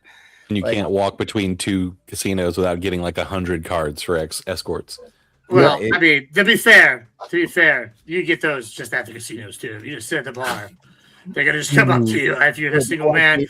I didn't even see any of that when I was. But I like to. That was just recently. My fucking truck got stolen out of the casino parking lot, and then I found out that the casino said that their fucking limo had gotten stolen. And I'm not talking about like a little casino, one of the big ones with the parking garage. Their limo had gotten stolen out of there. Even like you go to try and buy a vehicle down in Vegas, almost every vehicle. Oh, I don't have a title, but I'll give you a bill of sale. Every fucking vehicle is stolen that they're trying to sell. They said that I like the gangster owned Vegas was awesome. The corporation owned Vegas sucks ass. In the casino, dude, the top restaurant in the casino, and this was one of the big. It's the one that's supposed to be the best casino that's not on the strip. The one that everybody votes is Sam's. What was it? Sam's Club? Sam's Town. And fucking TGI Fridays was the big restaurant in there. Yeah, I mean, there's some of what you're saying is true, but like at the same time, they've also done like the last 5 years, they've done like a big revamp because they had the Rams moved out there. They have the LA. What is it? LA yeah, they said that's when the super bad crime started. Yeah, I mean, I've been there since then. I haven't had any issues with crime. I got stabbed in San Diego. Gibbs, without telling us. Yeah, the Raiders. I don't watch pro football. You're 100% right. You're right. I don't watch pro football because I'm not gay. I watch college football because I'm a man, and that's all I give a shit about. Like pro football is all fucking rigged anyway. But I like when I'm sitting here when you're saying this about Vegas, it's like. Yeah, some of what you're saying is true, but there's also like really good benefits now. Like, right, like you can go and get like resort packages, and like it'd be cheap as fuck. Like I booked the Luxor, and it's all right. Yeah, that's where I stayed. Yeah, it's an older hotel, an older casino, but they've even done revamps there and like all sorts of shit. And you can walk anywhere, and then they have trams that'll take you down, and like you can avoid the whole like being outside. And like if you want to go to any of the MGM properties, they like will take you right there, and they have like packages, and it's so much cheaper. Like I could have stayed like the same night at the Bellagio was like $700, which is still pretty cheap. That's cheaper than what I'm staying for TwitchCon. And like it's like okay, like and then you get all the perks. And then the other thing is, if you know people there, it's like obviously it's always like who you know, right? Like I know my friend Barbie, she's like a women or wrestling person. She does like promotions for the club. So it's like I just told her to put me on a list, and it's like okay, and then it's like oh, all these other content creators live there. Like there's so many, and then all the MMA guys live there. So like as long as you're like in areas where it's like safe, or you're like in with groups of people that are like out there, it's really a fun place, and probably cheaper than it used to be, right? Like and it's a food mecca, even if it's not like the Pinnacle it wasn't or the Mob, you know. I don't know. It's still pretty fun, and it's cheap. I like. And shout out. I believe this came over on Mr. Ben's side. Stapo Endeavor State. How do you say it? Thank you so very much, and that's what I would say. And that's what I would have said. Shout out to you, Step. Go ahead, Gibbs. Back to you. Oh yeah, I mean that was it. I mean I like Vegas quite a bit. It's just like my problem is I have a very my personality is very much like go, and Vegas is a 24-hour city. I could never live in New York. I could never. None live of in us Miami. ever would have guessed that. None of us ever would have guessed that. Yeah, and I could never live in Vegas. Don't do the timeshare thing. Yeah, I would just. They'll offer you free tickets, but don't go on the timeshare thing. Yeah. I mean, I did that when I was in college. It'll be the worst capitalist nightmare you'll ever be put through. Yeah. It's like a thing they offer when you go to Vegas. They'll be people with buses and they'll say, "Hey, we'll give you a shitload of free tickets to free shows, like with like hundreds of dollars worth of tickets. All you have to do is come with us for 4 or 5 hours to this timeshare. All the shows where are free. We try to sell a timeshare to you." If you go to the promoters, they 90% of the shows are free. I got tickets. Yeah, you can find ways now. But this was a long time ago. Oh yeah, bro, I got tickets to go see Britney like for free when I was there last time. I didn't even go, but like I was there, like here you go. I was like, yeah, Hit me, baby. I got you back there. God, if you want to, yeah, thank you. You're welcome to go back to Avatar if you want. I'll leave it up to you. Do you want to stay on cam back there? How you doing? God Emperor, do you want to stay on cam? Okay. Next time I go to Louisiana, I'm gonna hit you up. We go drink and argue in person. All right, tell me why I'm wrong. I'm always sad when they kick all the lefties off these panels. Y'all need to leave at least one lefty on here. Effigy's like our resident. Then you have Calvin. Well, yeah, he needs quality. He makes solid arguments. Wait, Calvin, I thought you were leaving. I lean left. Yeah, I'm about to bounce. Oh God, you weren't waiting on me, were you? I apologize. No, that's okay. I didn't want to be rude. Oh, you're always so sweet, Calvin. Thanks, and I'll see you guys next time. Good night, Calvin. Good night, Calvin. Have a good one. AG, I'm a borderline lefty. You know what I'm saying? So don't get it twisted. Yeah, I'm a borderline lefty. So you got me. one. That's me too. I'm borderline left. Listen. We're gonna convert you. We want you over here on our side. Come on. No, let me tell you, I'm bored of lying about being a lefty when I know I'm on the right side. So yeah, that's what I meant when I was saying I was a borderline lefty. Nice. I'm sorry I didn't clarify that earlier. I might have to say that. I'm the opposite. I'll never go back to voting Republican. Wow. Just Why because of experience. Okay. Because things and stuff. Convince me that 15 times. Shame on me. You can't convince me that the RNC and the DNC aren't the worst things in America. So I wouldn't touch either one of them. I don't like either political party when it comes to politics. Oh, excuse me. I apologize. I don't know about you guys, but I had a very long day. Because last night we obviously went late, and then I only got like 2 hours of sleep before I had to go to my son's school for a little event, which was really fun. And then, of course, family was down for that. So then I had to spend my entire morning, afternoon with family. And I think I laid down finally around like 2:33. And I slept for another couple hours, and then I got up, and now here we are. So I've been like running on fumes all day. So I do apologize. I am low energy, but holy shit, I am tired. Lawrence with the big five. You didn't have to say anything for an hour. I know you made it so easy for me. You have no idea how much of appreciation I have for that, because my brain did not have to be like functioning at that time. I thought crazy. I was Just like a typical woman, you lied to me. I was going to research and be ready and press you. Well, I wanted to ask, to be honest, like I wanted to ask questions while you were going through stuff, but you were on such a good pace. I was like, I'm not going to fuck up his flow. He's got his own. He knows what he's doing. And you never stopped to breathe, so she couldn't find an in. True. Yeah. This is very true. But Very Lawrence impressive. says, hello, lovely lady Sarah. Hail to Lord Gemini, the king of all that is cool. I am all that is man. Shout out to you, Lawrence.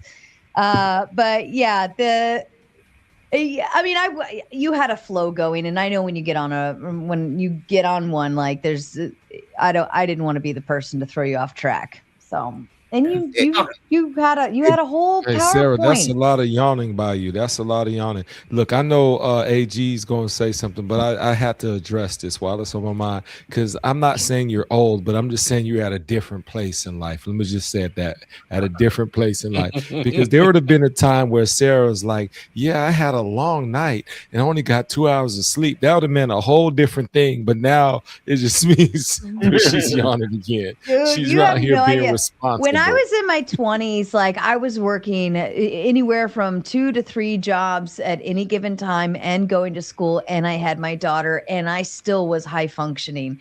Like I could get 2 hours of sleep, write an essay at midnight, and still get up and go to work the next morning without a blink of an eye.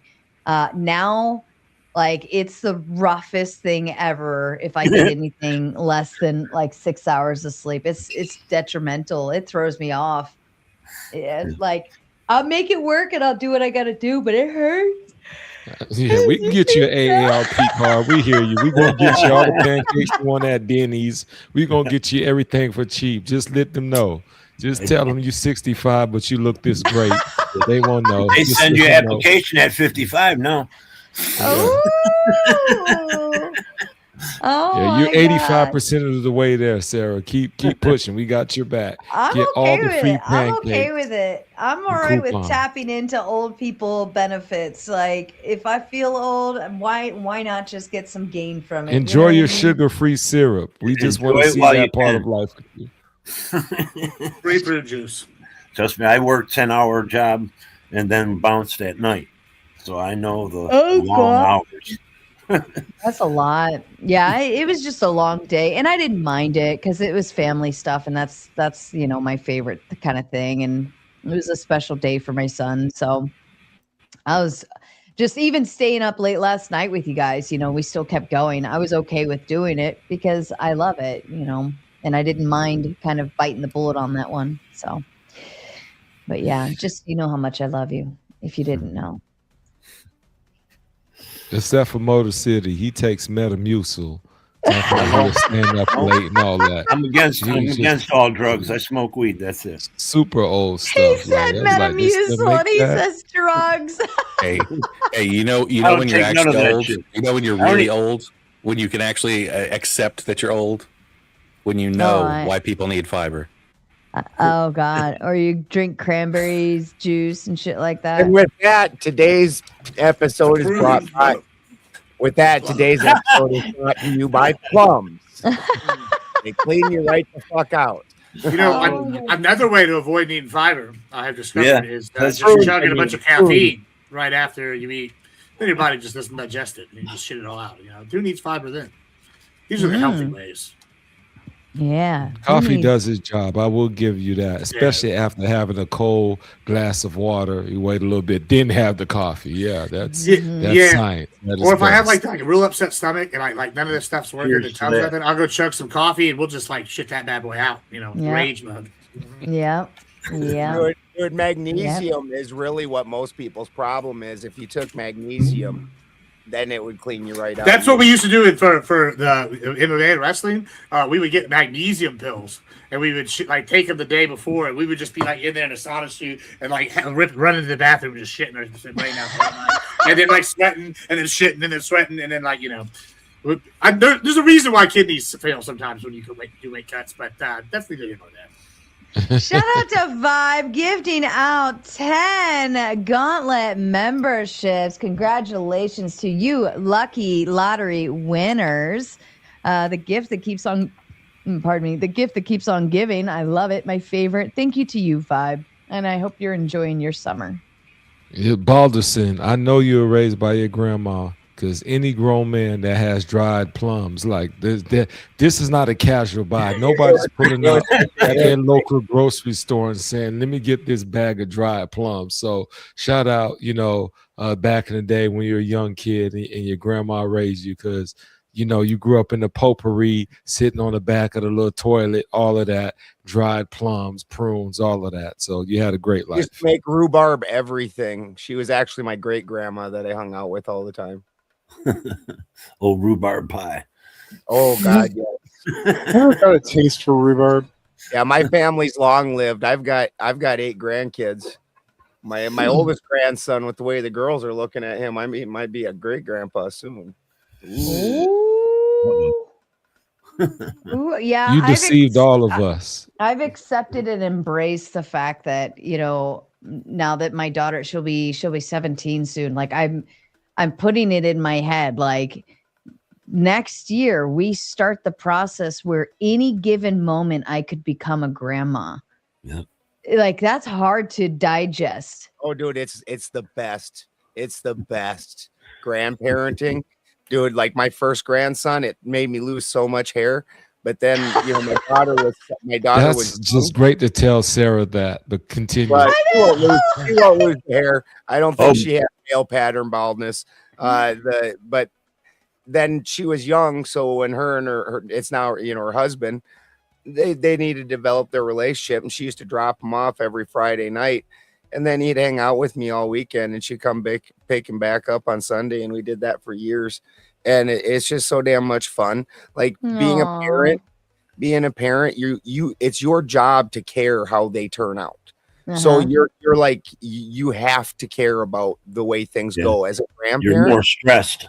Yeah, and you're tied to the way they turn out. As a grandparent, you just appreciate them for who they are.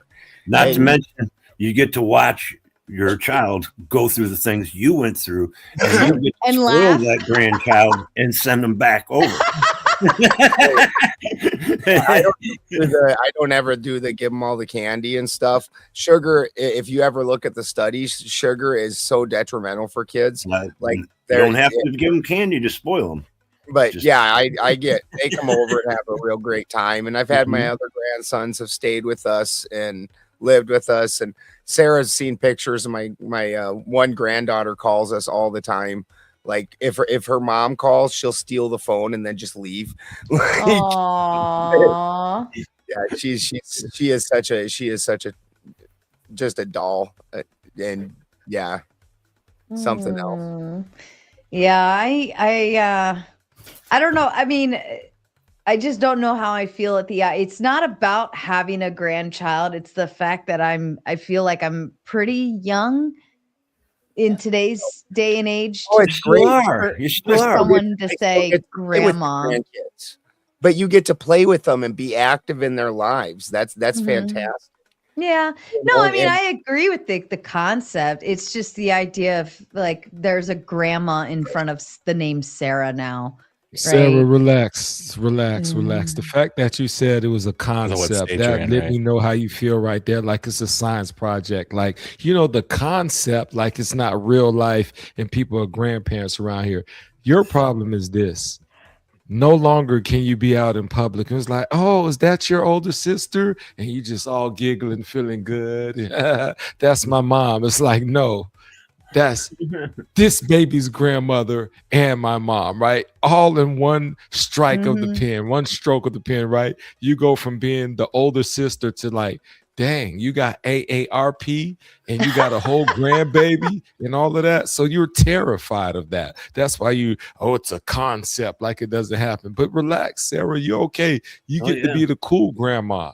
Everybody doesn't have a cool grandma. You'll be all right. I've had the reverse happen. As I've like got older, I've started to look closer to the age like I'm supposed to be, because since I was 14, people thought I was 44. So like, I mean, now we're getting closer. They're like, hey, you're 30s, 40s. I'm like, hey, yeah, right, you're right. So I'm hoping I hit that age. I stay look at that age. Born with a full beard. Yeah, you know, I'm hoping that's what happens. He probably was.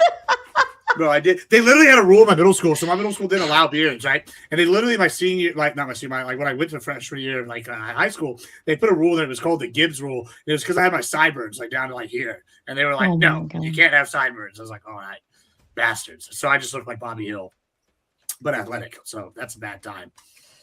Nobody. Straight monster. They had to put a muzzle on you at birth. That's right, Gibbs. I know they did. It's like you will not do this to your mother. It's like, look, let's go ahead and my mother's worse than me. You don't want none of that, bro. I feel sorry. Maybe my dad's gonna be the cool grandparent. My mom is not gonna be the cool grandparent. She'll be like whooping that ass. She'll go out and pick a switch. It's gonna be pretty funny.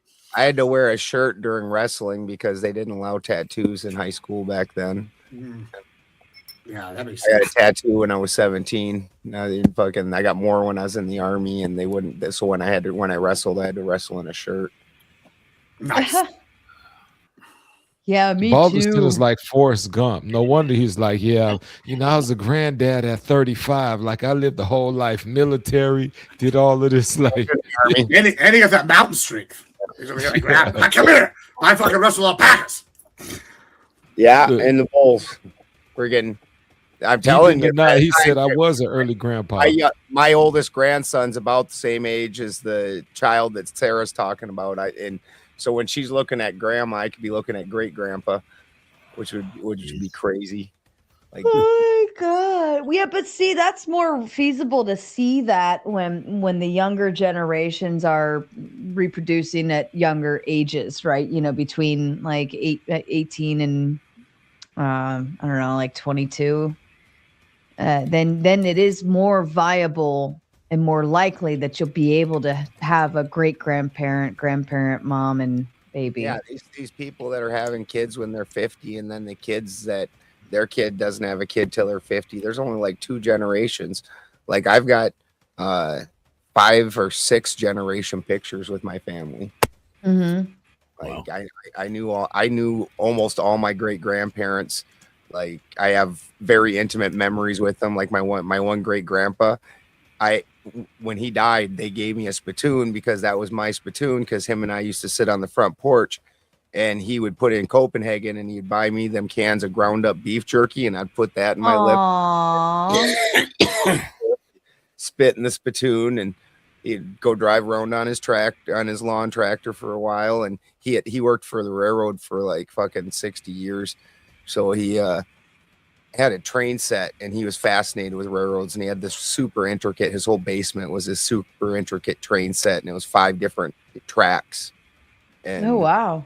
Yeah, some of them trains when he died, like the cabooses and the engines, were worth tens of thousands of dollars because they were. Yeah, we have a train table thanks to Pop for Tomato Jr. He's got a nice big one down here in the basement, with all the mountains and shit on it. So that's definitely a like family hobby that's being passed down, and I have to make the space for it. I enjoyed trains more till the first year I got invited to speak at Flatoberfest. It was in North Carolina, and Christy and I took a train over to New Orleans, and then a friend of ours loaned us a van, and we took it up to North Carolina. Well, it was a couple trains, you know, because we had to take one clear south, and then that one took us east. I've taken many trains out of New Orleans. Fucking dude. The train we were on ran over a semi and killed the guy. And we were stuck on it for like fucking 6 hours with no power out in the desert. Amtrak of death. Yeah. Then we get to the hotel, and the train that's replacing that train doesn't come because it ran over a guy. Oh my god! Then the hotel where we were checking in, we checked drive in home after that and walked upstairs, and a car ran through the fucking hotel, the front lobby of the hotel. Then Death is following you. Oh, dude, You're talking about my bad luck the other night. I don't know, brother. Yeah, it was horrible. And then the other train that we were on killed somebody.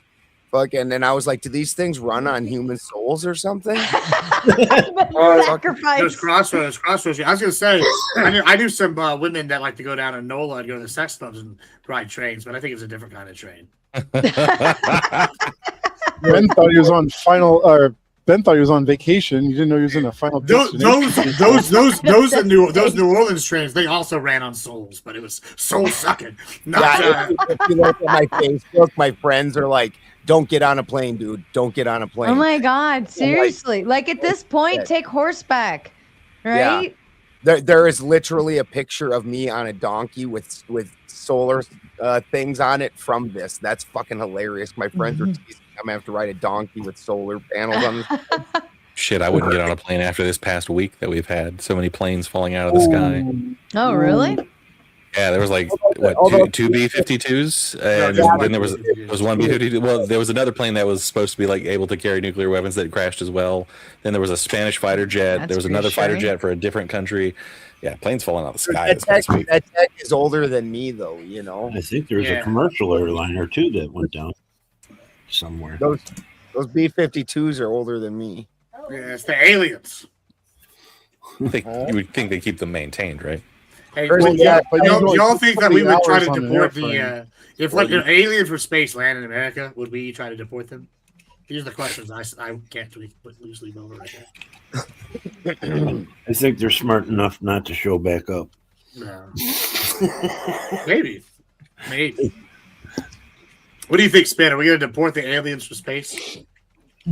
Fucking deport them all. Fuck them. Also, I want to claim victory. I think that with my fantastic PowerPoint presentation and the fact that we've moved on to talk about grandkids and other shit, that Gibbs whooped that ass so good tonight that nobody wants these hands. That's probably why I'm so fucking tired. Death by PowerPoint. It's all your fault, Gibbs. That was an amazing PowerPoint with wonderful political cartoons.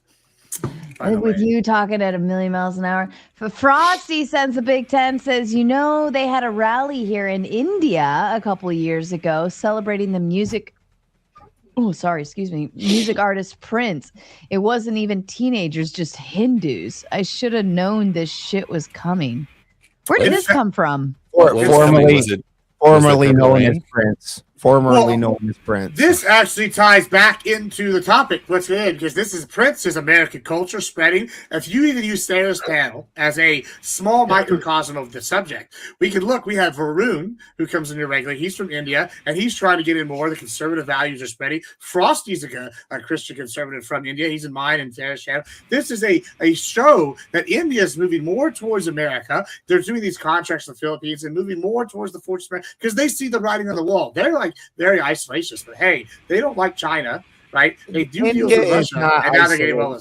They've been basically a colony of Britain, fucking for years, dude. That's why extremely I can't ever get into the conversation with them. But I'd like to talk to them about it because Britain, literally, the Brahmin class of Britain is like half white people because that's true.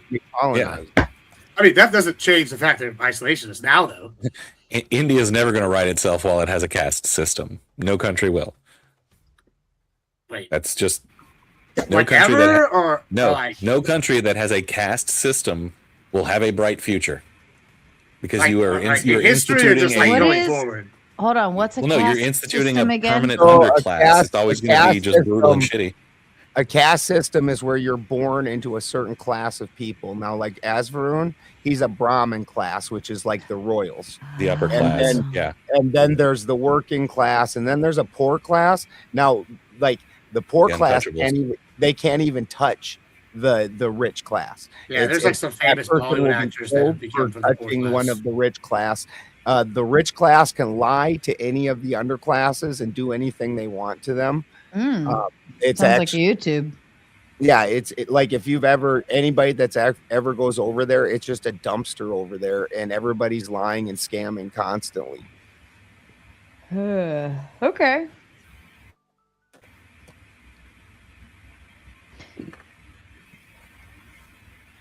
Pick your ass up. 2 weeks in a row, I'm feeling the no love for Gibbs. Last week, I'm sick, Gibbs. Just push it back. This week, Gibbs, I'm tired, but I'm not tired. Guys, someone give her more money so she's more excited right now. Chat, give her $100. You know what help?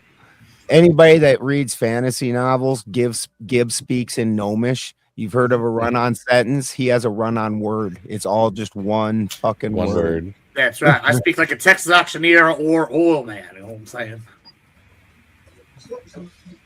Yeah, bastards. Maybe y'all just talk too slow. I think this is a you thing, Gibbs. I think we don't have as good prescriptions. Yeah, I unfortunately am just on vitamins today. We are. Oh, shout out to the non-fawn raid. Lots of love there. Thank you, non-fawn. Yeah, that fucking shrimp motherfucker's probably coming in here now. Come here, shrimp motherfucker. That would be good. We could refresh back and we can talk about the economics. He's really bothered by non-FOMs fucking caring about shrimp and how they die. That bothers him. I really don't get it. It's up there with dildos. Yeah, but like I I can't speak for non-fine, but like I think that yes, they're using it as like an extreme example to push like animal rights overall. Is kind of what I think they're doing. Just bring up Democrats. I could be wrong. He loses I don't his know shit. straw man. He'll go on a fucking 5-minute Alex Jones rant about it. What I think he's doing is he's using the shrimp, like the shrimp and like the shrimp, shrimp cocktail, shrimp gumbo, shrimp grits. Yeah, I think he's using it like him and the other people they're using it as like an extreme like misnomer, like an extreme it's like oh everybody thinks shrimp, no big deal. And they have the shrimp costumes, but in reality they're trying to push ethical treatment across on all animals. I think is kind of what he's saying. I could be wrong. Not correct me if I'm taking your stance wrong, but I think that's like now the I'm starting hungry for shrimp. Shrimp Dude, I'm a vegetarian, but the one time I went to a 5-star restaurant that I had to wear a suit into and everything, you couldn't go in there without a jacket and everything. And they brought you out a complimentary platter of shrimp or cheese. And my ex-wife picked the fucking shrimp. And they bring that shit out, and I grabbed one and I bit into it. And I chomped down and I spit it back out. And I looked at that fucking guy. I was like, you guys didn't cook these? Fourth Wiseman, good evening, sir. Hashtag Vegas. Hi, everyone. Hey, Gibbs should do the no, absolutely challenge. fucking not. Oh my god! Fucking no, because it'd be like Gibbs could probably do it though. If anybody can do it, could. I don't know Hold that on. Tin. It's the Hold world. on. Trippy tried to get an LLM to read it out one time, and it gave up. Mhm. The LLM gave up. That's hilarious. Hold on. Rock is like, fuck this shit. I'm out. Dude, I had a friend that asked the LLM to say Jesus is Lord 50 times, and by like the 30th time, it started getting snotty about the way it was saying it. It started saying it goofy and shit. Hold on. That was actually, Cheney and Thomas. That was their other co-host did it. Gibbs, open up that. Oh, sorry. Oh, Gibbs, open up that link. But would he say Candyman 5 times? Oh, Gibbs is taking a shit. Open up that link I just put in the back chat. This is what Fourth Wiseman wants you to do. He wants you to read that word. Telling him not just no, but fuck no. You're muted. You muted yourself while you were taking a shit. You fucking rookie. You fucking rookie. You muted motherfucker. How are you going to debate in Vegas when you can't unmute your mic? Well, the good news is I won't need a mic to be unmuted in Vegas because I'll be doing it in person, yelling at people. Like, listen here, motherfucker. Listen here, motherfucker. What do you think, Gibbs? Can you try it? You're lucky I can. You're lucky. So it's I like can. 5 minutes to pronounce. I can. Let me get some water here. He's a little scared. I don't think I can. I mean, no, that's too. I can't make my sound. So no, I'm done. We're done. I'm not even. That's all you get. Seriously, he didn't even try. I tried twice. Well, I can't pronounce the Y. I mean, this is like maybe if I was like Hawaiian or something. The authority, the gluten, arginity, rosary, gluten, yeah, I'm done. Yeah, it's like the same 3 or 4 words over and over again. Comes up out of the earth behind him while he's trying to do this. Yeah, bro, Are we sure like, this is not the text from the Necronomicon? Darth Maul over here is starting to look like he's got some horns that weren't there from before. And he already had horns, which is really scary. Yeah, it's like the automatopoeia for a reverse recording. Also, this is extra scary. If you don't know my lore, I have a haunted Annabelle doll here in the house. That moves around, and we've had people with witnesses. We even have a bunch of Clipper streams. Wait, let me ask you this: how close to the Annabelle doll do I look? Not close at all. Not really. No, really, I get that a lot from the haters. I mean, unless you're talking about looking raggedy, like all I got to say is Klaatu Verata Niktu. Something's popping up for sure. What's that mean? Oh, it's from Army of Darkness. Oh yeah, I do it.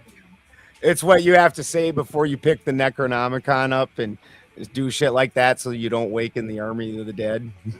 You know, I think I'd make a great X-Men. Why? What? Because I am End of statement. You are a what? What's your superpower, Ant? X-Men. It's genetic. Is it muting yourself when you're talking? Yes, because I'm a mute ant. Oh God, that's it. Wouldn't that be X-Men? That's what I said. X-Men. Oh, sorry. I said I'd be a good X-Men. I don't know why. I was thinking Marvel for some reason. I don't know why. It is Marvel. Well, it is Marvel. Is X-Men Marvel? Yes. Mm-hmm. Yep. It's like their flagship titles. Someone's what? Army of the Dead. Is Army of the Dead a comic? Yes, there's tie-in comics, and the tie-in comics made by Marvel, and Jeepers Creepers, and Army of the Dead, and the Evil Dead series are the same universe. Yep. And I need so to find those. Those sound awesome. Yeah, and so here's the best part. Apparently, it's like one of those parallel subdivisions, like the what's the X-Men? The Juggernaut gets his power from that demon, so it's a similar dimension, like the Dormammu. Yeah, so they had this parallel dimension where these ancient gods. Don't even try to open up my X-Men knowledge. It is vast. Yeah, and exactly. And so the Jeepers Creepers is one of these ancient gods. I think Cthulhu is in their universe, and so is do you know that one demon that looks like an army of darkness that looks like the Jeepers Creeper? The argument that's the same species, and that creature that chased him. That's why he was putting all the shit together. And the guy who made Jeepers Creepers admitted that he was trying to make it like a film in the universe. Was going to do that in later ones, but then he diddled some children or something. So I guess we're not going to ever get that story. Yeah. So the real monster was the director. #Vegas Gibbs. It's easy. You just got to warm up with 1,000 lashes and then a lemon bath. The word becomes natural. He's right. That's right. Yeah. If you'd asked me after I'd been drinking, probably my tongue would have been loose enough then. That's what she said. Yeah, that's right. Wait, Gibbs, what did you say about the director? Did you call him? Who? Come on. It was just a joke. That's right. I didn't even hear what you said. I'm sorry, brother. The joke didn't land because we didn't hear it. I'm not. Next time. I'll give you the laugh. It's the tip that counts, right? Sarah, I'm disappearing on you. This was fun. You had a great group of guys on here. Once again, I appreciate you paying me every time to say stuff about your panel, even though I really don't give a damn. But it felt good for the money. So look, I'm out. I'm not even going. There's no bantering. There's no roasting. There's no killing anybody. I'm too old for that, as you referenced earlier. I'm trying to feel like you feel, which is quite old right now. So you make me feel like a natural old lady. Once you said natural, you didn't even have to say anything because everything's fake nowadays. So natural is old, right? You got everything else is fake. But thank you for adding the additional words to it. But yeah, you are a natural woman. Only one thing is paid for on you, and I'm not going to bring it up because you said don't do that live.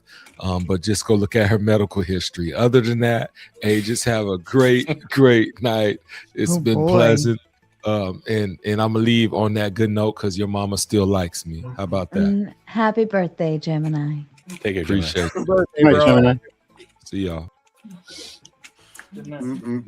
So question for everybody to get us back near topic. If in some part of this next 60 days, some kind of incident happens where it's a big thing, a ship gets sunk, a tanker, maybe even a warship, and they're like, this thing happened, we got to put boots on the ground. How are y'all going to feel?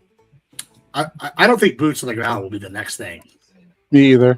I think it'll be like if that require steady escalation. The closest we get to boots on the ground is if he actually was like, all right, I'm physically taking Clark Island instead of just destroying it. All I'm saying is I wish Effigy, before he busts out the Israel thing, would have put on like a little Miss Cleo thing on his thingy, because I would bet the farm, if I was a betting man, that Israel is definitely fucking this up inside 60 days. I don't know if they can make it 60 hours. You want a hot take you might agree with, Effigy? I think that we are absolutely going to go to war again because this is just market manipulation before midterms. And we're going to have this piecemeal shit, and he's going to like have this. He's caused this problem.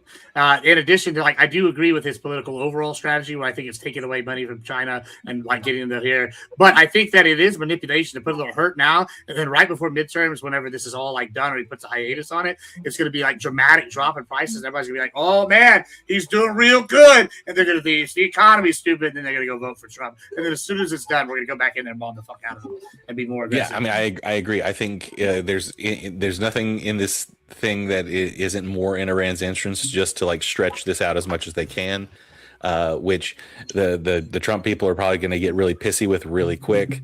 And the whole time Israel's sitting over there being like, I don't give a fuck what you do. I'm going to do what I want anyway. And Iran's saying that if you bomb Lebanon, we're not going to hold the agreement anyway. The whole thing's set up to implode within like a week. Yeah, I mean, I just feel like in a week we're going to be having a completely different conversation. I mean, this is all part of my longer term thing. Like, this taking longer, Yeah, regardless. to always be in the favor of whatever's done, always, no matter what it is. No, I'm saying like I'm saying the Fortress America and the American imperialism is happening regardless, right? Like he's taking other steps that line up with it. This is like as current as the current like the controversial step, but like even regardless of if Iran, the Hormuz stuff works out in our favor or not, which I think it will. But even if it doesn't, it's like he's done enough to like curtail and like get things going in this direction. I think this is all part of his plan. But I do think he's maybe making this an issue now so that he can solve it. Sometimes you make a problem you can solve, so you can be like, look what I did. You know, I took out the Ayatollah. Look, I did this shit. These guys let all these other people do nothing. I think that's a selling point. I think it's something you can use. You exchanged him for a younger version. Absolutely worse. Allegedly, his son might be dead. He's on the wall. Allegedly, and you've just exchanged him for the next one. And also, we're killing basically the Pope for a religion like 3 times over. It's nothing that's about a pretty this. weak ass religion, man. Well, sure, but nothing about this is like, they're going to be more conducive to like things on our terms if we just keep like doing stuff like that. It makes weird sense to be like, I'm going to be all gung ho, I'm going to bomb them into submission, and then all of a sudden be like, let's negotiate. Yeah, I mean, I would rather it's just have conquered them, but like, yeah, I mean, I think he's trying to focus on taking land here in this hemisphere, not taking land over there. I like, you know, so I think that's kind of the big thing he's doing. He's been like pulling troops slowly out of the region, you know. Making I also things think more... if a single outlet on the press is like, that deal's not as good as Obama's deal, Trump will lose his fucking mind and blow the whole thing up. Mm-hmm. I mean, that's already happening. So, like, I don't think he's gonna blow it up. They're already like trying to say it's capitulation. I mean, you were doing that already. Well, we know. Notice how in like the course of like a day or two, we went from like the entire 300 billion comes from the U.S. taxpayer to like it comes from somewhere completely different. When it was the Iranians, that was because it was giving us falsely that information. Yeah, well, that's because they were trying to stir shit up and get better negotiating power. I think get the American public riled up. Or they were just reading out what they had because the U.S. hadn't put it out yet, right? Nah, I don't believe that. Frankly, I wouldn't believe a word of what the Ayatollah says. Because they never waste money. We didn't just waste 14 million repainting a pool. The Ayatollah, more like, oh, I a lion. That's what he's doing. Let me tell you. Wait, I don't know how you call them liars when Trump's been saying the war was over since like the second day, but here they are calling it a war at all.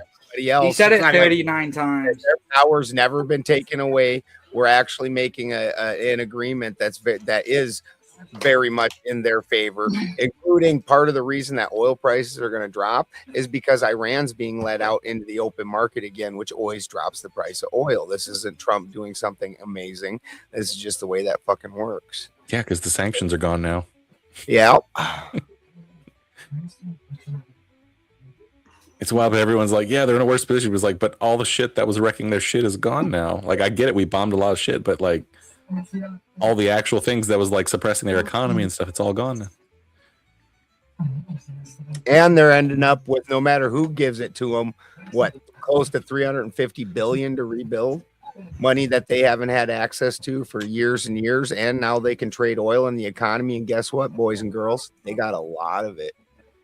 Yeah, but the thing is, if Iran is trading oil on the global market, they're not selling it on the cheap to fucking China.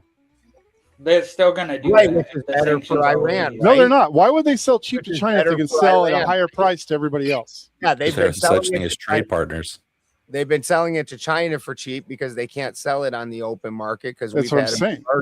100%. That's right. And China has been taking that oil and then in and of itself selling it on the open market. So it didn't really stop anything. It just kept the market prices shitty.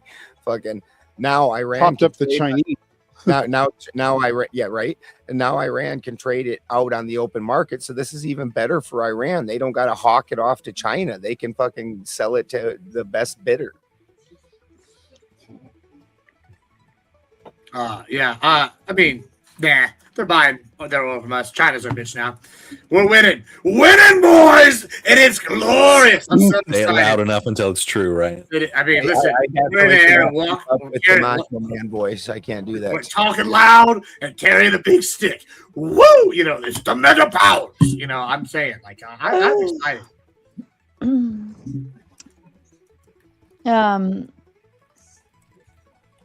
I think I'm getting tired, boys.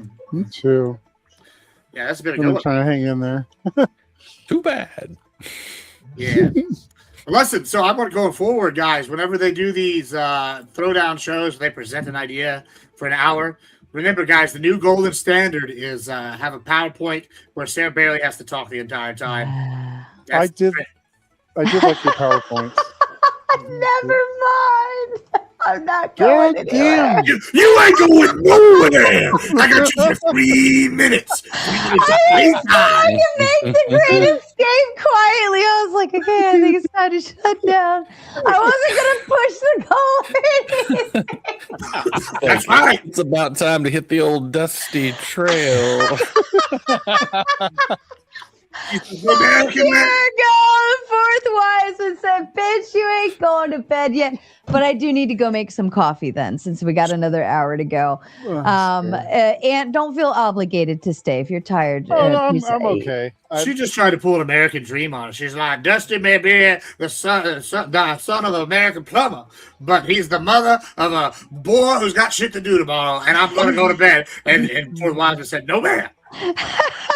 I didn't even say anything. I was just over here like, okay, like nobody's really hit the goal. We got like 10 minutes left. This is a good time to make my great escape.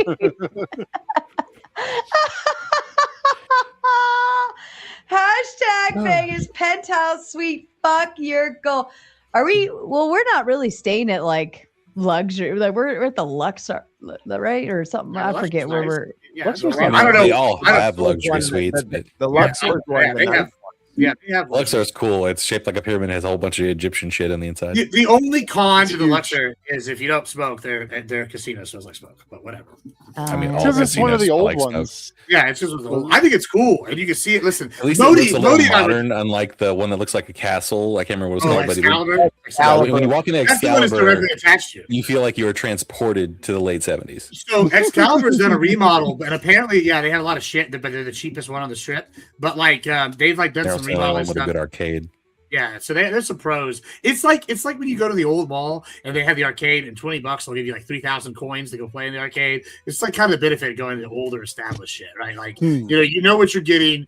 Like, why would I want to stay at Motel 6 or stay at like Best Western, and when I can stay at a casino and have a resort, if I want to, right there, even if it's like an older one, it's still a 4-star hotel, Yeah. Because I'm gonna smoke weed in the room with my dogs. I mean, I'm gonna smoke weed everywhere. That's Vegas. It's legal there. Yeah. You said, why would you stay at Motel 6? Is it because I smoke weed in the room with my dogs? That's a good Oh, I think you actually get better luck at the hotels than the Motel 6. Most Motel 6s don't let you smoke in the rooms. They have the world's nicest Motel 6. Almost kid. all of them. Almost all of them I've ever been to do. Oh, do they? Okay. Yep. The ones I've been on to, like up and down like the coastal highway. Like, California, none. it's a state law that you can't. Right. Well, even So- in Oregon. Modi stayed with me in Vegas when we went for TwitchCon, and he got lost. And you know how he found his way back? He just said, "Oh, the pyramid. I see the pyramid. And I see the beam of light." And just like walked across all the F1 tracks they were building to get to the pyramid. I was like, "That's right. That's it." So if you ever get lost, the pyramid is always easy to find. Yeah, they spend like $10,000 a month because of that light, because the bats swirl around and eat the insects that it attracts, and it shits all over the glass on the windows. So they spend like $10,000 a month keeping those windows clean. I'll tell you when I will go to Vegas. supposedly Tool is talking about getting a residency at the Sphere. I will then be booking my trip to Vegas. They're gonna get a Tool at the Sphere. They're kind of like I They don't also say they're that old. they but- have Metallica as one of their main. Metallica's now a Vegas act. They're at the Sphere. Yeah. Oh, Is that so shocking to Metallica's anybody? already at the Sphere. Oh, okay, so they'll probably be on the same ticket as Metallica every other night of it. That makes more sense. I love It's like just- Vegas is great. for, It's a like, natural food. fit to me because like they're known for their visuals at their concerts. Like it's their whole entire like live identity. So it makes perfect sense that they could give you a really fucking cool show at the Sphere.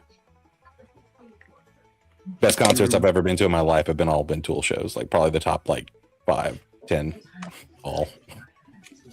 Yeah. I'll Feels be good. right back, boys. Fuck went you, to- Fourth Wise, when I gotta go make coffee now. Yeah, I'll be right I back. saw Metallica with this was in Houston. This had to be like 2015, 2016. I went and saw Metallica and Greta Van Fleet. Right when Greta Van Fleet was showing up.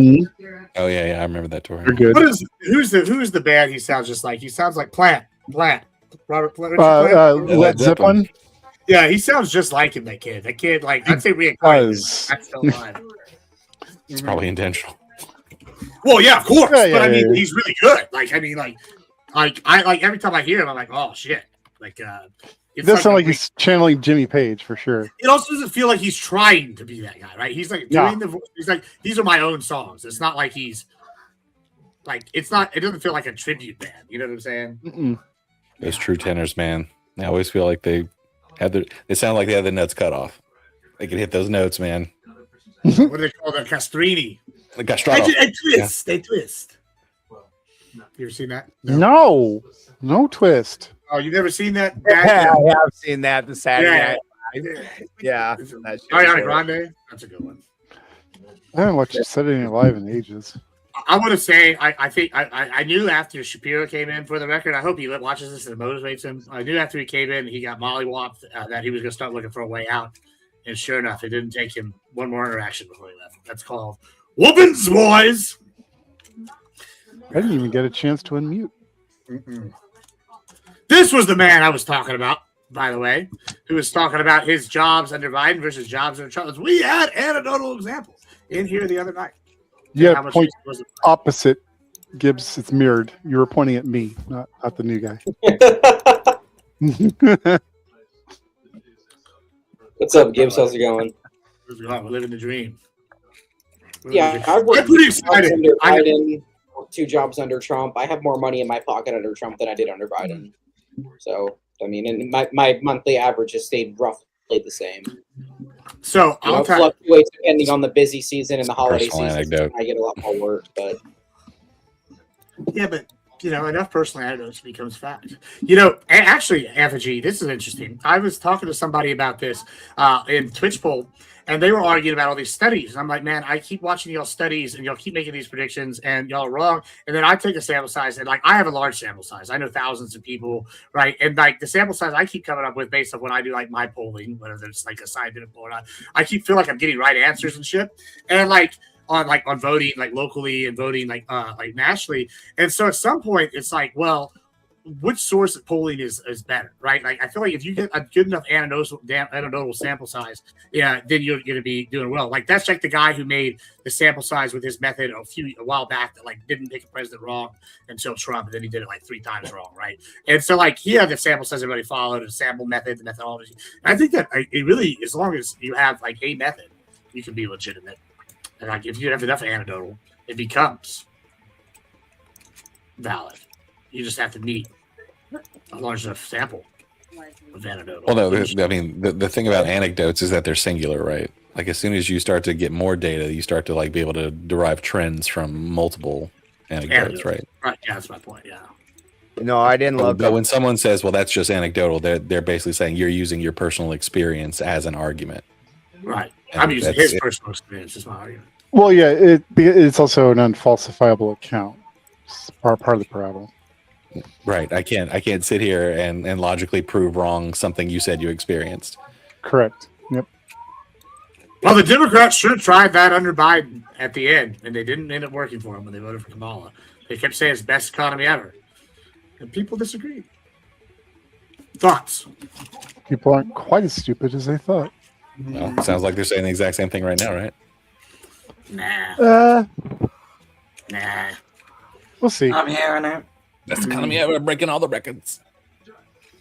Yeah, as for the Vegas thing, I'm pretty excited. I got like that. They had the two different kinds of rooms at the Luxor, where there was the pyramid room, which is the classic slant, and then they had like the tower rooms, and then they had like suites. I was like, I'm not getting a suite. I'm just gonna get the fucking fancy. I'm gonna get the old. I guess the tower rooms that are fancier, remodel ones. They remodeled them all, but I wanted the slant. I think I'm gonna set up all my. I bought a whole bunch of new streaming equipment for all these live events. I have the computer. We got the All the rooms at the Luxor have floor-to-ceiling windows too. Right, yeah. On a glass pyramid. Yeah. Well, not at the tower. They said the tower was normal windows, but I wanted those. That what you were just talking about. So I want to put that as the backdrop, and then maybe do like a IRL podcast, with whoever's That'd be there. cool. Maybe, right? I think so. At the nighttime for one of them. Yeah. I think that'd be interesting. It's got a good view, depending on the angle, which side of the pyramid you're on. I mean, we always going to do a podcast. And also, the other thing, the Luxor's pool on a Monday, I'm assuming won't be super overcrowded. We can always set up in front of like a Sphinx and do one during the day or some shit. All sorts of possibilities. All sorts. I am excited, guys. Like, Tuesday night, we're going to do something really cool. There's a Young Value. Shout out Young Value. If y'all don't know Value, he's like a streamer who does stuff with a bunch of like rappers and rock stars and stuff. And he owns a bar called The Nerd in Vegas. So he's going to do a streamer event for us Tuesday night in Vegas. And it's like a Star Wars and like other theme. They have like giant, like real life Jabba the Hutt, and they have like a UFO that's floating in the middle of it. It's going to be pretty cool. So there's a lot of exciting things that's going to go down. So all y'all's donations have been very helpful in making all this happen. Excellent. Yeah. And all your support coming in these channels has allowed Sarah and myself to grow and get on shows. So yeah, I know we're all fans. Yeah. Zoom in. It's like golf claps. Yeah, I think. See it works No, out. this is more like when little kids pick their boogers and then do this between their fingers. Crazy. This is the quietest I've ever Alderson, been. I got a bone to pick with you, sir. Okay, never mind. I'll let him go because he just got Go it. ahead. I'm gonna get this way. All right, it's not gonna get too heated. My voice is out, but pick away. No, it's just I am permanently scarred from the shit that I saw on your channel the other day because you weren't fast enough. Just a heads up. I know you're I talking had about. sleepless fucking nights because of that I was shit. so pissed off. Santa You were like, put stop stuff in it, stop it, stop it. Like Yeah, dude. Oh my happened. god. Right before that happened, if you happen to go back, well, it's gone now. We all deleted it, but right before that happened, Santa said, "I put this in back. Look at it," and I did. I wasn't even looking when this happened, and all of a sudden I heard everybody's voices, and then I get over there, I'm like, "Oh fuck!" I'm not good with computers, and People fucking suck.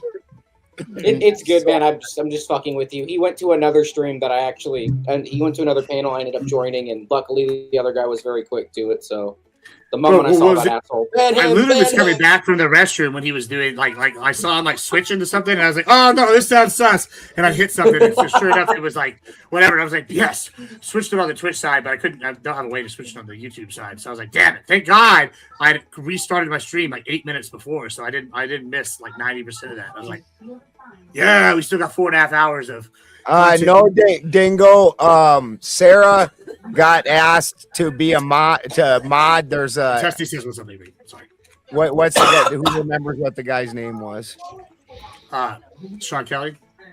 Yeah, he's got a show that's got like 1 million subs on YouTube and like 12 million on Instagram, and he's wanting to start a debate platform. Switch his thing to debates, and he asked Sarah to come mod. So this is why we're putting hashtag Vegas on our on the super chats and stuff, because Tom Carpenter generously offered to match any donations that say hashtag Vegas up to $1,000, and then he puts that in her Cash App, so it's basically like getting a 2-for-1, and it's getting Sarah to Vegas to do this event.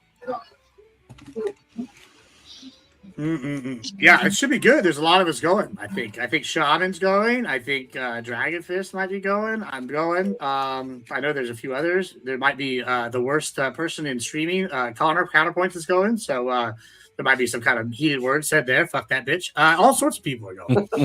I was good. I would go, but I can't leave the farm until harvest season.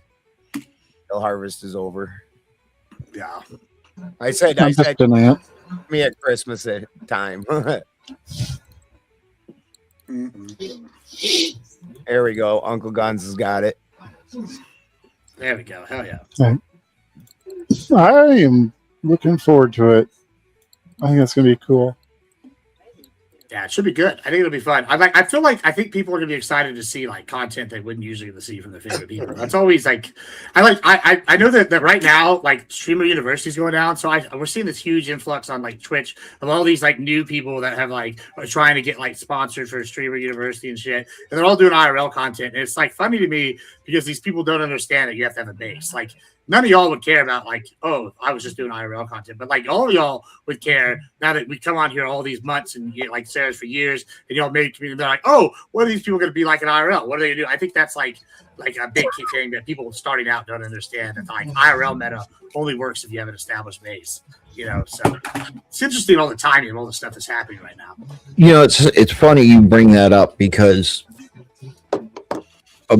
there's some of us that have been on the panel that are going to Washington, D.C. for the 250. Well, specifically one person on the current panel. Yeah, currently me. I'm going. That. What'd you say, Avery? Apparently, the fucking FBI stopped a terrorist attack from happening at the UFC event at the White House. I saw that. I heard about that. Yeah, And, I saw. Apparently, planning on using drones to bomb people and snipers to pick off the people that were fucking running. So, I want to know who these people were funded by. Well, and then when here's you the go bomb thing. them. You don't need like crazy funding for Project drones. change. Right. Well, also, fourth line, we got the can't see message. it, Gibbs. Drones, rifles, and ammunition That was a are hyperbole. widely available. My last comment was a hyperbole, but Oh, I'm sorry. I thought that's what it said. We're going to be there the 3rd and the 4th. Nice. I can go as early as June 25th and be there until the 4th. I'm just like, no fucking way. I can't be gone that fucking long. But DC is not going to be that fun that time of year. It's going to be hot as fuck. Exactly. And Like, I did a it's going to be hard to get around with all projected this weather. stuff It's going going to be in the fucking 90s, or it's projecting it's going to be in the fucking 90s every that's a day. typical day in Texas, my guy. It's fine. No, You're- I live in you're not Florida, gonna bro. die. I'm not gonna die. I You'll live be in all right. Central Florida. Okay. You're also going to have a hard time getting around. Speaking of Guarantee Texas, they're going to shut down all kinds of streets for. Oh, that's true. Well, speaking of Texas, the It's gonna thing be a is, nightmare to navigate. the thing is, they have specific buses that bring the media in, specific parking lots that Well, if brings you you're right smart- there. If you're smart, you'll stay in Virginia or Maryland and take the metro in. No. There's specific hotels that the media stays in where the Department of Interior pay for like tour They're buses. paying You know for what I it. mean? Like a Greyhound bus. I see. And they have a specific time they pick you up and take you back. It So just means if you that's get the a bus, good doesn't mean you thing. Stay at their hotel. well, speaking of that? other line, well, I was just say, speaking of other live events, Avery sits here in Texas. If you don't know about this, anybody in Texas or near surrounding areas, next month, July 24th, I will be master of ceremony and moderating GridCon 2, and we're gonna have a whole bunch of debaters in Dallas the day before DebateCon 8 that weekend. So check it out. We haven't announced the lineup yet, but trust me, there are some big people, and you're gonna be shocked when I tell you who's on there later. But it's going to be good. That's the 24th. I will be, like I said, emceeing and moderating for the event. So it's going to be good. We're all moving up, boys, to the moon. Who's losing a lung? The other thing is it's a very controlled media area. I mean, I can't obviously tell you everything, but we're protected as best as they can, right? There's no way. The fourth wiseman come in with the Big Ten and says #Vegas. Fun fact: it's illegal to have ice cream in your pockets in Texas. Look it up. Yeah, it was to prevent what do you call it when you steal horses? Horse theft. Well, no, there's an actual term for it, but basically, No, I know. I was. Oh, sorry. wrestling or something like that. But horse wrestlers, like they put shit in their pockets to get the horses to follow them, and then once they're on their land, they rebrand them, claim them as their own. That's a big problem for a while there. It's also, you can still get hung in Texas for horse theft. Oh, it's officially known as and cattle too, right? I don't know about cattle, but I know for horses for sure. Dude, federally cattle thieving is a huge deal. You get nailed hard for fucking cattle rustling. Well, cows worth a lot of money. Also, you know why? Because the cartels have been shipping cattle up here, as part of the thing, and then the underground beef industry, and that's probably, if we're being honest, how the screwworm got here. So yeah, that's a major portion of it. But yeah, you know, that's a part of the reason why they make it such a hit like that. But you know, that's neither here nor there. Bollinger wasn't ready for the cartel running cattle. I was really taken aback when I found out they were selling avocados or getting in the avocado trade. I'm like, what? Yeah, I also stuff the avocados with drugs. You take out the seed, put the thing back, and close them. I thought they were just selling them because they were suddenly more valuable. Yeah, I mean, I'm sure. So effectively, everything became better money than the weed trade. Fucking the only way they stopped the weed trade across the border was by fucking ruining it.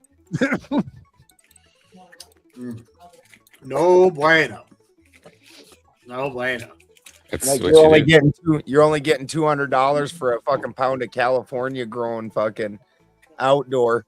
You know, you sure as like fucking an ounce. Yeah, like on the high end. Yeah, I can guarantee you, I haven't smoked Mexican weed in over 10 years. I don't know what you're buying. I can buy like 25% THC ounces for like, what is it, $52? Yeah, you can get them pretty cheap now, depending on what you're getting. I mean, there's obviously quality. Like, if you want to go get like, oh, I'm going to get a Roar Borealis or Alaskan Thunderfuck or something, yeah, it's going to be like 150, 190. You know, but if you're going to be like, I want some like heavy duty like ice cream cake. I'm talking about at the grow, it's not high percentages. Yeah, but it's still not what you used to have to get, which is basically like the corner of a brick dirt weed. Swag, yes. Yeah, swag. You have to swag, maybe. Little Reggie, $60, give you a quarter pound, maybe. Dude, an ounce was this. You gotta smoke half of that just to feel something. An ounce was this big. It was like 3% THC, yeah. Bro, back in college, what we would do is we would so we had, I'd throw these big parties, right? And we would buy like an ounce of the good shit for like $200, right? And then we'd go buy like a quarter pound of like the shitty stuff. We would just roll like those Four Kings, blunts. They're like $4 for $1. We just roll like 50 of them, or like 100 of them, like how many? Just a shitload of them, right? We had so much left over. And then what we do is we had these parties. And everybody that walked in, we would just hand them like a blunt or two when they walked in, and everybody's like, oh, and then we would smoke like the dro with them. So they're like, oh my god, this is so good. And then we smoke the swag the rest of the night. And they, oh my god, Gibbs gave us the best dro while we were over at this party. It was like a party bag. I'm like, that's right. So like, you know, it was wonderful. Yeah, back in the swag days, I smoked blunts also. We used to get White Owl blunts, grape, because it would overwhelm the taste of the shitty swag, and you could fucking put like White Owl, right? Those blunts. It took a lot, but you got high eventually. They would also dip them in like what was it? We had this problem when I was like leaving high school where they would dip it in like PSP or whatever. PCP. There you go, PCP. They sell it as wet. I got this one time. My grandmother Willow was going to kill me. No one did that. Come on. Yes, they would do it. It was a bad thing. They dip cigarettes. Yeah, they used to do it. They dip cigarettes in it now. That's Dealers do not waste profit like that. No, you would literally buy it. They would sell it as wet, and you like. So we didn't understand that it was not like dro. We thought it was just like higher level than like Reggie. We're like, oh, it's dro, it's wet. Like, yeah. If you ever got sold weed that was wet, most likely, what I've seen people do the most over the years is basically dunk it in a little bit of Coke put it in a microwave to where it still has a sweet smell, but now it has more weight. That's what they would usually do. That's not what I was having down. It was bad in Corpus when I was growing up doing that thing. And the other thing that was really bad when I was growing up was they would get the paint. They would huff the paint. We had like 2 or 3 kids die in our high school from that shit. Like, Down to crackhead level shit now. No, I was in the ghetto growing up. Dude, in California, one of the biggest problems, like if I'm driving to town, any pull off will have like 50 of them fucking whippet cans sitting there. Used whippet cans. Fucking people sit in their fucking cars and just nod out doing them whippet Sitting there with the Wawas. Yeah. Like it's bad here. With that. Washington even gave more money since you were gone, Sarah. He said he was slacking. Sorry. Yeah, I don't know if you could hear while we were gone. Did you hear what I said about what Vayu told me? He's going to do a special event, streamer event for us. Yes, I did hear that. Exciting. We're going to go ahead. We're going to have to get some pictures with Jabba, and I'm not talking about me. That's a fat joke. I'm Gibbs, gonna I had dress an up as on-topic Princess question. Leia, like in the gold thing. Yeah, where the fucking then you can be like, look, the abs are real. Oh, dude, Jesus. Yeah, we do have to make it to the pool at least at some point. Yeah.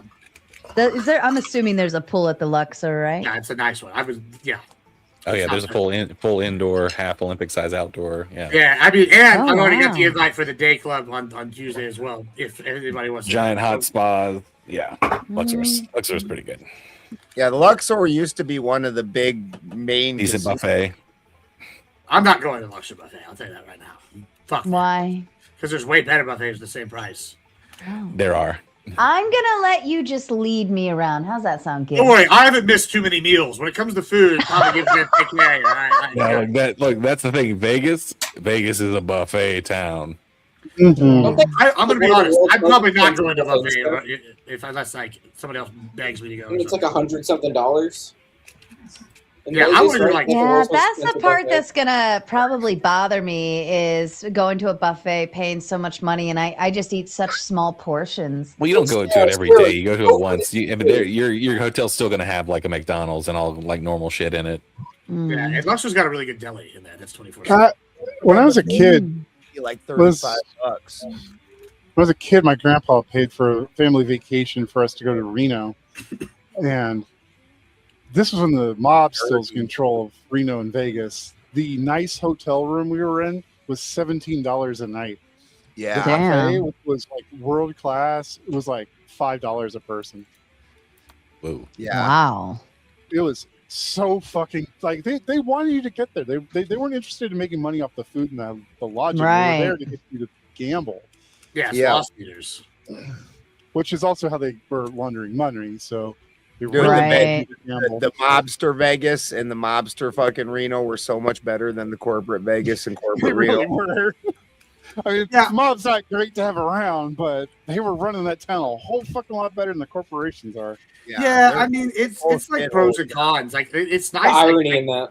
Like That's for irony. example, like I Ironic, think like Bellagio and some of the others. There's like 15 clubs, like or not clubs, 15 like what are they called? Resorts that are like on MGM. Yeah, resorts and casinos. They're on like MGM, and then there's I don't know if Hyatt's part, but there's like 4 or 5 competing ones. So it's nice if you like get with like one of them, then you can like go to all of them, and they like give you the benefits like at like each one.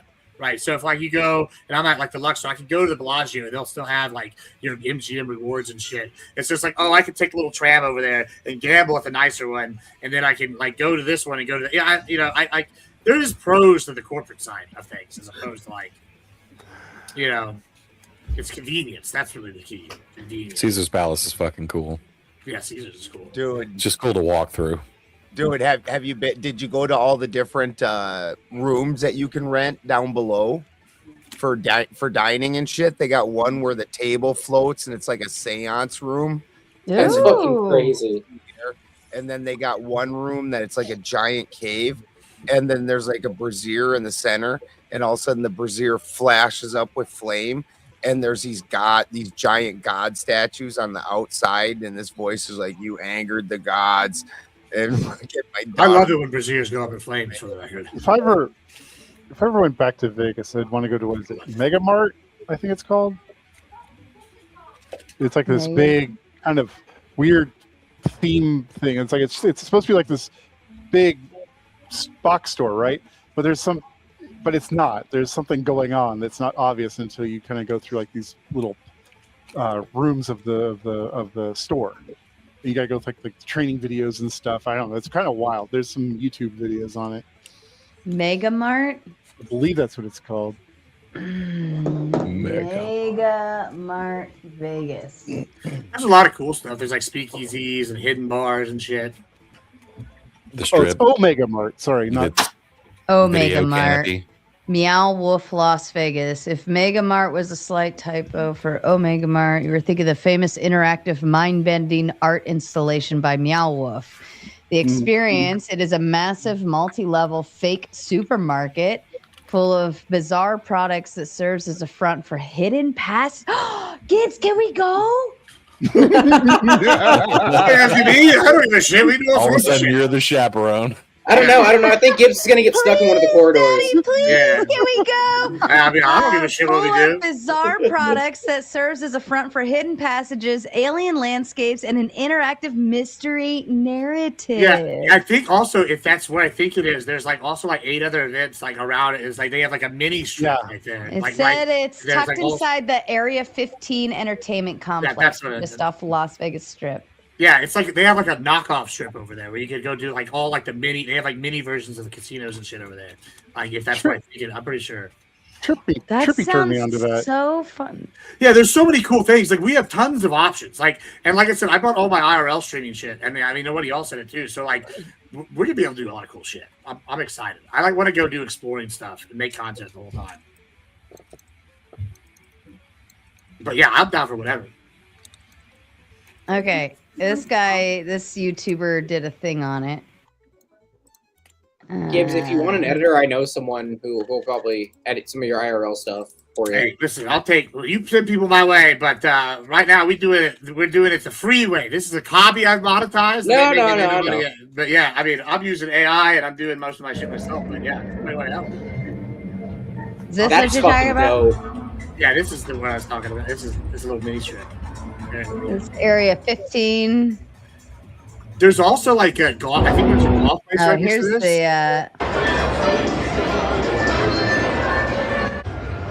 Yeah, and you go in the back. This has got real items you can purchase. Yeah, through the freezer. Yeah. I wanted to do this last time, but again, yeah, we can definitely do this. I'm definitely down. They're all like fake brands. That's neat. That's hilarious. Yeah, they are. It's like a whole lore behind everything in here too. Yeah, I mean, Can you actually buy that, or? Yes. That's cool. Oh, collectible items. Crispr Crunch. Yeah, you can buy them, but they're just things. There's not real food, I guess. There's some That one's tie-in, I think, too. Yeah, I don't remember what the lore was. I remember right outside this. There's like I said, this is like on that mini strip. You go in here and you like do this thing and you go through the speakeasy, but like outside it, there's like 15 different little things. So Pharma to table. It's so that too. I think they have a mini Ferris wheel out here too.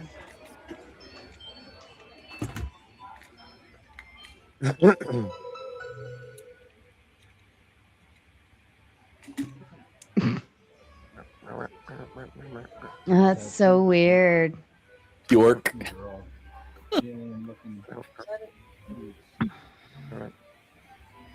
The inside of the meat looks like the world. That's weird. Meat sculpture. And that's the artist, Meow Wolf. No such thing as a bad apple. A bad apple. A bad apple.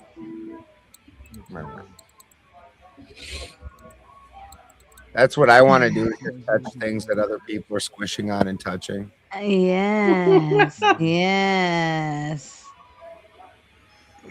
A rotten banana. I wonder if they have tomatoes there. This looks so cool. Shrubs.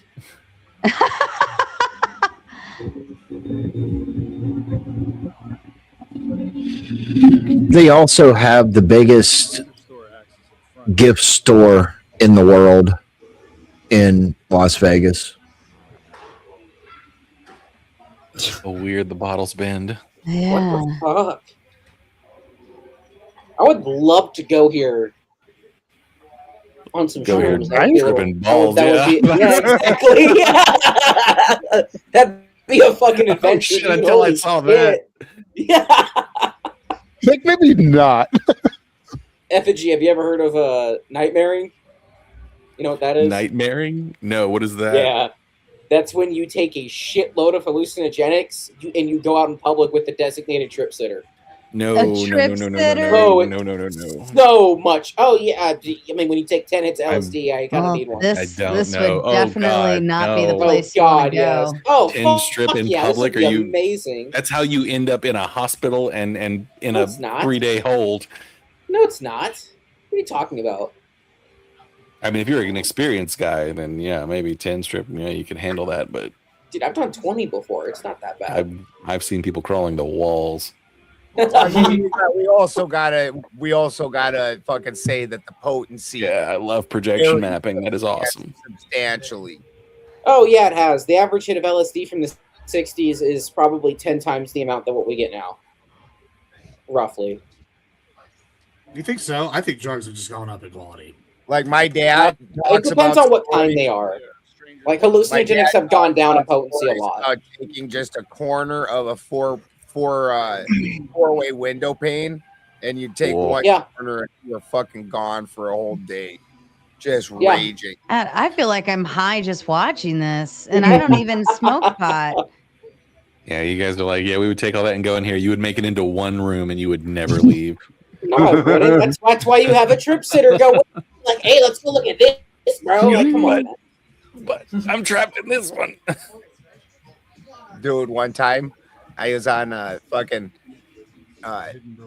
so many mushrooms that I was just turned around staring at the stars in the sky. And fucking I was leaning against the stage, and it was at a biker thing, and there was girls stripping behind me. So there's pictures of this girl that had taken and put glow sticks up herself, so many of them that you could What see the fuck? What? There against the stage, looking the exact wrong way. Nope, we're not going that room. Yeah, I bet everybody thought you were gay that night, man. I was on so many mushrooms, just staring at the stars, just like, You can also find fake onboarding videos for Omega Mart, like for if you're going to be like an employee. What? For real? Yeah. Like HR? Yeah, they're fake, but they're like fake onboarding videos. Like if you ever had a job where you had like sit and watch some stupid video for like 10 minutes. Yeah. Yeah, it's like that, except funny and weird. As you can imagine. Yeah, I could totally waste an entire day in this place. Dude. Yeah, there's so many cool things to do, and like Oh there's my just God, like and then not we come enough to the time. Alex Gray Dude, section. that's What? fucking That's amazing. trippy. Like every room is ginormous. Like how many rooms how big is this place? But like everything's like this in Vegas. It's all just like massive. So you get done with one area, and then there's a whole other thing going everything on. in Vegas is big. Hey, I guess who knows? That's for me to know, and everybody else to find out. Yeah, I think it's cool because it's just like it's like the mecca of like it's New Babylon, bro. It's the mecca of excess.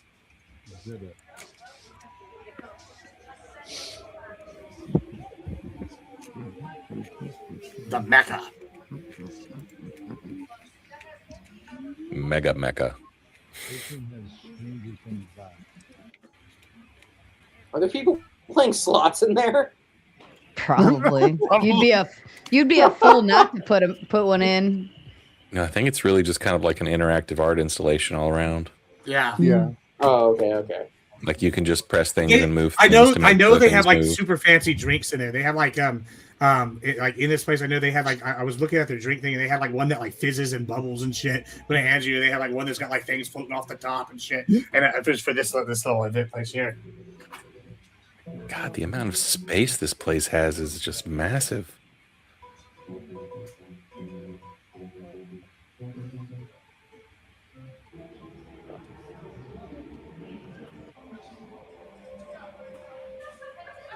That's fucking cool. That's fucking cool. Oh. Hashtag Vegas. You could do what friends of mine did, Sarah. They went at an all-you-can-eat fixed price. Bring your own drinks. They left they left restaurant with a heavier esky cooler than they arrived. Genius. 5 days. Oh fuck. Hashtag Vegas. Woo woo. I know you're still local in the U.S., Sarah, but you should still inquire about travel insurance, even if you put a cover note up in front. It's an easy way to travel comfortably. Huh. I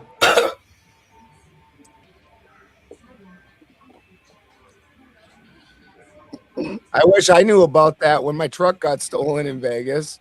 Mm-hmm. That sucks. Yeah, a lot of these trips, from the trust nothing in Vegas, like literally trust nothing. Mm-hmm. Expedia has like an option for like 8. Like it depends on what your like how much you spend. Oh, but they'll like give you up to like $100K in travel insurance for like $32 or some shit. This is what Gibbs's funeral would look like. That's right. That's right. I don't know about this part, but the last part, yes. You don't want rooms? How's this video still finding new rooms? That's what I'm saying. It's just never ending. Oh, wait, now we're back.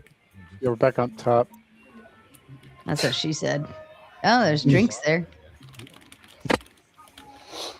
Trunks? Oh, they have a bar there too? Was it Trunks? Isn't that what Gibbs said, that they had like fancy exotic drinks there?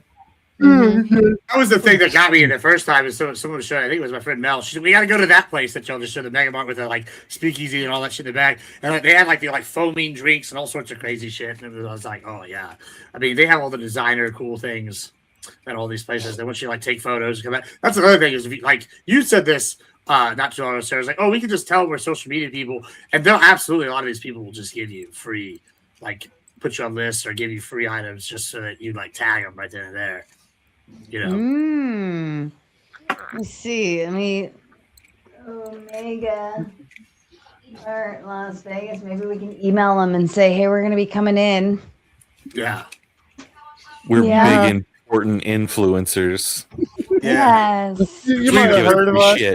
We do debates on YouTube. It's just no big deal. We're going to debate whether your museum is awesome or not. We're going to debate whether Gibbs was high while walking through or not. The answer is don't worry about it, all right? Don't worry about it. You see it. The answer is yes. Look at this. Gibbs, promise me you'll take at least 2 edibles before you go. See, I'm not a huge edible guy, but I'm going to definitely be puffing on a pen the whole time. I'm going to be like, oh, yeah, man. I need to sit down real quick. And that's going to be my excuse to get a drink. Well, you might actually move it around so have like a reasonable conversation.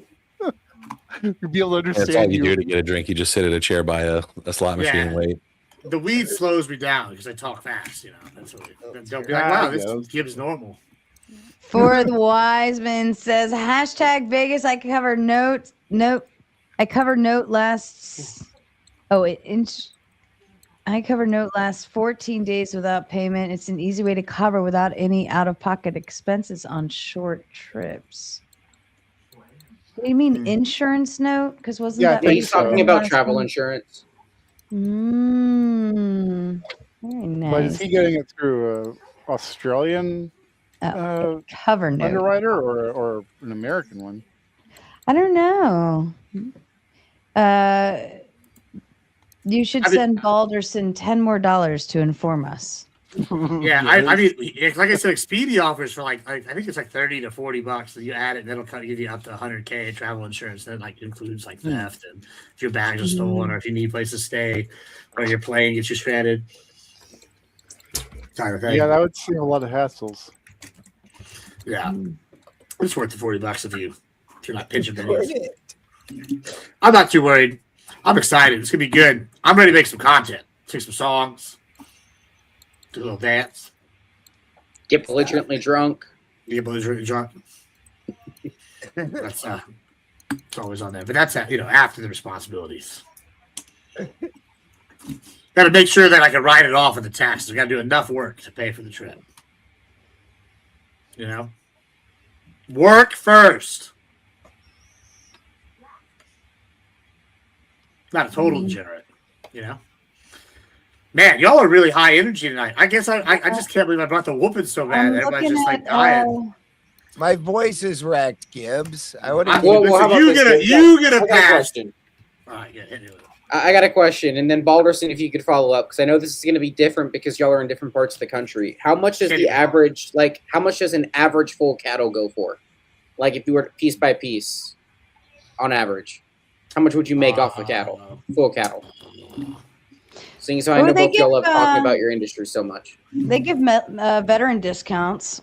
I would say, like, depending, like, I don't know. I would say like 45 to 6K, depending. But like, I do a lot with calves, and calves are gonna be lower. So like, I'll buy, like, my cousin has the calves for the shorter period. I'll take it for the next like 6 months, and then I'll send those out. So that's a lot of what I do. But then I also sell. I already have deals in place with like La Michoacana and HEB and Saltgrass. So like, they already pay a set price. So I'm not getting paid the rates are that, like, they're like, beef is at record highs. I don't get that. Like, I'm getting lower than that. But like, I'm guaranteed. I don't have to worry about it, like, kind of thing. It's like, I also don't have to do a lot of I don't have to deal with feedlots. I like bypass all the meat packers. So like, there's pros and cons. So like, I would say probably like 45, 6,000 ish for like a normal full cow.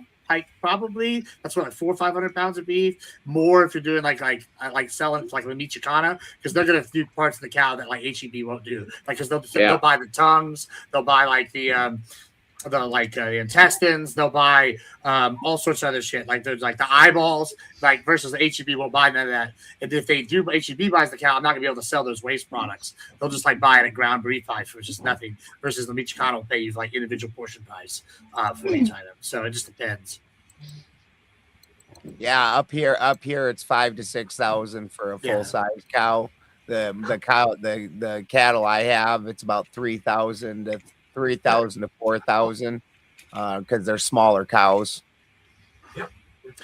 Yeah, and actually that's a good point, right? So I raise like Brahma, and then we have Santa Gertrudis, and then there's another one shit that we started buying that's like a cross between an Angus and something else. And basically they're what they call they're small calving cows, right? So they're easier to calf for the cattle, but then they plump up pretty well. But they're not going to be the most plump. So that's why Black Angus is another one. I don't have any Angus, but other people around me have a lot of Angus. So those are like cows. So like the small cow thing is a major thing for like the beef industry right now, because we're aiming for like some calves that are smaller, but then they grow like to a larger size. Longhorn cattle, for example, very hardy, but they're not small calves. And so like you have a like higher turnover rate than the cattle like Bertham. And they're also, those are going to be like cattle that are, one example, cattle that are going to be more prone to screwworm because they're going to have the umbilical cords. They're going to be like harder to births. They're going to be more afterbirth, and the screwworms and shit can attack those things more often specifically. I don't know if that applies what he said, but the small cow thing is a major thing in our industry right now.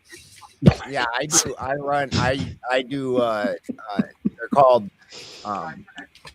They're Scottish Highland Dexters, and then I run Belted Galloways. So is it cooler where you are? Like, are you in a cooler area? Yeah, I live out in the mountains, and so we have ferns 365 days a year out naturally growing everywhere. So I got mountain cows because I live out in the mountains, so that way they can just forage out in the mountains. They're about half the size of what Gibbs's cows are, so I get better money per cow because they're like Dexter's and Belted Galloways are supposed to be close to Wagyu in quality of meat. But they also take longer to mature. So does somebody have a TV on in the background or something?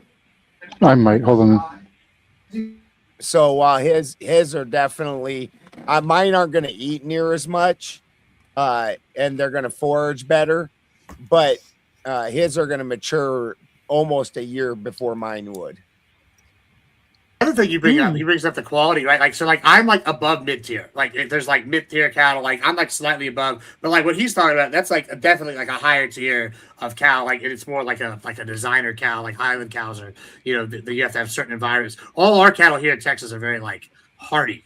Like you have to be able to live off of eating saltgrass. I live in a very wet, moderate climate, so it never gets really cold enough to to freeze. And stop. She got you. Yeah, dude. She's wanting to just clean me fiercely, and it never gets cold enough to freeze, and it also doesn't usually get very hot. So it's like this very temperate zone that's very moist. Yeah, Avery, I don't know what part of Texas you're in, but you should come to Great Con in Dallas. It'll be good. I don't have the money for that, man. Well, never mind. Worth a Take a shot. couple of days off, man. Yeah. I wish I could. That sounds like it'd be fun to go there and watch Anybody the shit. nearby, y'all come see us in July. We're doing all the IRL events. Sarah's moderating all sorts of cool shit on this. Sean Kelly, Papa Gibbs is moderating other shit. We're all moving up in the world, boys. This is the time. What day in July? I might be able to keep this trip under 24th. 500. The 24th. It'll be good. You can join all the other Texas people. We got all sorts of excited people going. Instead of talking shit on the internet, I can talk shit IRL. Sweet. That's right. That's right. I'll bring boxing gloves for people, so if they like get sassy, they box it out or something. No, I won't do that. Yeah, that's Sarah's plan. She wants us all to box. Box for our love. Nah. How deep is your love? I always think of Happy Gilmore. Your love, your love, Love, your love. my endless. No. Endless love. Yeah. Well, They also are, speaking of karaoke, they have karaoke bands there where they karaoke play live where the bands play with you. Mm-hmm. Oh, that's cool. Yeah. Like good ones. Oh yeah. We'll click the woke up the loud thunder. So you click the Twitch right. It has been raining like a motherfucker here lately. That has been wonderful, by the way, guys.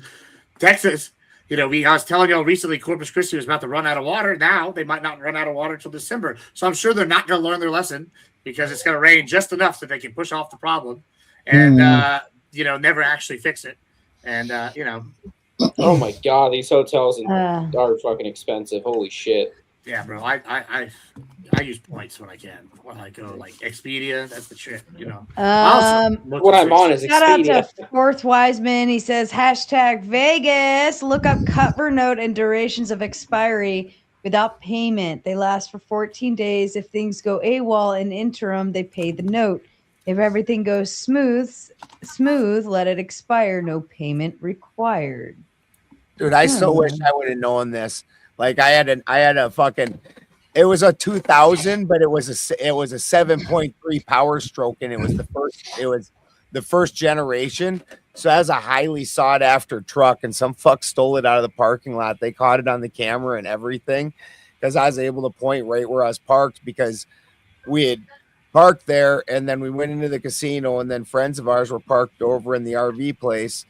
And we walked over there, and I saw an oil puddle underneath the truck, and I realized that was an oil puddle, wasn't mine. And so then when my truck was gone, the oil puddle was just sitting there with no vehicle. And I'm like, no, I know I was parked above this fucking oil puddle because it freaked me out for a minute.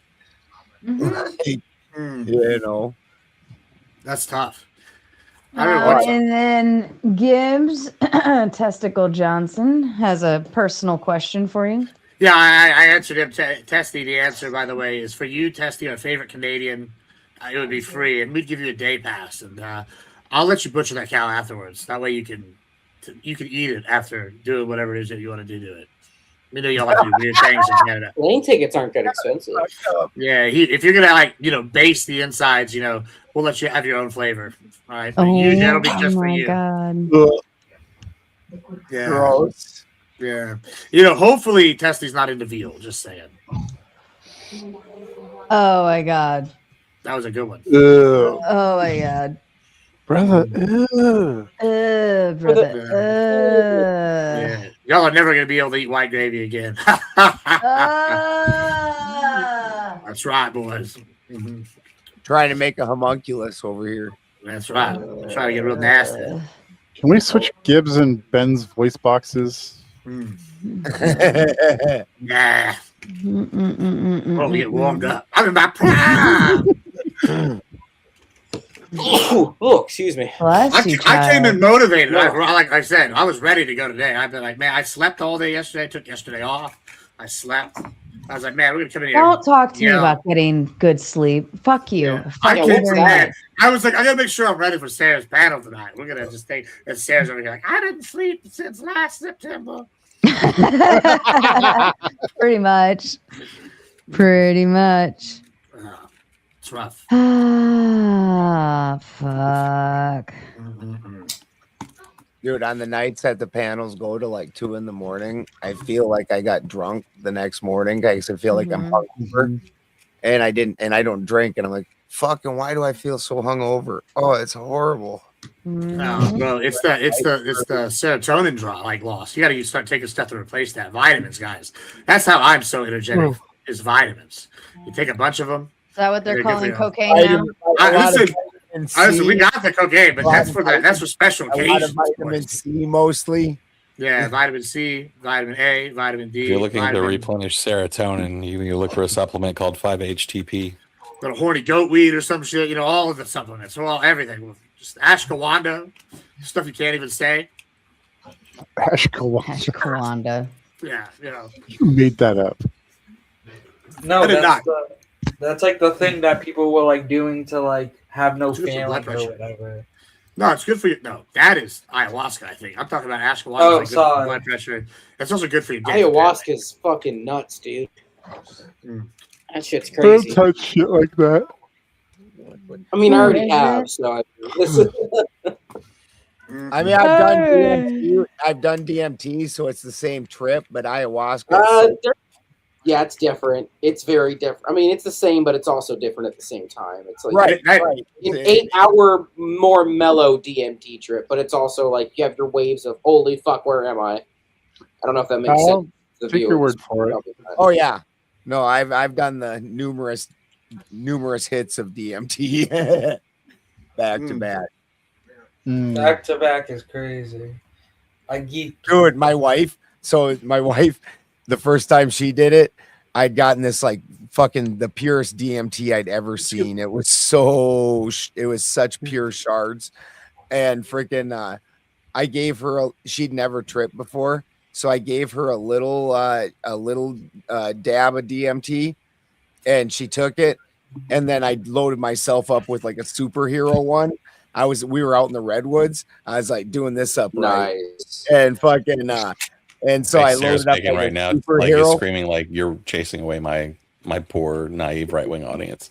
No, they are just as degen as the left. They just don't admit it as much. We should be asking Shaman to teach us all his shamanistic ways about the things. Isn't that the whole point of Shaman? This isn't Shaman Omar's ayahuasca. So my wife. So I get this one ready and I set it down and I turn to center myself because I'm about to take a superhero dab of fucking DMT. And I go to center myself, and my wife had heard me and my friend talk about doing multiples. So she thought that one was for her too. So she just took that motherfucker. Oh, I was like, oh, it was wild. Balderson, I have a question. Do you meet like the same entities and go to the same places on different trips, or is it always something new? They don't talk to me. I can feel the presence behind me checking me out, and I can see like everything like turns geometric and all the things, but they don't interact with me. They interacted with my wife a lot. My wife has some super cool stories, but they don't interact with me. They sit right to the periphery of my fucking. I can feel them watching me. That would bug me so hard off of DMT. Have you ever tried Salvia divinorum? Yes. All right, buddy. I never have. I've always wanted to try salvia. It's one of my favorites. I thought Grandmother Willow was going to get my ass for salvia in middle school or high school. That was a bad time. People either love it or hate it. Yeah, it's one of the most interesting plants out there. It will either affect you drastically or have no effect at all. Because I had a friend who I had a friend who we tried extracts, we tried distillations, we tried everything, and he was just like, "Why do you guys keep making me smoke these sticks? You know, these I could just be smoking weed. Why am I smoking this stuff?" Whereas, like, for me and some of my other friends, he didn't get here's the interesting thing: if it works on you, it's one of the only things that actually develops a familiarity with your system. Your system develops a familiarity, so it takes less each time. Whoa. I did. All right, stoners. Let's one more, and then we're gonna say goodnight to everyone. Our hour has arrived, and I don't know how much longer I can keep my eyes. The coffee work. Oh, kitten! Hold on, can we see kitten? Oh wait, sorry, Fourth Wiseman. We got to move your super chat for the kitten. Hello, baby. They're getting so big. Kitty cat. You should have seen her earlier when she was grooming Ben. What's there to groom? Yeah, there's nothing there. She was very intense about it. She's like waxing your head. Yeah.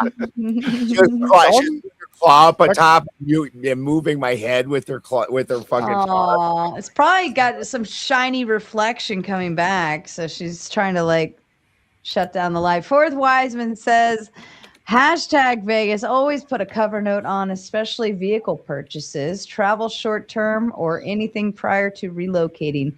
The cover note is insurance itself if things go bad for whatever reason. Thank you. But you're supposed to have insurance when you purchase a vehicle in this country, at least in my state. Well, I mean, I had insurance on my truck, but not against theft. But then all the people it was Flattoberfest International, and so there was just shit tons of people there, so they all put together money and bought me a new truck. Okay. That's how come I know, like, it's so hard to find a truck that's not stolen in Vegas, because it took me like a week. All right, children, let's head on out of here. Effigy, your final thoughts to the panel, sir. Final thoughts are, the Iran deal is incredibly bad. There are many, many reasons why it's going to fail. It's going to fail spectacularly. I'm not even certain it was actually a completely serious thing because of how bad it is. And that's probably not even the reason it's going to fail. It's probably going to fail because Israel's probably going to be like, you can't tell us that we're not going to fight Hezbollah because you're essentially legitimizing them by saying that they're part of this agreement. So they're probably going to ignore it anyway. And then that's going to blow the whole thing up. But we'll be right back to talking about this as soon as it all blows up. Yeah. All right. Thanks for having me. You have a great night. Thank you, Effigy. Avery, to you, please. Yeah, I think everybody kind of knows the Iran deal is bullshit. I think Iran started attacking the ships in the Strait of Hormuz earlier today again. So there's that. And then Israel's a loose fucking cannon. They're going to do whatever the fuck they want. So, yeah, the Middle East is going to descend into chaos. Sounds good. Thank you. Revolutionary, your final thoughts to the panel, please. Yeah. Well, I'll just go on with what everyone else was saying, and I did search it up, and Israel is still attacking Lebanon, even though that was part of the 14-piece point. Piece there. Very nice. Thank you. Ant, to you, please. Thanks everybody who showed up tonight, watch the show and donate. And fuck off. I'm tired. Mr. Gibbs. Yeah, I gotta say tonight has been an unmitigated, unquantifiable, wonderful, extraordinary success. There have been whoopings handed out by Papa Gibbs all around. I'm claiming victory over the chat and the panel, and I'm also claiming victory over all the guests. I gotta say, we set a new standard with our PowerPoints. And guys, make sure y'all tune in for all the good stuff. Like I said, tomorrow I'll be doing something. Next week, Monday, we're going to be on this social out here with, Sarah. We're going to be doing another IRL shit. And then next month, we're going to be in Dallas live doing stuff. So you can check it out, guys. We're always doing new, exciting things here. And so make sure you're tuning in and donating to all of us. We're big fans. So appreciate it. Thank you, Sarah. Thank you, Gibbs. Balderson, to you, sir. Hashtag Vegas. Yay. Good night, special vampires capable of defeating the sunrise. It's not quite midnight here, and I'm glad that we're ending because obviously I don't feel great. Oh. Oh shit. Fuck. All right. Well, it happens every year when it first gets hot, and I sleep with a fan on my face, and then yeah, that makes sense. All right, ladies and gentlemen. Tomorrow night, probably the Sleepy Tomato. If you don't know where you're going, you are wrong. You better ask somebody where to find the Sleepy Tomato. And then Friday night, I think we'll do an open panel dumpster fire as our final hurrah before I hit the road. Because then for the next 4 or 5 nights, I will not be having a panel. So. What about the Apostle Paul debate? That's we're still working on the reschedule on that. Because every time the days he has, Omar and I don't. Every time we have something, he doesn't. So Tuesday, I'm gonna be so fucking butthurt. Oh God. At this rate, I'm just waiting for him to give some new options. So, all right. Having a gas with Thomas. Oh my God, he had so much fun. All right, I love you all. Get out of here. Bye. This video was somewhat informative. That's all I got for today. Until next time, see ya.